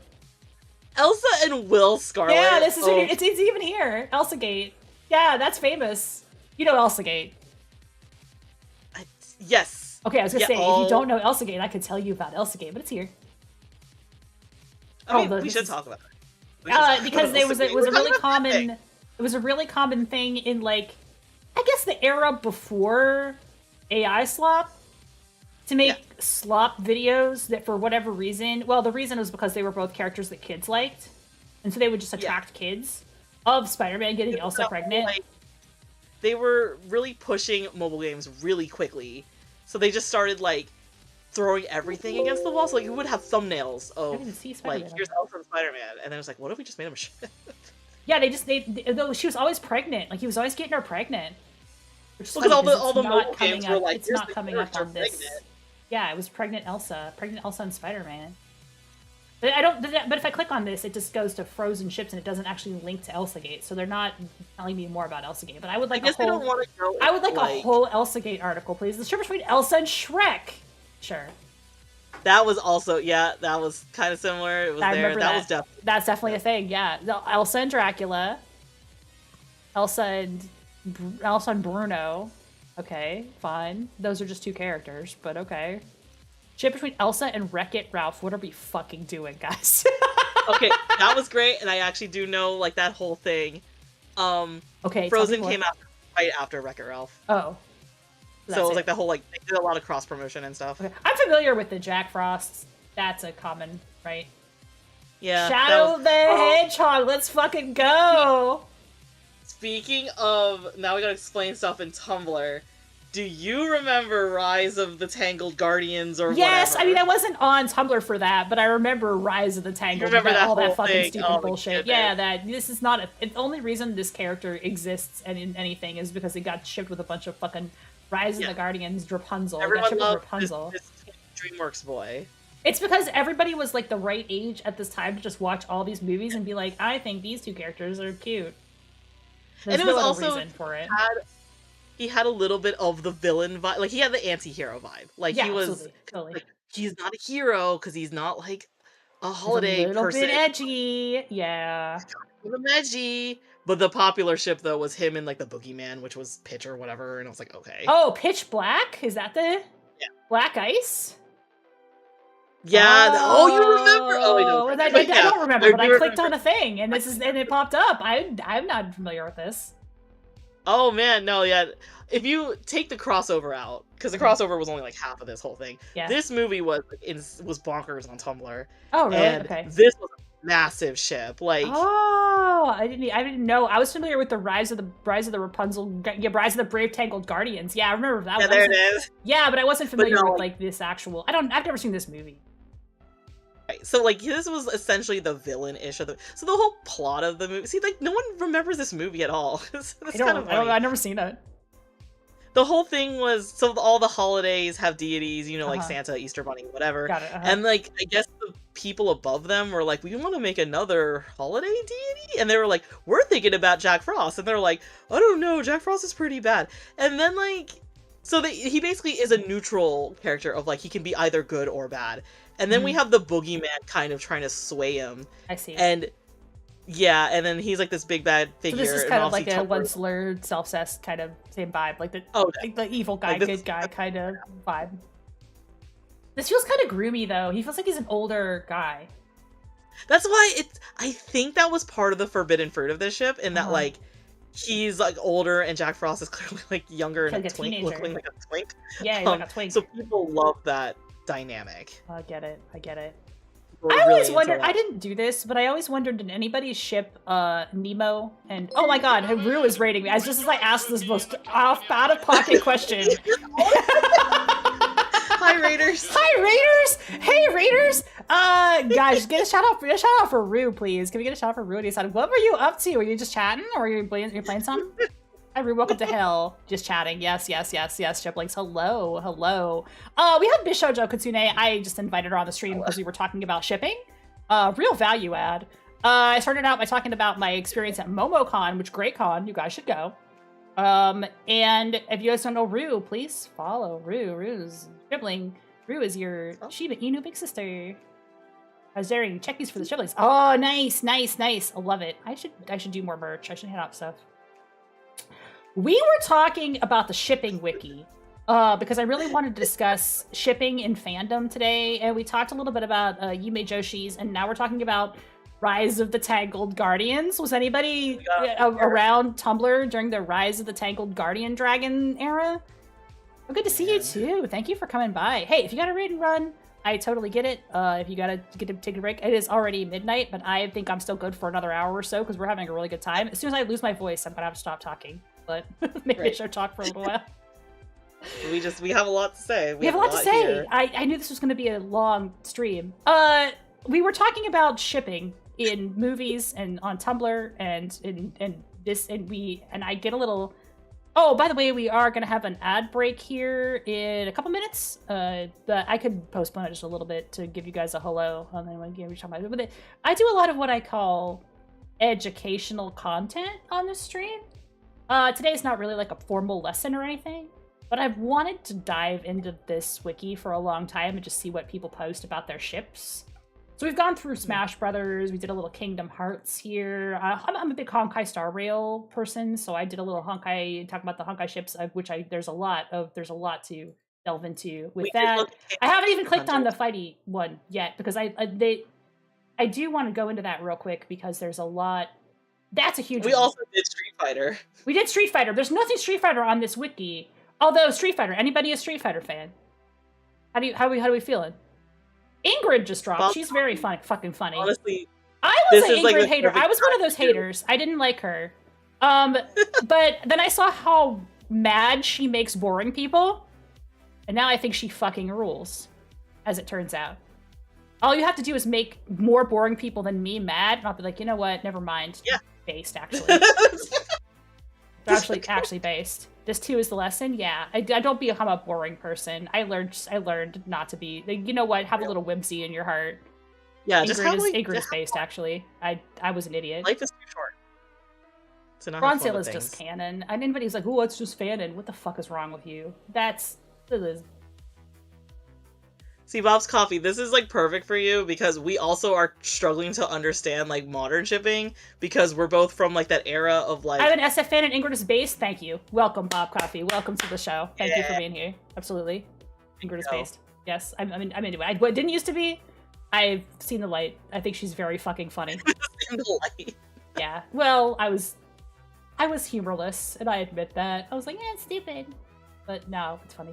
I don't know how Ingrid fits in with Street Fighter. I think if franchises just have an interdimensional space god who floats around, causes problems, yeah, exactly. Maybe she just fucking shows up. Maybe she just is an interdimensional space god. Don't.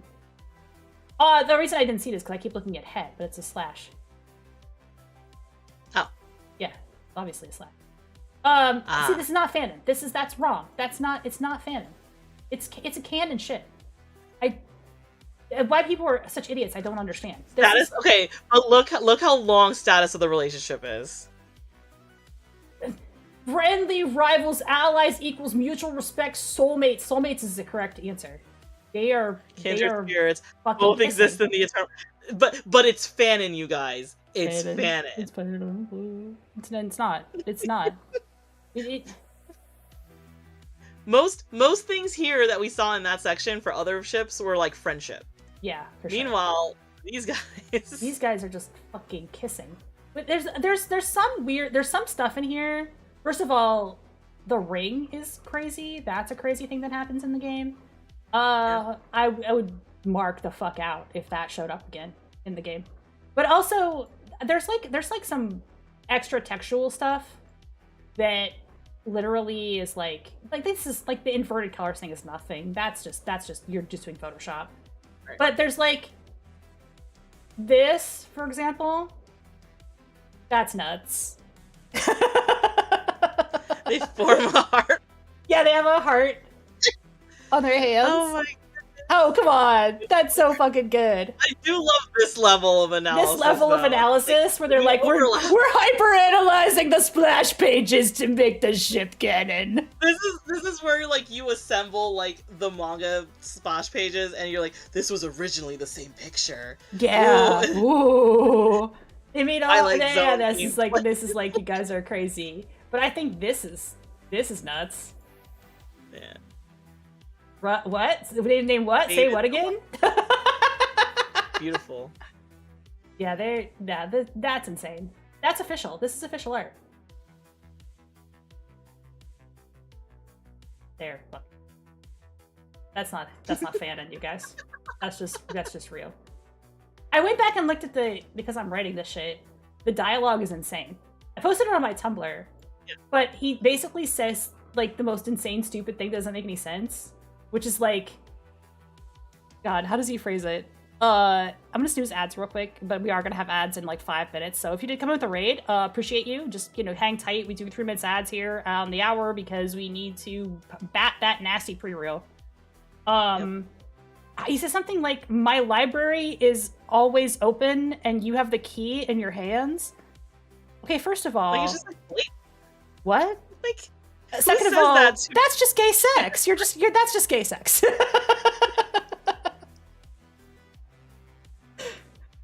Man. Yeah, we were talking about Rise of the Forbidden Dragon. I was also very curious what we're doing with Beauty and the Beast here. What are we doing? Wait, before like the raid came, right when the raid came in, you said something about finding Nemo or something. Oh, I was talking about Nemo. the fish. Okay, the child fish. Does anybody ship him with Willem Dafoe's character, like the cool mentor? Because I was like, that's disgusting. But on the other hand, wait a minute, you know what I'm talking about? Willem Dafoe? Oh my goodness, I never realized. You didn't realize? Yeah. I never knew that. Oh my goodness, I never connected that with my brain. Wow, I'm learning so much tonight. Gil, yeah, it's Willem Dafoe. Oh my goodness.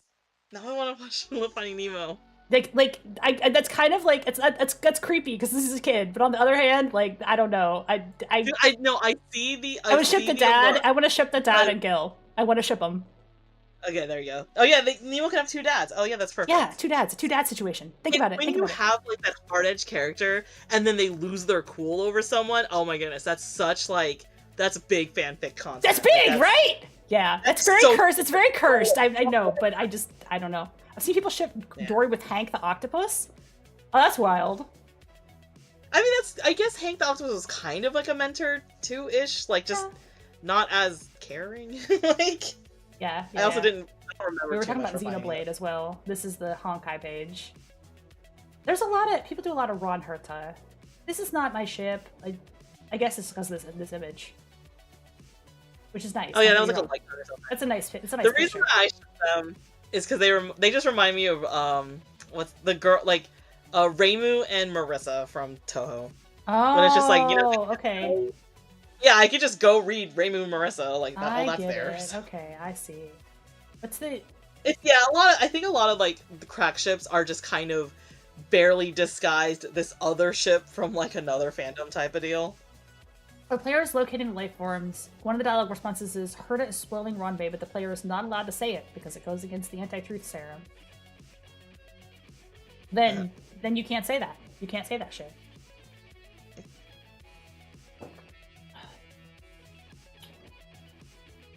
I mean, it's also like that they just like kind of make fun of each other. Yeah, for sure. Playful joking. Is this what the Beast looks like in Once Upon a Time? This Once Upon a Time thing is like whoa! I did not want a close up. I just wanted to remember, but you know what? I would believe it. I don't know. I've never seen that. Oh wait, no. Oh, it's Descendants? Is it Descendants? All this live action Disney adult stuff, I've never seen any of it. I know, now I'm really curious because it's like, would his child be hero, but there's heroes in Descendants, I guess. I don't know anything about Descendants. I don't know anything about Descendants. What's going on with Gaston? Oh no, this is a mess. Okay, this isn't like being anywhere interesting. The thing about Descendants is that they keep putting new movies in it, and I'm like, oh. So this whole movie series is just Once Upon a Time again. Like just the Hank Hill looking ass guy. He does look like Hank Hill. Jesus. Also, propane accessories, Belle. What the fuck? It's just him dressed as the Beast. You're so right. Oh my god, he does look like Hank Hill. Why the glasses? Who made this decision? That's supposed to be the Beast? That's supposed to be Prince Adam? That has me like... I'm not gonna watch the movie for this, but like, why would you make him like such a biggest dork nerd? What? He's not a dork. Belle's like the dork. Yeah, Belle's supposed to be the nerd. Yeah, Belle's a nerd. He's not. The Beast isn't the nerd. He's a Prince of Propane. He does look like the Prince of Propane. This is Fantasy Hank Hill. It's so true. Yeah, you know, Adam is a fandom name, by the way. That was never canon, and they just made it canon because that's what everybody called him. I guess. Oh, because you know why? He has, like, the... Oh, wait, no, he had a rose, not an apple. Never mind. No, it was a rose. Apple's Snow White. No, the Prince Adam was never in any of the official material, and then I started showing up, like, at random in, like, fan stuff, and then they just said, okay, that's fine. I guess that's his name now. French name, because this is France. Yeah. Yeah, the only Prince Adam I know is He-Man. Different Prince Adam. But that's his official name now, but it wasn't. It was a fandom that became canon. Oh, they should have made his name Albert. Yeah. I'm pretty sure I'm accurate. I'm accurately explaining that. Let me Google it real quick, but like... Yeah, I'm pretty sure. Yeah, I think it's a fandom Disney Wiki. Okay, we're just gonna look at that real quick. You know what it probably was? Like, it was like just like this long-running like name. Yeah, it was a long-running name for the Beast. And some like intern who had to write this or like give them info for the script just saw it and it's like, oh, that's totally his name, right? And then they just kept going with it. And it's like, I don't think it's ever mentioned in any of the films. Then it's only in like side material where you see it. I don't even know if it's the official Disney Wiki as well. It's not official Disney Wiki. But... Prince. Yeah, character. It's also called Prince Adam, but like when? Who called him that? Like, I don't even think he would have. He was just the prince, or he was just the Beast. He's just the Beast. Yeah, they don't give him a name at all in the movie. He's not given a name because he's known as the Beast. Yeah, I'm pretty sure that was a fan, and apparently it's not. He doesn't have an official canon name at all. Yeah, but everybody calls him that. Why so many people believe that? Okay, I want to look. This is the screen rant. Okay, we noticed that ads aren't being displayed. Yeah, fuck off. I'm not looking at ads. Yeah, we can look up Beauty and the Beast during the... The Beast name was never revealed in the movie. The Beast is not named Adam in any Disney adaptation. Yeah, it's just, the movie never says his name. We should know that. It's not in the movie at all. But the game has never appeared. But he has appeared in licensed products, including the 1998 video game, The D Show. The D Show? The what? Okay, in that case, it just feels like they just needed to give him a name, and they just needed the first name that came up, which was Adam. Yeah, I wonder where that started. Like who was the first person to do that? Apparently, House of Mouse. This is some fucking AI slop after this. Yeah. DVD. Professor animator Glenn Keane said it comes from the Bible, which influenced the decision to name him Adam. Oh. I think that's bullshit. I think that was a fanon thing. I think that's a fanon thing. That just seems like bullshit to me. I think that's wrong. It sounds like something that someone would make up for trivia to have it pass or something. No, I think that was just something that just randomly got attached to him, honestly. Alright. Oh yeah, Descendants. Let's look at Sonic. Let's look at the Sonic the Hedgehog. Do we dare look at the Sonic the Hedgehog ships? It's so wild, because obviously, you know, now we have, like, the pinnacle, we have Sonic Shadow. But yeah, before, because I remember the time before Shadow, and obviously, like, it was Sonic Knuckles. Oh, yeah, okay. Sonic has a lot of ships. Yeah, Sonic does have a lot of ships. Sonic is a lot of... We have Shadow Zelda? Yeah, why not, man? Who fucking cares? Shadow Rouge... Shadow and Fluttershy? Sure. Yeah, what's down that My Little Pony rabbit hole? What's down here? Shadow Fluttershy? Yeah, man. The Slip Machine, Fluttershy, and Knuckles the Echidna. Let's fucking go. I'm assuming this is the Ninja Turtle. Yes, okay, got it. We got Ninja Turtles in here. We got Yoshi and Fluttershy, which has a page. That can't be right. That's nothing. That can't be anything. Okay, I have a terrible question. What? For, like, there's art. Oh okay, my go on. God. Go on. That's cute. Okay, that's okay. This feels like a little kid did this because they just like the characters. Like their two toys are kissing or whatever. But okay, would a Fluttershy Yoshi chip work? Because like, what's Yoshi's sentience level? Like, Yoshi's how intelligent is Yoshi? Is this like a Harkness rule situation where Yoshi is too much of an animal to have a ship? Because Fluttershy likes mommying the animals, and it's like I actual relationship here, or she just thinks that he's like a big animal. Apparently, I've clicked on this, and this is actually a thing. This is actually a fucking thing. Look at this. Yeah, look at this. Way bigger than I thought it was. This crossover ship has been the latest one to be conceived. It is generally Yoshi Birdo, Fluttercord, Fluttershy Discord, Flutterdash, Flutter Dash. An artist by the name of Justin Valdecanis has drawn and colored both characters together since mid-2021. He's like the origin of the Mario MP crossovers. He uploads mainly on DeviantArt and Instagram. We found a guy! Man, this is someone's ship. This is their ship. Hey guys, welcome back from ads. We found a guy. Welcome back. Hello, how did we get here? We don't know. From My Little Pony. My Little Pony has led me to the My Little Pony, the Fluttershy Yoshi ship. And this ship has one shooter. This ship has a shooter. What? Yeah, look, read it. This guy, an artist. Oh, you're not sharing screen. You have to look over my shoulder. You have to look over on my stream. Yeah, no, I'm looking. But an artist by the name of Justin Valdecanis has drawn and colored both characters together since mid-2021. I guess once you get like an artist, though, once you have like an artist, even if you are the artist, that puts so much like more like weight into your ship, especially a crack ship.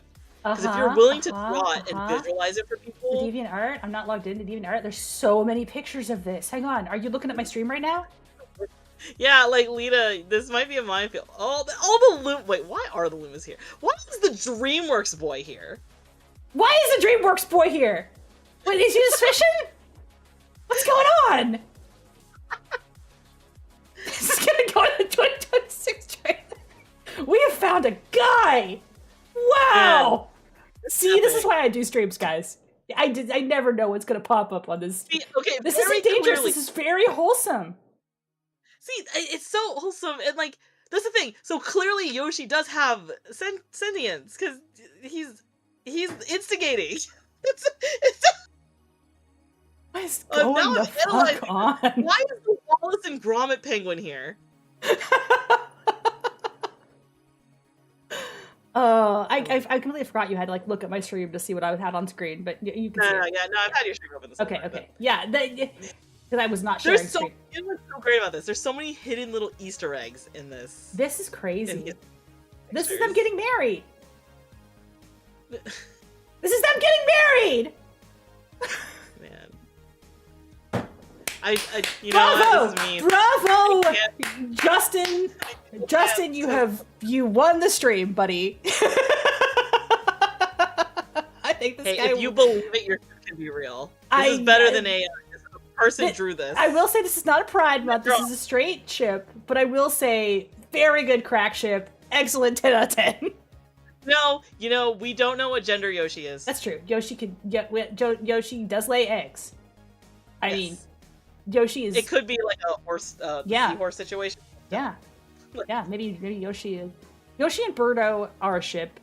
That is a little more common. I don't want to say normal, but it's common. Which is very Pride Month, Birdo, transgender icon. Yeah. Birdette, really. I don't know what Birdo prefers at this point. Right. I guess she's just going by Birdo. But yeah.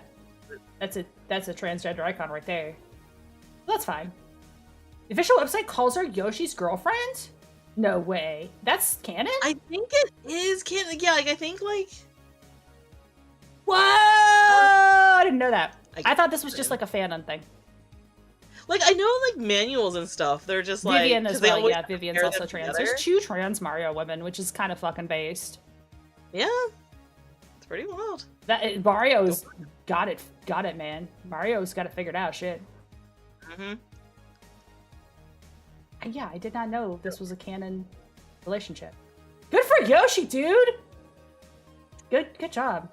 Though Fluttershy is gonna be bombed. But I'm gonna go a little bit into like the new Mario movie. Do it. But I haven't seen it. But I don't care. Go spoil away. It's fine. Okay.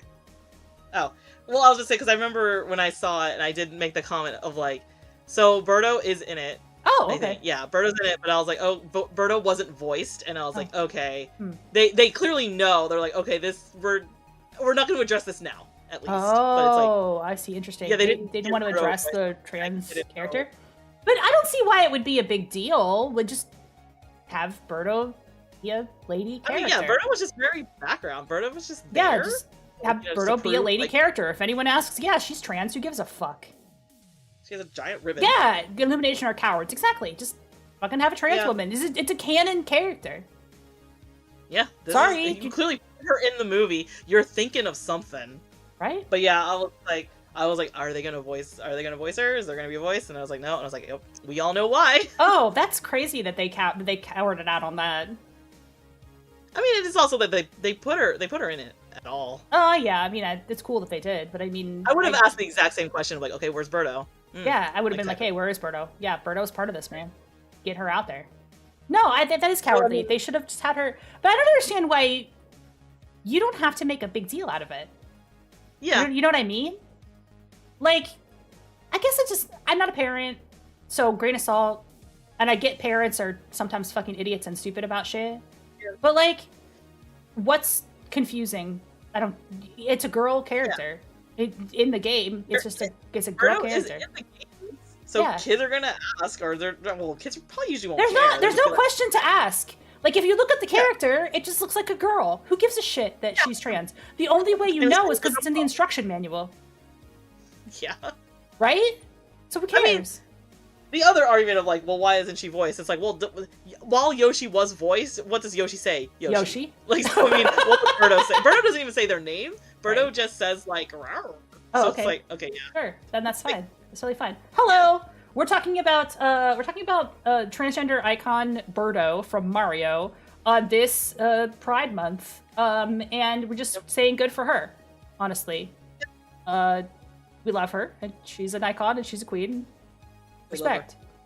I do love all the little things. I'm like, rawr. Yeah, so I guess she's dating Yoshi, which is, I love it. That's awesome. That's cool. That's so cool. They both eggs. They both lay eggs.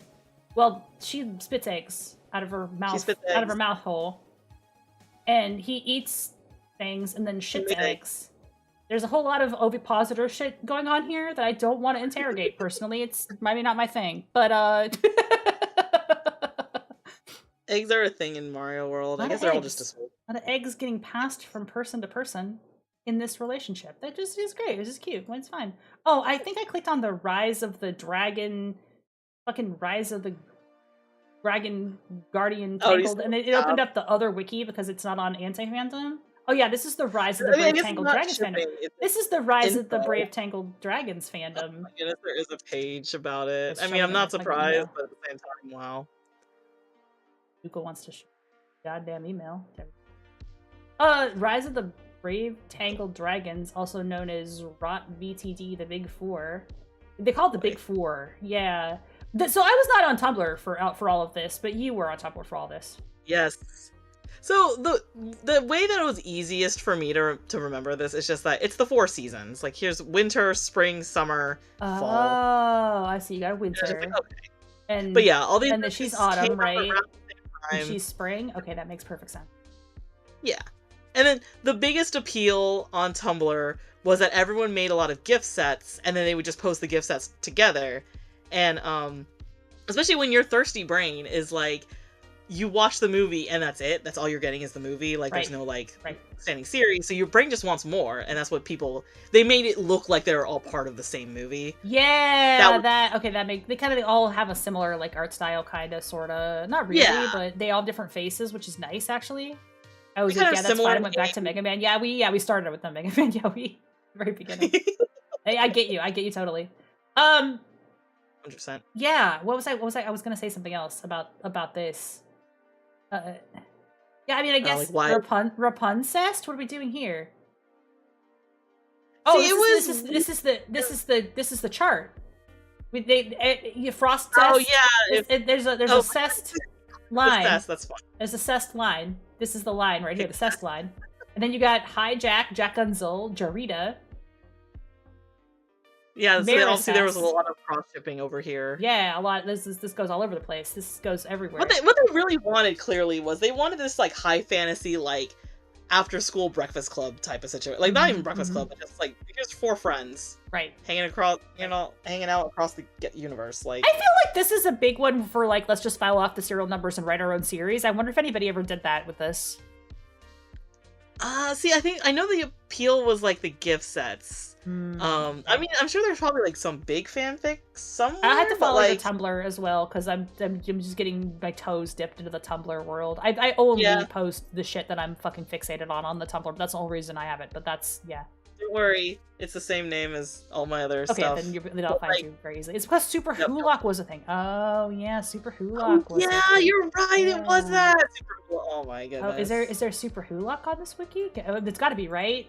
Maybe not. Maybe this is like the Doctor Who, like these British show ships. The Doctor Who. The Doctor. Who. I was never even super into Doctor Who, but here's like what I wonder because like. So it's the same guy that keeps reincarnating, but obviously they have like they ship the number, so it's like 8 rows or something. Yeah, it's because those are distinctly different characters. Have you ever watched Doctor Who? Yeah, I watched it, so I know about it. Right. Like I understand like how the ships happen, but it's always just weird to me of like, well, they're like, but he is still the same person reincarnating, but I get it, like they're different. Right. It's the Don Fong situation. Yeah, it's a different guy, but also the same guy. I was never into Super Hulock, but I was around circles watching. Yeah, I've never into any of this stuff. But I saw a lot of it. But yeah, it was always gonna show up on your feed eventually. Yeah, I never had a Tumblr, so I just kind of knew it from like the way it migrated to the rest of the internet. But I know like a lot about Tumblr culture just from like watching Strange Eon videos and stuff. Yeah. And yeah, I guess that was a whole. Oh man, I hope there has to be like some like hour-long YouTube documentary on like Rise of the Tangled Guardians or something. Oh, for sure. I want to say like Izzy's or something did like a Rise of the Tangled. Right. Yeah, Rise of the Tangled Dragon Brave, whatever it's fucking called. It doesn't make any fucking sense. Is there a video? There needs to be a video. Yeah, that is an Izzy's video. I was bang on. I remembered this was an Izzy's video. There you go. The internet is home. Yeah, perfect. Yeah, that's you know Izzy's. Hang on, that lady has amazing makeup. Oh yeah. And I'll put her on. Or maybe them. Well, I don't forget if Izzy's or they them.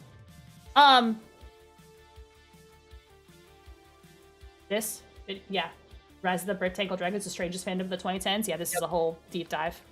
This would be a deep dive. This is a 29-minute video. Yep, I knew like someone had to like. Yeah, so it was like this stuff, right? Like this was the vibe. Right? You know, like all the art. Yeah, there was a lot of just this crossover art. Again, I think the appeal is that people just really wanted like this, like they wanted this high school Rat Pack of these characters. So that's so crunchy. There we go. That's better. Then there's some of the same-sex shipping going on here. A bit. A little of that. Yeah, kind of a high school vibe. Yeah. The Elsa Jack ship. Yeah, that's back. This is where we started. Yeah, this is where we started from. We started with the Elsa. See, that was the thing. This was before Frozen, but then Frozen came out like right after. Like, right. Brave came out before Frozen. Yeah. And then there was that big thing. Yeah. Just even more like, and stuff. Absolutely. Yeah, for sure. And that was that big. That was a crazy like crossover. I don't know. We're just like really people got super into this. I think I was looking up other Elsa ships too. We went on some. Yeah, there was like so much Elsa. We went on some fucking tangents. But we come back. Where's Elsa? Remember, she got with like the people shipped her and Frozone, and it's just like okay. But Frozone has a wife. Like. Yeah, she's there's a lot of Elsa because Elsa is a crack ship with everything. Elsa and at Pitch best. Black. Oh yeah, this is okay. Funny. That's weird. And like Frozone's like an adult man. Oh yeah, no, that was a big thing because he's right. evil. Right. Shit between Elsa and Sora. I don't like this. I'm not into this. What? I think a lot of the ones with her and like a villain is just her suffering more. Yes. Like it's either like the villain like taunting her. We want to do more hurt. We want to hurt her worse. It was her. Where's Sub-Zero? It's not in here? Elsa Sub-Zero was a big one. That was what I was looking for, and I don't see it. Oh, that's surprising. People should ship her with Sub-Zero from Mortal Kombat just because they both have ice powers. That's the beginning and end of why, but... That's it. Yeah, there was no other rationale to it. But people would ship them, though, just because they both have ice powers. Yeah. I don't even know which Sub-Zero. They don't even care. People didn't even give a shit about which Sub-Zero. I'm into Mortal Kombat. Mortal Kombat will not be on this wiki, so I'm not even going to bother, because Street Fighter wasn't, so Mortal Kombat, never mind. But they don't even have that ship on here, which is kind of like, okay, so you guys forgot about that? Because I remembered that. I'm sure somebody has done it. Someone does everything. Main article, Frozen Swan. That's Once Upon a Time, that one show. Yeah. Baymax, what? What are we doing? What? Balloon and a machine. Like an actual... I mean, Baymax and Disgust, like from Inside Out? Okay, yeah, I want to see these Baymax ships. We need to see the Baymax. Okay. We need to analyze the Baymax ships. This is crack. Okay. I can kind of understand it in that, like, well, he's like a mental health robot. Like, I mean, he's health, but he's also mental health. Okay. And their emotions.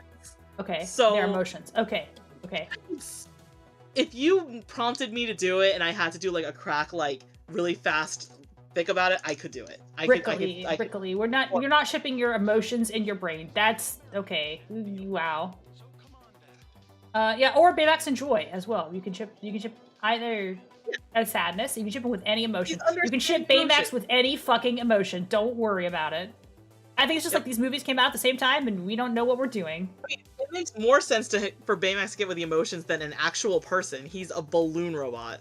But the emotions, if you want to do the emotions live inside Riley's head. They're not. They don't go out of the head. Is the thing. But he's just if you're shipping him with the personification of an emotion, the concept, I guess we can make that work. I don't know what the metaphysics are of this occurring, but okay. What was it? Do androids dream of electric emotions? Like, what if? Well, it's me working at Pixar. Like, hey guys, what if toys had feelings? What if fish had feelings? Guys, I got it. What if feelings had feelings? Whoa! What do we do after that, though? We can't. Nothing. We can't go further. Nothing. We're done. Pixar's over. Pixar's over? Yeah, think about it. Inside Out 2 was their top-grossing movie of all time. Somehow. Yeah, and that's it. They haven't made another hit since. I promise you. That's got to be it, right? I don't even know how. I have not had any. I mean, no, I don't think it was a bad movie. It was just I had no desire to rewatch it, and I rewatch WALL-E all the time. So Pixar movies by box office. Let's go. Let's Google that shit right now. Box Office Mojo. Inside Out 2, baby. It's our #1 movie ever. I mean, what was the deal with, like, was it Trolls or Trolls 2 that like made like a killing because it was like okay, let's just look at animated movies. Maybe Box Office Mojo animated. I know that made a killing. I think was it like before? It was like, was it like right after COVID or right before COVID? That's what, something like that. Keyword animation. All right, I don't have it on the screen. Although this is interesting. Inside Out 2 might be the top-grossing animated movie of all time. Yeah, I remember that news was really wild, and like everyone was struggling to understand it because it was like... I also am not processing that, but that seems to be the case because this chart, I'll put it on the screen. This chart shows Incredibles 2 as the highest grossing, but this chart doesn't include Inside Out 2 on it. When you click on Inside Out 2, it's higher grossing than Incredibles 2. It's higher. So it might be the #1 animated movie of all time. And it was also, I was like wondering, like, oh, is it because of inflation? No, I think it's just adjusted. but you know, when you account for inflation, The Lion King would be the second place, but this is the Lion King remake, though. This isn't the original. This is considered animated because it is. It's obviously not live action. Yeah. This is the remake. CGI. The Lion King remake did gangbusters numbers, which is crazy because it's not as good as the original. Great, but these are very weird. Like, these are kind of weird answers. Like, Frozen 2 is not a good movie. I'm sorry. No, it's not a good movie. The story is nothing in Frozen 2. See, also, like, if you count these, like, numbers, I feel that they're, like, I mean, like, I know they're real. Are they doing a Frozen 3? But, like, they feel like cheating because a lot of these are sequels, and as you said, The Lion King technically is a sequel because it's just the remake. So people are going for the name, and they're not great movies. That's not an animated movie. That's a live action movie. What are you? That's not an animated movie. That's what I meant. Like that's live. It's live action. It's not a sequel. It's got a lot of animation in it, but like Jack Black is in it as a physical human being. That's not an animated movie. Honestly, they have Minecraft in it, so all the kids drag their parents. Like, I want to see the Minecraft movie. I feel personally like you've got to go all the way down to Shrek 2 before you get anything that I consider a real fucking movie. Even that's a sequel, but this is a good. This is a good sequel. I mean, maybe Toy Story 3, because it's a great movie, but... Toy Story 3 is also a great movie. 4 is the cash-in. It's fine, but it's still a cash-in. It's a whole, like, it's not bad. This is the first good movie on this list. Incredibles 2, I mean, I saw it. It's not great compared to the original. I thought, I mean, it's fine. That's also way older, though. Like, Shrek 2 did fucking gangbusters, apparently, because look at the fucking... 2004? Nothing else here is that old. That's true. That is a remarkable year for, like, this list. Like, yeah, you know, that's crazy, actually. Right. Good job, Shrek. Like, that's actually a good movie, though. Like, and Toy Story 3 is a good movie. They should have ended it there. They should have made another toy. They're making a 5th one now. They should have been the last Toy Story movie. They shouldn't have made 4. Like, even if 4 was really good, they shouldn't have made it. It was only okay. I don't know why on earth they made it 4. Yeah, because it made more than 3 in the box office. I mean, yeah, like, look at the money. The money doesn't lie. Just can't. Do you think this will keep working? Like, making these fucking sequels, though? I mean, like, we've had this. I mean, I don't know if we've had this, but we've been part of all the discussions of, like, look what they're doing with game remakes. Like, okay, now I have Kingdom Hearts HD, and it's like, did I buy it? Yes, because I know what the game is, and I like playing it. Did I play it? No. But, like, it's working for games, it's working for movies. Mm-hmm. And it sucks because the numbers don't lie. It is working. Frozen. I feel like these aren't adjusted for inflation, actually, because some of these are just random ass shit. Fringe? Monsters University? Their first Shrek. The Incredibles is really good. The Lego Movie is really good. The Rush Monsters Inc. is good. Versus Bickleby is good. Like, these are all good, you know? Story 2 is good. I thought it was impressive because that was kind of experimental. So for it to be pretty high up here, I guess I guess we would have mouth that people to come back. Up is pretty good, although I will say in retrospect it's not my favorite, just because the story is so Shaggy Dog. Yeah, but it's got some really good moments in it, like some really high moments. Like those like really like pinpoint moments, but like the whole thing as a whole is not like strong as like the peak moments. Yeah, because it's a like, strange story. It's all about talking dogs. Really? Yeah. It's an odd one. I'll tell you about the emotional bits. It's got really good music though, and a really good emotional arc. Like, and I have the Ellie badge, the grape soda pin. I think it's a good symbol. Yeah. I don't know. We've gotten on this like, yeah. I'm just into animated movies. It's funny how like all of these are mostly like newer, so I guess this is not inflation adjusted because. I feel that has to be like the bigger case. Again, I remember like all the stats of like the emotions move Inside Out 2 being like super high grossing and stuff, and I'm like, I had no desire to rewatch it. Like how clearly like a lot of this funding has to come from like rewatches, right? But why are people rewatching it? Like because kids will rewatch the same movie over and over and over again if that's the movie they lock onto, and Frozen was a big lock on for a lot of kids.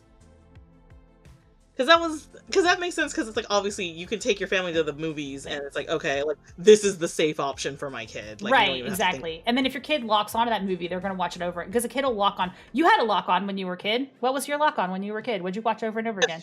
That's true. Must have been like Pokemon. Everybody has it, because everybody goes through that phase. There's definitely like, I mean, well, no, Wall-E was when I was in college. What was like my big movie? Like when you were a kid. You had one. Because for me, it was the Rainbow Bright and Barbie movies. Mm-hmm. Remember that Barbie movie we watched? I watched that a million fucking times. That is why I am the way I am. That's my fucking origin story as a human being. Right. Yeah, it was that and the Rainbow Bright. Like, not the Star Stealer, but like the original Rainbow Bright movie where she like gets her powers.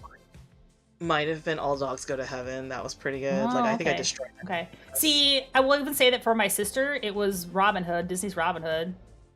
Mm-hmm. We watched that a million billion times. Oh, that was the other one, 101 Dalmatians. Oh, yep. Yeah, that was another one that we watched that a million billion times. Yep. Mm-hmm.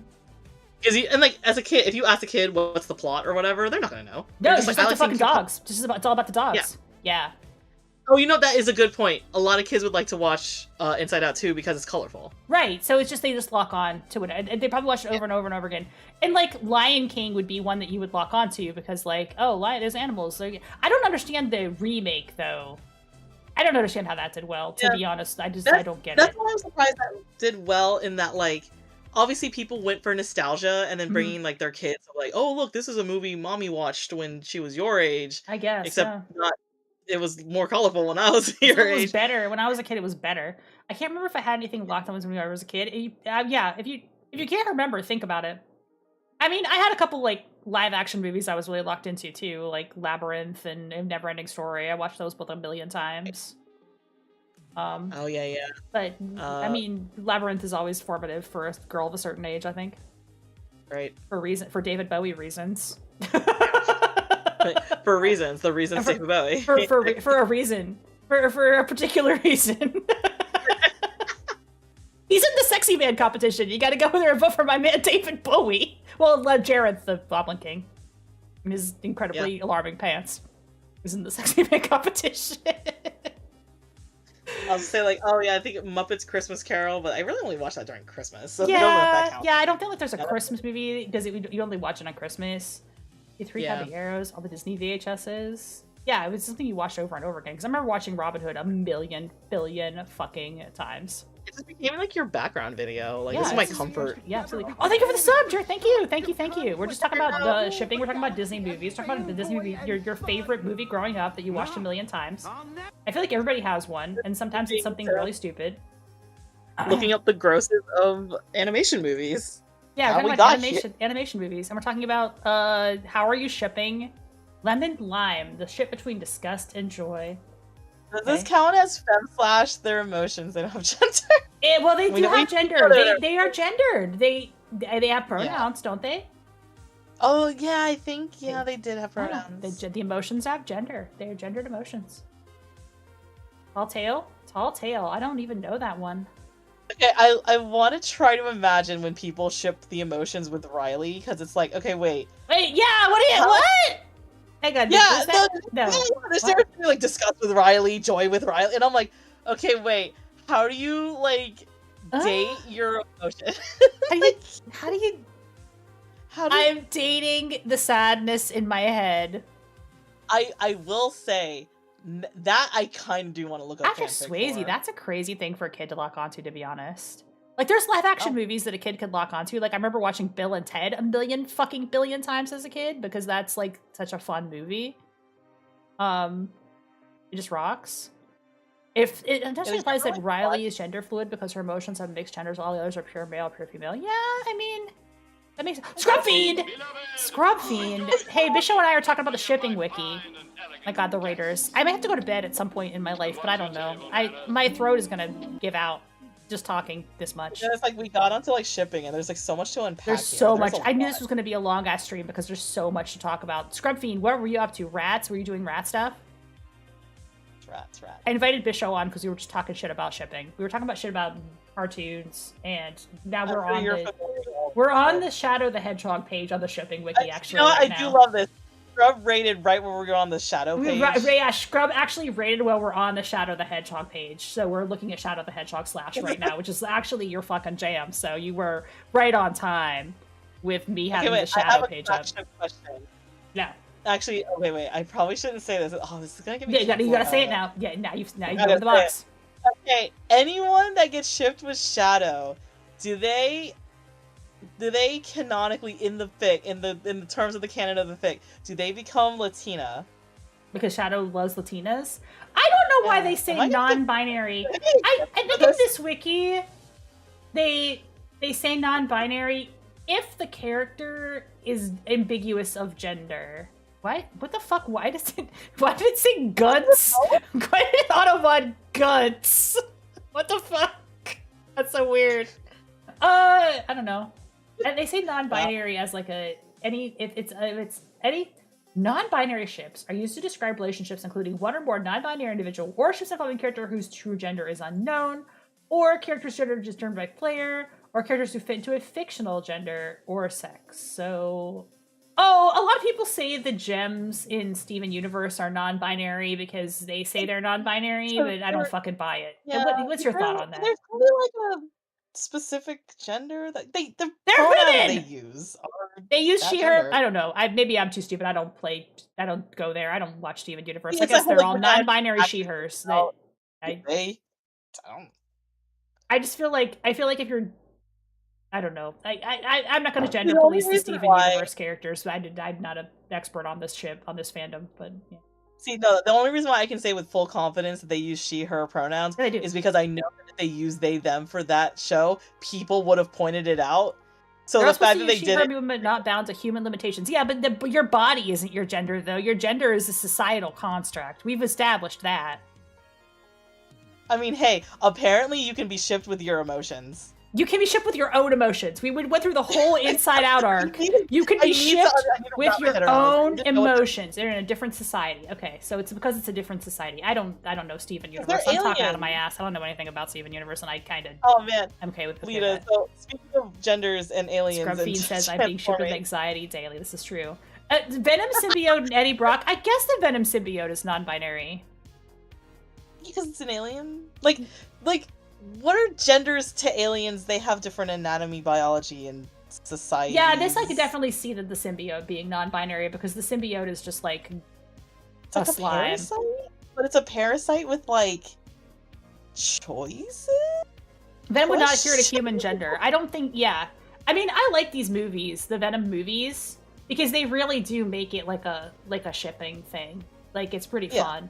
It's pretty fun, their relationship. I think a lot of it is, like, Tom Hardy really getting to play off of... Yeah, off himself, because he talks to himself. He's doing both voices. Yeah, exactly. Like, that's... Which is based. It's so awesome. You get to act off yourself. You know what yourself is doing. So yeah, he's doing a whole... Yeah, here we go. See, they fucking make out and shit. It rocks. I feel that a lot of this is just Tom Hardy, because he's into all this. He's like, yeah, I want to do this. These movies are crazy. These movies are fun. Man. The comics had real monster fucking. It doesn't come out of nowhere. It doesn't come out of nowhere. I saw a post at one time that was like, somebody was having like a conversation between like the Hulk and Eddie Brock, and the Hulk was like, "Yeah, what's it like to have this monster side?" And then Eddie with Venom crawled so far up his ass that he's coming constantly. That's a fic. I know. That's beautiful. It's beautiful. That's beauty. Oh, it's awful. It sucks. Man, the world of fanfiction. Yeah. And canon.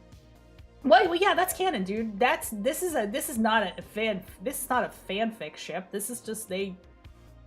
Yeah, that's actually canon. Yeah. Symbiote and host and in love. Yeah, this is real. This is love. Their love is real. Happy Pride Month to Venom and Eddie Brock, whatever you guys got going on, fucking respect, okay? That's assessed at that point? Maybe? Is it assessed? No. The symbiote is a different thing. True. That is a separate entity.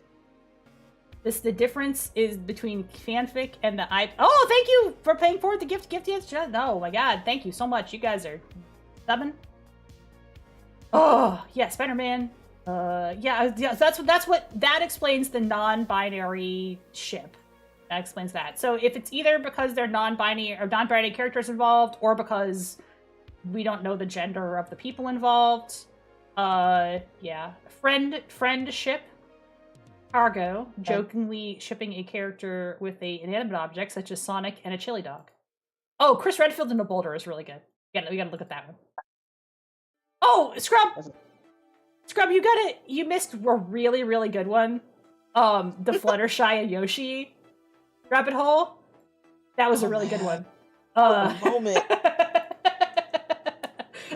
Apparently, there's one guy who's like a shooter for the Fluttershy Yoshi ship and does a bunch of art. You know what? I'm proud of him. This is comfort he's making it real. There's like a ton of art of this particular relationship for some reason.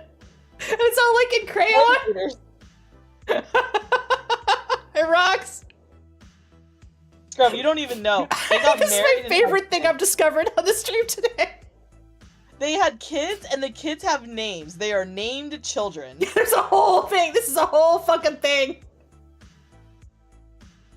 Uploads on DeviantArt under the name of Yoshi. He made fan children, including 2 male dinosaurs and 3 female ponies, based on their parents. So many kids! Wow. Yeah, they got names. The latter is half pony. The Dino Shy is they're all half pony and half dinosaur. Yeah, exactly. Yoshi can have whatever babies. I don't know what's going on. Day, 420. She is risen. Yeah, this shit between Chris Redfield and the Boulder. Yep. The Boulder. Absolutely. One must imagine. What do we got going on for Chris Redfield here? Anything going on for Chris? Oh my goodness, there's a Tumblr for it. Of course there is. Well, he's gay. So, are we shipping it with women? Are we doing that? You know what? He's a modern day Sisyphus. It's fine. Happy Pride to Chris Redfield. Gay for boulders. He's gay for boulders. Chris and Leon Kennedy. Okay, yeah, I'm fucking with it. That's fun. Chris and Albert Wesker, I think, is the ship. You've heard that? You've heard the Albert Wesker stories? No. Oh no. The voice actor used to do a panel at DragonCon, just reading highly sexualized fanfic about Albert Wesker. Beautiful. Chris Grissom was coming when, yeah, this has gotta be the one, right? Major plot details. Mature audiences only. Oh, absolutely. Oh, well, fucking, yeah, man. Yeah, this is, yeah. It's like, there's more warnings. There's more pages. I think this warning should have been apt. The mature audiences only. This ship, Krisker, is filled for mature. This was the most mature ship of all, guys. This is the one that merits it. This is if you're underage, please move to a different part of the wiki. What am I gonna see on this page? Leon Sex Kennedy is the big, yeah, of course. Leon is. We've looked at some stuff. We've looked at some stuff. We haven't seen any fucking porn. Hang on, let's get the Leon Kennedy page open. We'll go there next. We're gonna look at the Chris. You gotta get Luis is what they ship. That's the ship right there, I think, or Ashley, of course. But Lita, I don't want your stream to end with you getting banned or something. What? No, I'm not gonna get banned. There's not gonna be anything on the page. Oh, not on a wiki. They can't. Nah, there's not gonna be anything. If we see anything, I'll just like scroll it off real quick. I do have the sexual content thing. That's true. Set. You do have the thing. You're fine. We need to look at Chris Leon. Absolutely, definitely. Simply Leon and Mr. X. How is Mr. X non-binary? His name is Mr. X. And you guys are really... Some of the definitions, I think, are just a little... Oh, there's definitely Chris Leon. Yeah, there's definitely Chris Leon. Yeah, Creon? God, they really don't want us to look at Chris Redfield, dude. Chris Redfield's got his dicks out, I guess. You know, again, you know what? The only justification I can think of is, like, someone put this on, and they don't know what the rest of the wiki... Chris and Leon, fuck. They're fucking right here in the wiki. I don't know what's going on here. They barely talk to each other. Sad. Yeah, they don't. Resident Evil 6.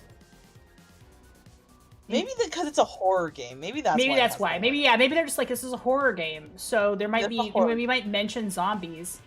And I'm gonna scroll down and I'm just gonna see... Oh, I'm gonna make a MomoCon comment real quick. Because I noticed multiple fucky Leon Kennedys at MomoCon. I didn't get any pictures. But there was a Leon Kennedy with the crop top and the tramp stamp at MomoCon. That was beautiful. Yes, beautiful. Also, cat ears Leon Kennedy. I saw that. Yep. Yeah, yeah. It's loveless. Yeah. Hell yeah. It was wonderful. Is this the interaction? Chris, Leon, what are you doing here? Put your gun down. She's a key witness. I lost all my men because of her, and lost over 70,000 people, including the president. This dialogue is steaming. This is steamy dialogue. I'm making a puddle right now. This is nothing. This is nothing.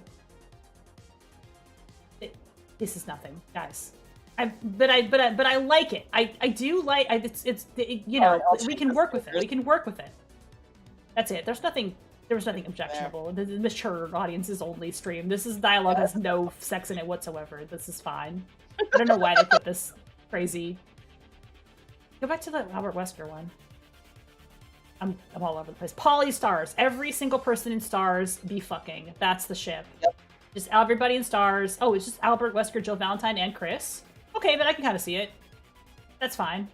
Go for it.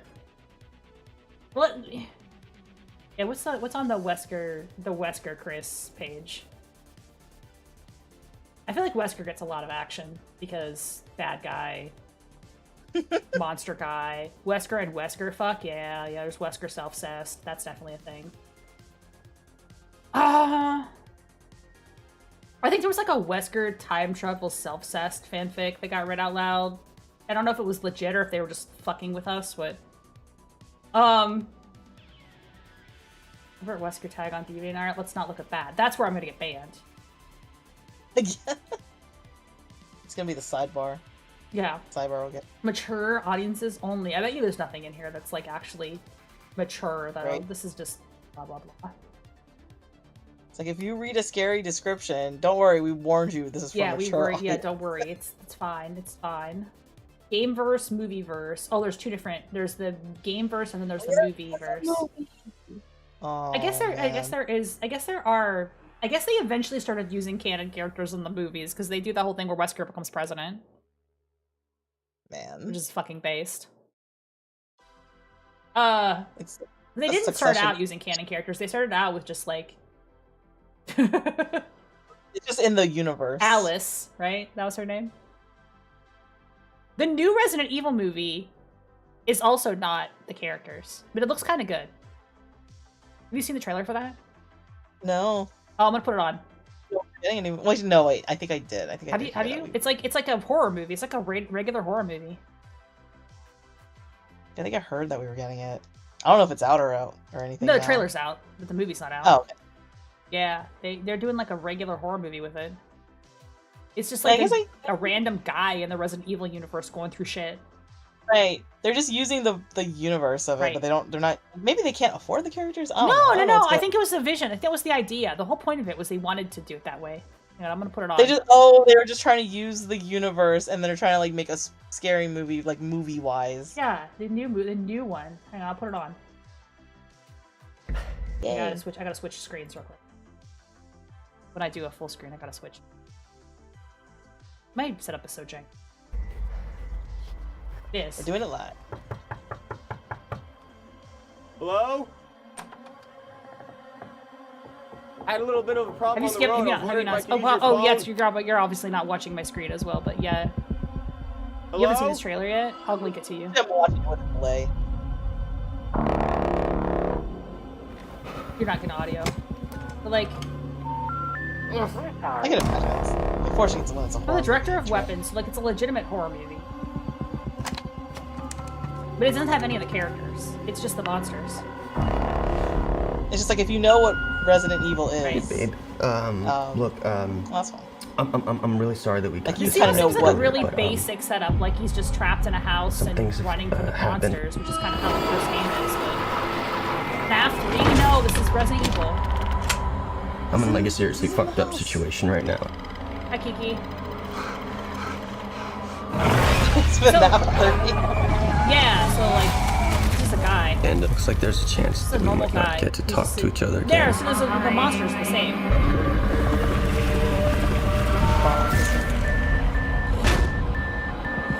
Oh yeah, they have the monsters. Yeah, so it's the same monsters. The zombies. But it's not you to know. the character.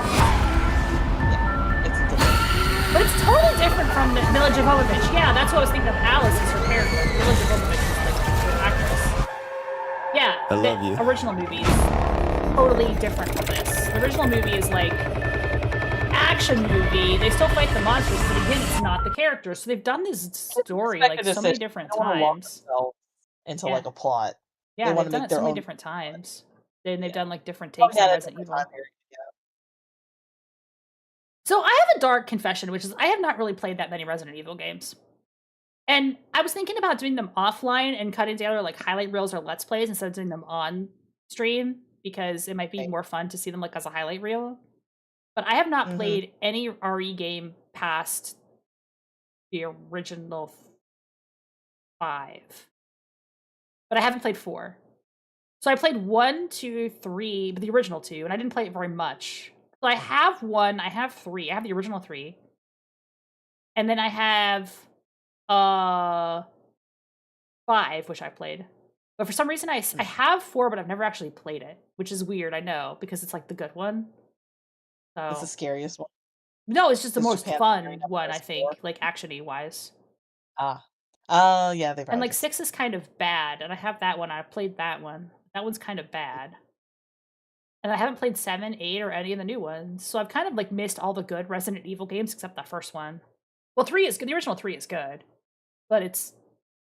I never crap was playing Resident Evil the last hard. Well, they were famously. They actually give you stuff to fight with. Well, famously, Devil May Cry was gonna be a Resident Evil game, and then it got out of hand and they changed it. Oh, that's fun. Yeah, because that's why it's similar to Resident Evil, but it's action-y. Because it was originally going to be RE4, and then they did a different thing with RE4. Oh, maybe that's why it's like isometric like that. Like the idea is that you're like fighting in a mansion type of thing. Yeah, so you can see all the. I can see it. Yeah, I can see that. Because 4 they have Leon, who's like kind of their main guy now, but they originally had Dante. And they made him the character, but then they were like, "Oh, this character's too over the top to be a Resident Evil. We're gonna change the game completely." We just made a whole game out of this, and then they just made a game. Yeah, exactly. Yeah, so that was like they came up with the idea because they were trying to make it RE4 that was more actiony, but then they were like, this isn't quite the direction for RE4, but we made, so we're just gonna change it." And then they did different RE4 that was also good. It's pretty good call. Yeah, honestly, yeah, because they started a whole new, not just a whole new franchise, but like a whole new type of game, to be honest, because it's not just like a player hack and slash. Yeah. And then Leon punched a meteor to explode. No, it's Chris Redfield. Chris Redfield is the boulder puncher. We went through this. He gets shipped with the boulder. This is the shipping wiki. Everyone ships him with the boulder. Yeah, he gets shipped with the boulder. Chris Redfield and a boulder. That's a ship, dude. Not really, but yeah, Boulderfield. That's a thing. Because he loves that boulder so much. It's Chris Redfield and his famous boulder. There it is. Suplex the boulder. Chris Redfield, happy pride to Chris Redfield. Not that he's gay for the boulder, but he's just gay in general. I mean, I guess. You can be gay for a boulder and gay too. You can be gay for happy pride to the boulder. Chris Redfield has superpowers or something. He's not... So, yes, but no. There's no reason for why he's so strong. He's just super fucking strong. He could be gay and gay for the boulder. Yeah, I don't know. The boulder punching asshole. He's the guy who punches a boulder. That's what he's known for. His power is that every day is arm day. Yeah. No, he just works out super hard, and that makes him strong enough to punch the shit out of boulders. That's it. That's the whole bit. I don't think he has any superpowers technically. I think he's just a ridiculous character. That's Resident Evil for you. Yeah, that's all there is to it. Oh man, what else do we want to look at? What else is interesting? We've been through a lot of places. We've gone a lot of directions today. Yep. I hope we answered everyone's questions about fanfic. Yeah. If you have any questions about fanfiction, please refer to this stream, and everything will be explained. Yeah, through the magic of the Yoshi Fluttershy and their pure love. We got Yoshi Fluttershy. Just have this tab open randomly. Oh, we hadn't finished with Sonic. Let's do a quick Sonic dive before I cut off the stream and go to bed. Sonic and a chili dog. That's legit. That's legit. Okay. What's the dumbest Sonic? What's the dumbest Sonic shit? See, I love that when you say that, and we're on the chili dog page, but we know it's not Sonic and the chili dog. No, that's canon. What the fuck? Yeah, that actually is. No, good, it's gotta be stupider. It's gotta be stupider. Real name Maurice. Like, if you knew that, if you didn't know that, now you do. Oh yeah, his name Mickey. Nobody calls him that. Maurice is his name. Maurice. Nobody's real name is Sonic. Obsessed. Because he can because especially we have Sonic Generations, so we have yeah, you can have Sonic era, like the two eras of Sonic cest. Yeah, Sonic and Sally. I like that. That's cute. Sonic Amy. Oh, you know what? That brings up a good point about that weird time travel kind of cest type of thing. Because it's okay, if you get with yourself young, is it paradoxical? Because shouldn't you know that that's gonna happen because it was you? Well, not if it's like a divergent universe. But it's like if Sonic Shadow's my most problematic Pride Month opinion. Oh yeah, I guess you're not into the Sonic Shadow ship. Like the Mortal Kombat where Kano does yaoi with his younger self. Yeah. I loved that, and then they immediately killed him off. I was so bummed. If you get the younger version of yourself as a grooming, depends on how old the younger version of yourself is. That's canon? Kano hooking up with his younger self? Yes. But then they immediately they killed them both after that. They killed him. But yes, that did happen. It's a time travel thing. But then they kill him. So they don't get to see the results of this again. I fucking marked out for that. It was crazy. That was on stream. I saw that. That was back before I was a VTuber. But yeah, no, I don't know if you saw that clip ever, Bisho. But I think it's Mortal Kombat 11. Is that time travel?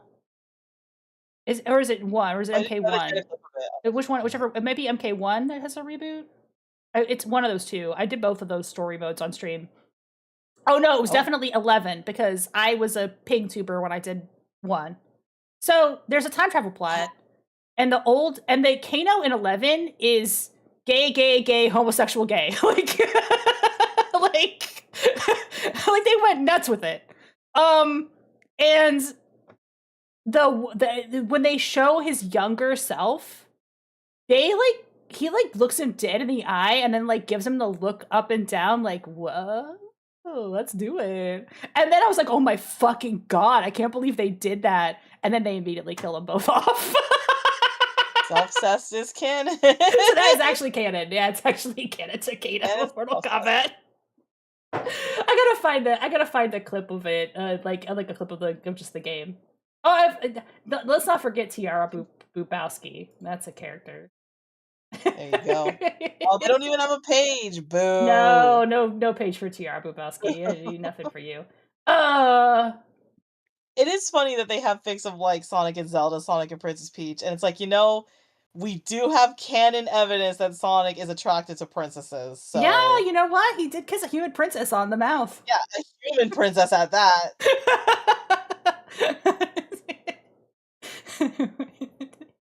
We all remember. We can't forget. I'm never the ship between Sonic and Echo the Dolphin. That's pretty good.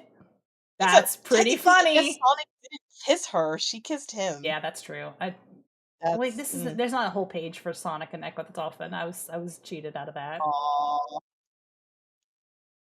Were you really hoping that there would be a DeviantArt page of someone really dedicated to Sonic? I think these two are siblings. Savage relationship never met siblings. No, they. What do you mean? What do you mean? What do you mean they never met? They're standing right fucking next to each other. Sonic the Hedgehog is a canon game. It was released by Sega. Yeah, and it's Sonic. It's canon. It's canon. It's canon in Myrtle Sonic the Hedgehog. And fandom everywhere else? Do we have to make a distinction between this as dubiously canon? It's a canon game. If people try to argue Yuji Naka or whatever didn't make it, it's no, that doesn't count. He hasn't made any of them in forever. He also evades taxes, so yeah, he's also a convicted felon. Exactly. So we don't need his touch to make Sonic canon. It was insider trading.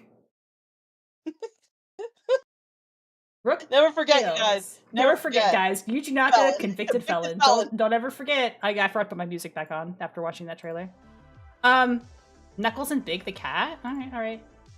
Okay, you cannot tell me there's any serious Big the Cat ships. All of that has to be crap. Well, you opened up that rabbit hole. Let's see if there's serious Big the Cat ships. I'm playing with fire. I know. There's gotta Sure, be. Big the Cat They ship Sonic with Froggy are everybody. Sonic and Mega Man, the Mega Sonic.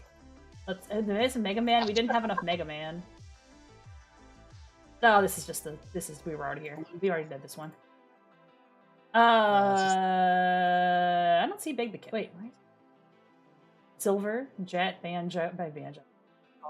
Yeah, I mean, do whatever. Rotor, Luigi, Sonic and Luigi. Sure. Literally anyone Sonic has talked to is a ship. Anyone Sonic has ever talked to. Okay, now we're getting into the triples. These are fun. The Pollies. Sonic, Whisper the Wolf, and Tangle Lemur. Sonic Rapunzel? Yeah, now we're talking. This has a name too. Yesterday's Present. Why? Sonic. What in why? I don't. Okay, wait. Why is Glinda the Good here? What is this? Okay, what are we doing with Wicked? What are we doing with the Wizard of Oz? See, this has to have stuff because this has like. Yeah, of course. Time. This has age. Yeah. There's age here. Yeah, this is venerable. I'm not like I saw Wicked, but I mean I'm not. I saw Wicked in the fucking theater, like not in the movie theater. I mean I saw the play in New York, like the Broadway. actual like Broadway. Yeah, play. yeah, but I'm not like a Wicked person. I know the songs and I've seen the play, but I'm not like a fandom person for it. You know what I'm saying? I read the book. I've read the book. I saw the stage show. That's it. I'm not like into it. I liked it. No, it's really great. Like I'm just not. There's a difference between like seeing the thing and digging into the fandom of a thing, I guess. Yeah. Like, that's why I always say stuff like I like Undertale, but I like it a normal amount. Because I like Undertale, but I like it a normal amount. I played the game. That's I another enjoyed lesson you guys take from us looking into shipping and wikis and fandoms. There are fandoms that can ruin an entire fandom for you. Yeah, for sure. And I feel this fandom, I don't know that much about this fandom, but I also feel like the Wicked fandom kind of has like a lot of reputation. Yeah. A lot of it is also like Broadway fandoms in general are really crazy. Yeah. Like they're a different level than like what we know fandoms are from like games and anime and stuff. I just feel like people into anime and games are just more connected to like the internet, and Broadway fans seem to just not be, and they're like. This is a big one though, right? The Glinda, Elphaba. Yeah, people love that. That was definitely like they're clearly canon in the musical without being canon in the musical. Yeah, that makes sense. Yeah. This is one that I can definitely see. What makes a lot of sense to me. Like, you know, I'm sure we're not getting this from like original Wizard of Oz fans like all the way back in the day, but like no, like the musical like I don't know if you've read the book, but the book has like a lot more overt sex in it, and it's mostly straight sex. The between book her is and the very male like love interest. we're definitely college kids. Yeah, well, it's not necessarily between these two, but I mean, this is like actual fucking between her and the sequel. Like she has a kid. Yeah, you'd be surprised. Oh, spoilers! She has a kid with the dude. No, I think this one definitely has a lot of support and is definitely like a popular shit for sure. That's the thing, because like the movie's recent, and the movie definitely knows that this is what people want. Yeah, so exactly. How do we edge the line of canon and expectation? I think. Yeah, for sure. Like, it's on Sonic the Hedgehog and Madonna. Like Madonna? Who? Like not Madonna. Early concepts. Oh, a character named Madonna Garnet featured in Archie Comics Sonic the Hedgehog who resembles Topaz. She doesn't look like Topaz. But I don't know this character. I don't know this character. I guess this is a lovers? Topaz... That's so fucked up. That's weird. Okay, I mean, get it, Sonic. I absolutely. You know what? I didn't know about Madonna? No! At least it's basically a Duver. I did not know about Madonna. This is new to me. Well, because, like, remember, the people who wrote the Sonic comics is Archie. And Archie just has crossovers with literally everything. Yeah. Like, 6 degrees of Archie, essentially. Oh, sure. Archie. Well, it's in video games. It's Ryu, right? And was over. Yeah. Donna was the original concept of a girlfriend for Sonic. That's whack. Okay. Sure. They didn't want to give. I thought Amy Rose was the original concept of a. Well, it's not Amy. They call her Sally in one of the manuals, and then they made Sally a different character. But like, yeah, like because like I think in the manuals, like all the little animal creatures Sonic frees from Eggman's robots, they actually named all of them, or at least in Japanese they did. Maybe the Japanese manual has a lot more detail of the they'll backstory. go into some weird supplementary material for like just no reason. They just have like stuff, and it's fun. Donna then Rosie. See, this looks like a panel that like someone jokingly did at Archie Comics. Okay, that's crazy. I did not know these characters. That's funny. So that is kind of funny. I learned something. What about the Robotnik ships, though? Can we look at the Robotnik ships real quick? Because Robotnik's on the Tumblr Sexy Man, as well. He's getting more notoriety because like Jim Carrey brought back his character. Yeah, and people like him in Agent Stone, right? Because they're kind of that's a big. Yeah, both of them are in the Tumblr Sexy Man poll. Actually, I think it really is Agent Stone. Like everyone really just likes him. Like people love like a sub guy that's not like cowardly. Yeah, that's it. Wait. That's a real I'm so big lost. Wait, how do I get to Dr. Robotnik? I'm just gonna fucking Maria. Be someone. Wrote like Mega Man. No, Dr. Eggman. Okay, that's why, because they have him as Eggman in here. Right. Yeah, there's Jim Carrey, Eggman.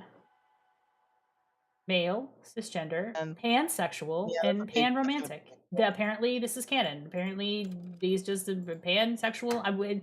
Why are they saying this as if it's canon? I don't understand. Do we have confirmation on that? Do we have confirmation that Dr. Eggman is a panromantic? See, I feel there's probably some crazy detail in the movie, and I just can't remember like what it is. Okay. Let's keep going. When they say, I guess technically, if you consider him pan, like he probably has something about like I love my robots or something like that, or I love robots. Yeah, what's the I would like to know more. I would like to know more about where we arrived. The shit between Eggman and a latte. You guys are great. You guys are funny. We gotta look at the Stone. See, that's still like Agent Stone though, because he makes the lattes. But so. There's not a page for Agent Stone, but like this is obviously a this is obviously a fucking ship, right? This is like the ship. Yeah, that's the ship. Like this everyone is knows what the it's human about. ship in Sonic. This is it. This is the one. And there's not a lot of detail here. They haven't gotten detail on this one, but they're kissing. Look at this fucking picture. Yeah. That's a lot of proximity. Like their noses are touching. What? It's like Robbie from freaking what's that? Lazy Town. Arguably the most popular ship to spawn from the film series. I don't know what else you've got. I mean, you've got the normal married couple they know that what are they there. were doing every second of the way of doing it. Absolutely. This is absolutely there for that reason. For sure. 1,000,000%. He does kiss him he kisses him on his little nose. Then he shaves his head. They have a kiss. It's a canon kiss. Yeah, there's a canon kiss.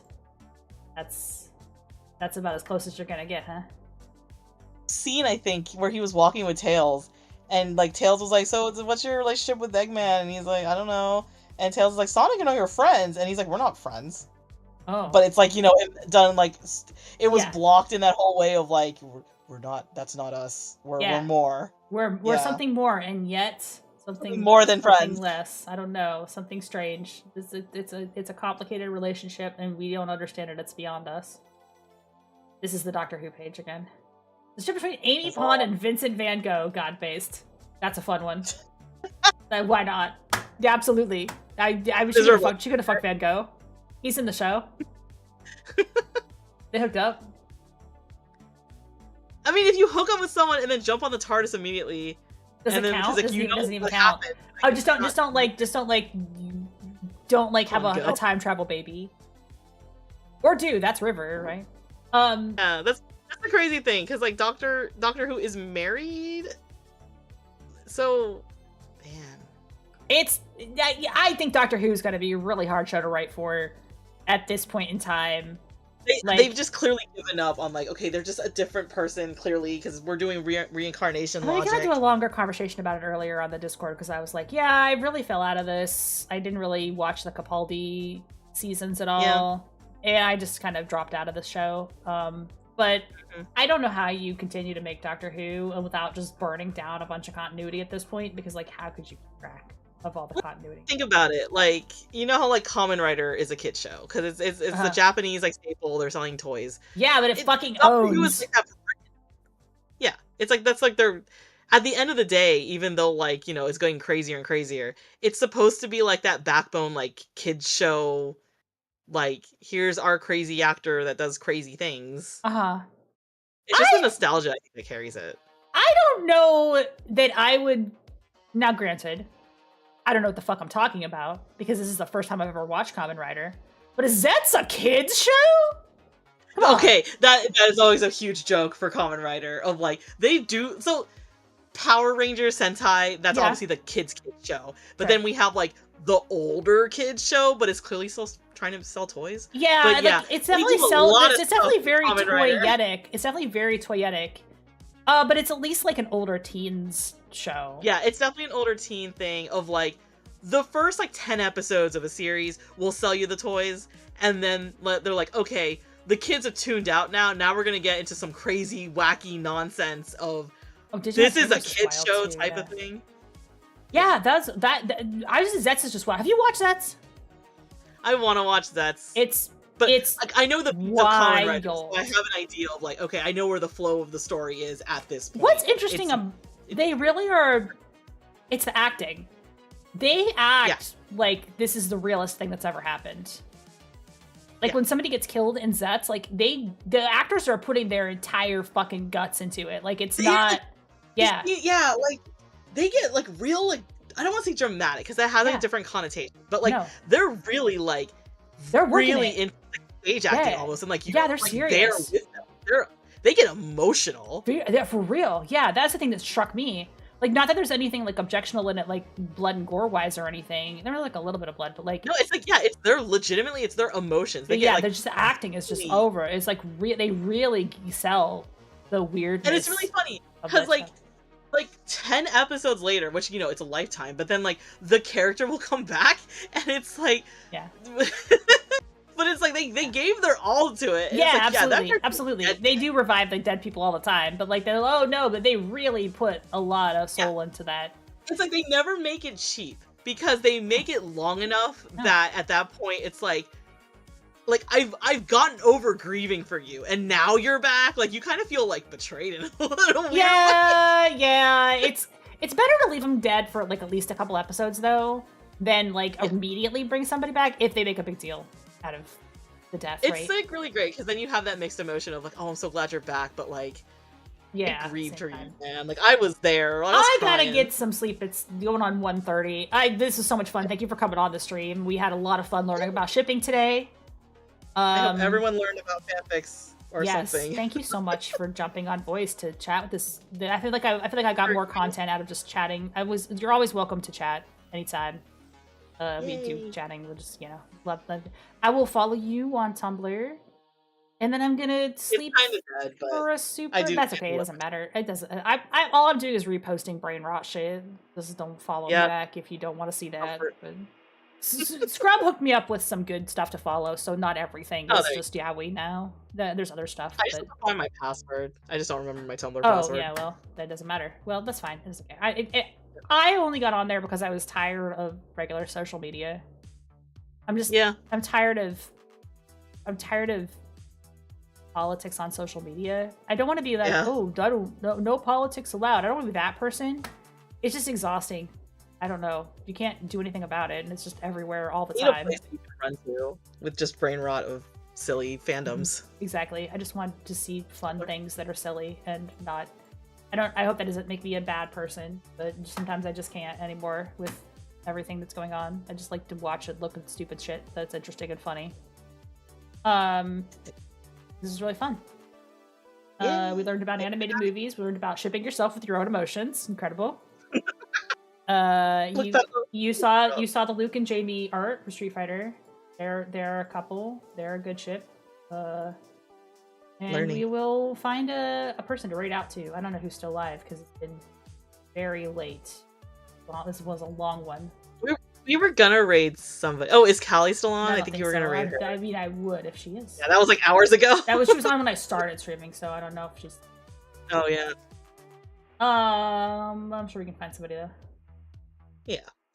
I guess it's very late now. Pokop's still on. Pokop's always late. Pokop's always streaming late. Like, a good like overflow for. Everyone teach Pokop. Everyone teach Pokop about the Shipping Wiki. We learned a lot today. It was beautiful. It was wonderful. Guys, thank you so much for coming by and watching my return to streaming after a week off. I have blown my voice out and I'm now very tired. Next stream Thursday. Star Rail. Okay, Star Rail. We're gonna do the new patch. We're gonna do the Blade polls. I'm gonna try and get Blade. I'll probably get him because I have 50-50. I have a guarantee, which is nice. But I don't know. The game might be like, no, fuck you. You don't get anything. So we'll see. You're gonna get it because it's Pride Month. It's Pride Month. Happy Pride Month to Blade Honkai. They did bisexual icon. Yeah, they done a lot for the gay characters in the Honkai games. Hey everybody, take care. Thank you, Bishop, for being on the show. Thank you everybody who came by for the raids, who want to stick around for chatting. We have a lot of folks out tonight, so I want you to know that I appreciate all of you. And we'll see you next time. Bye.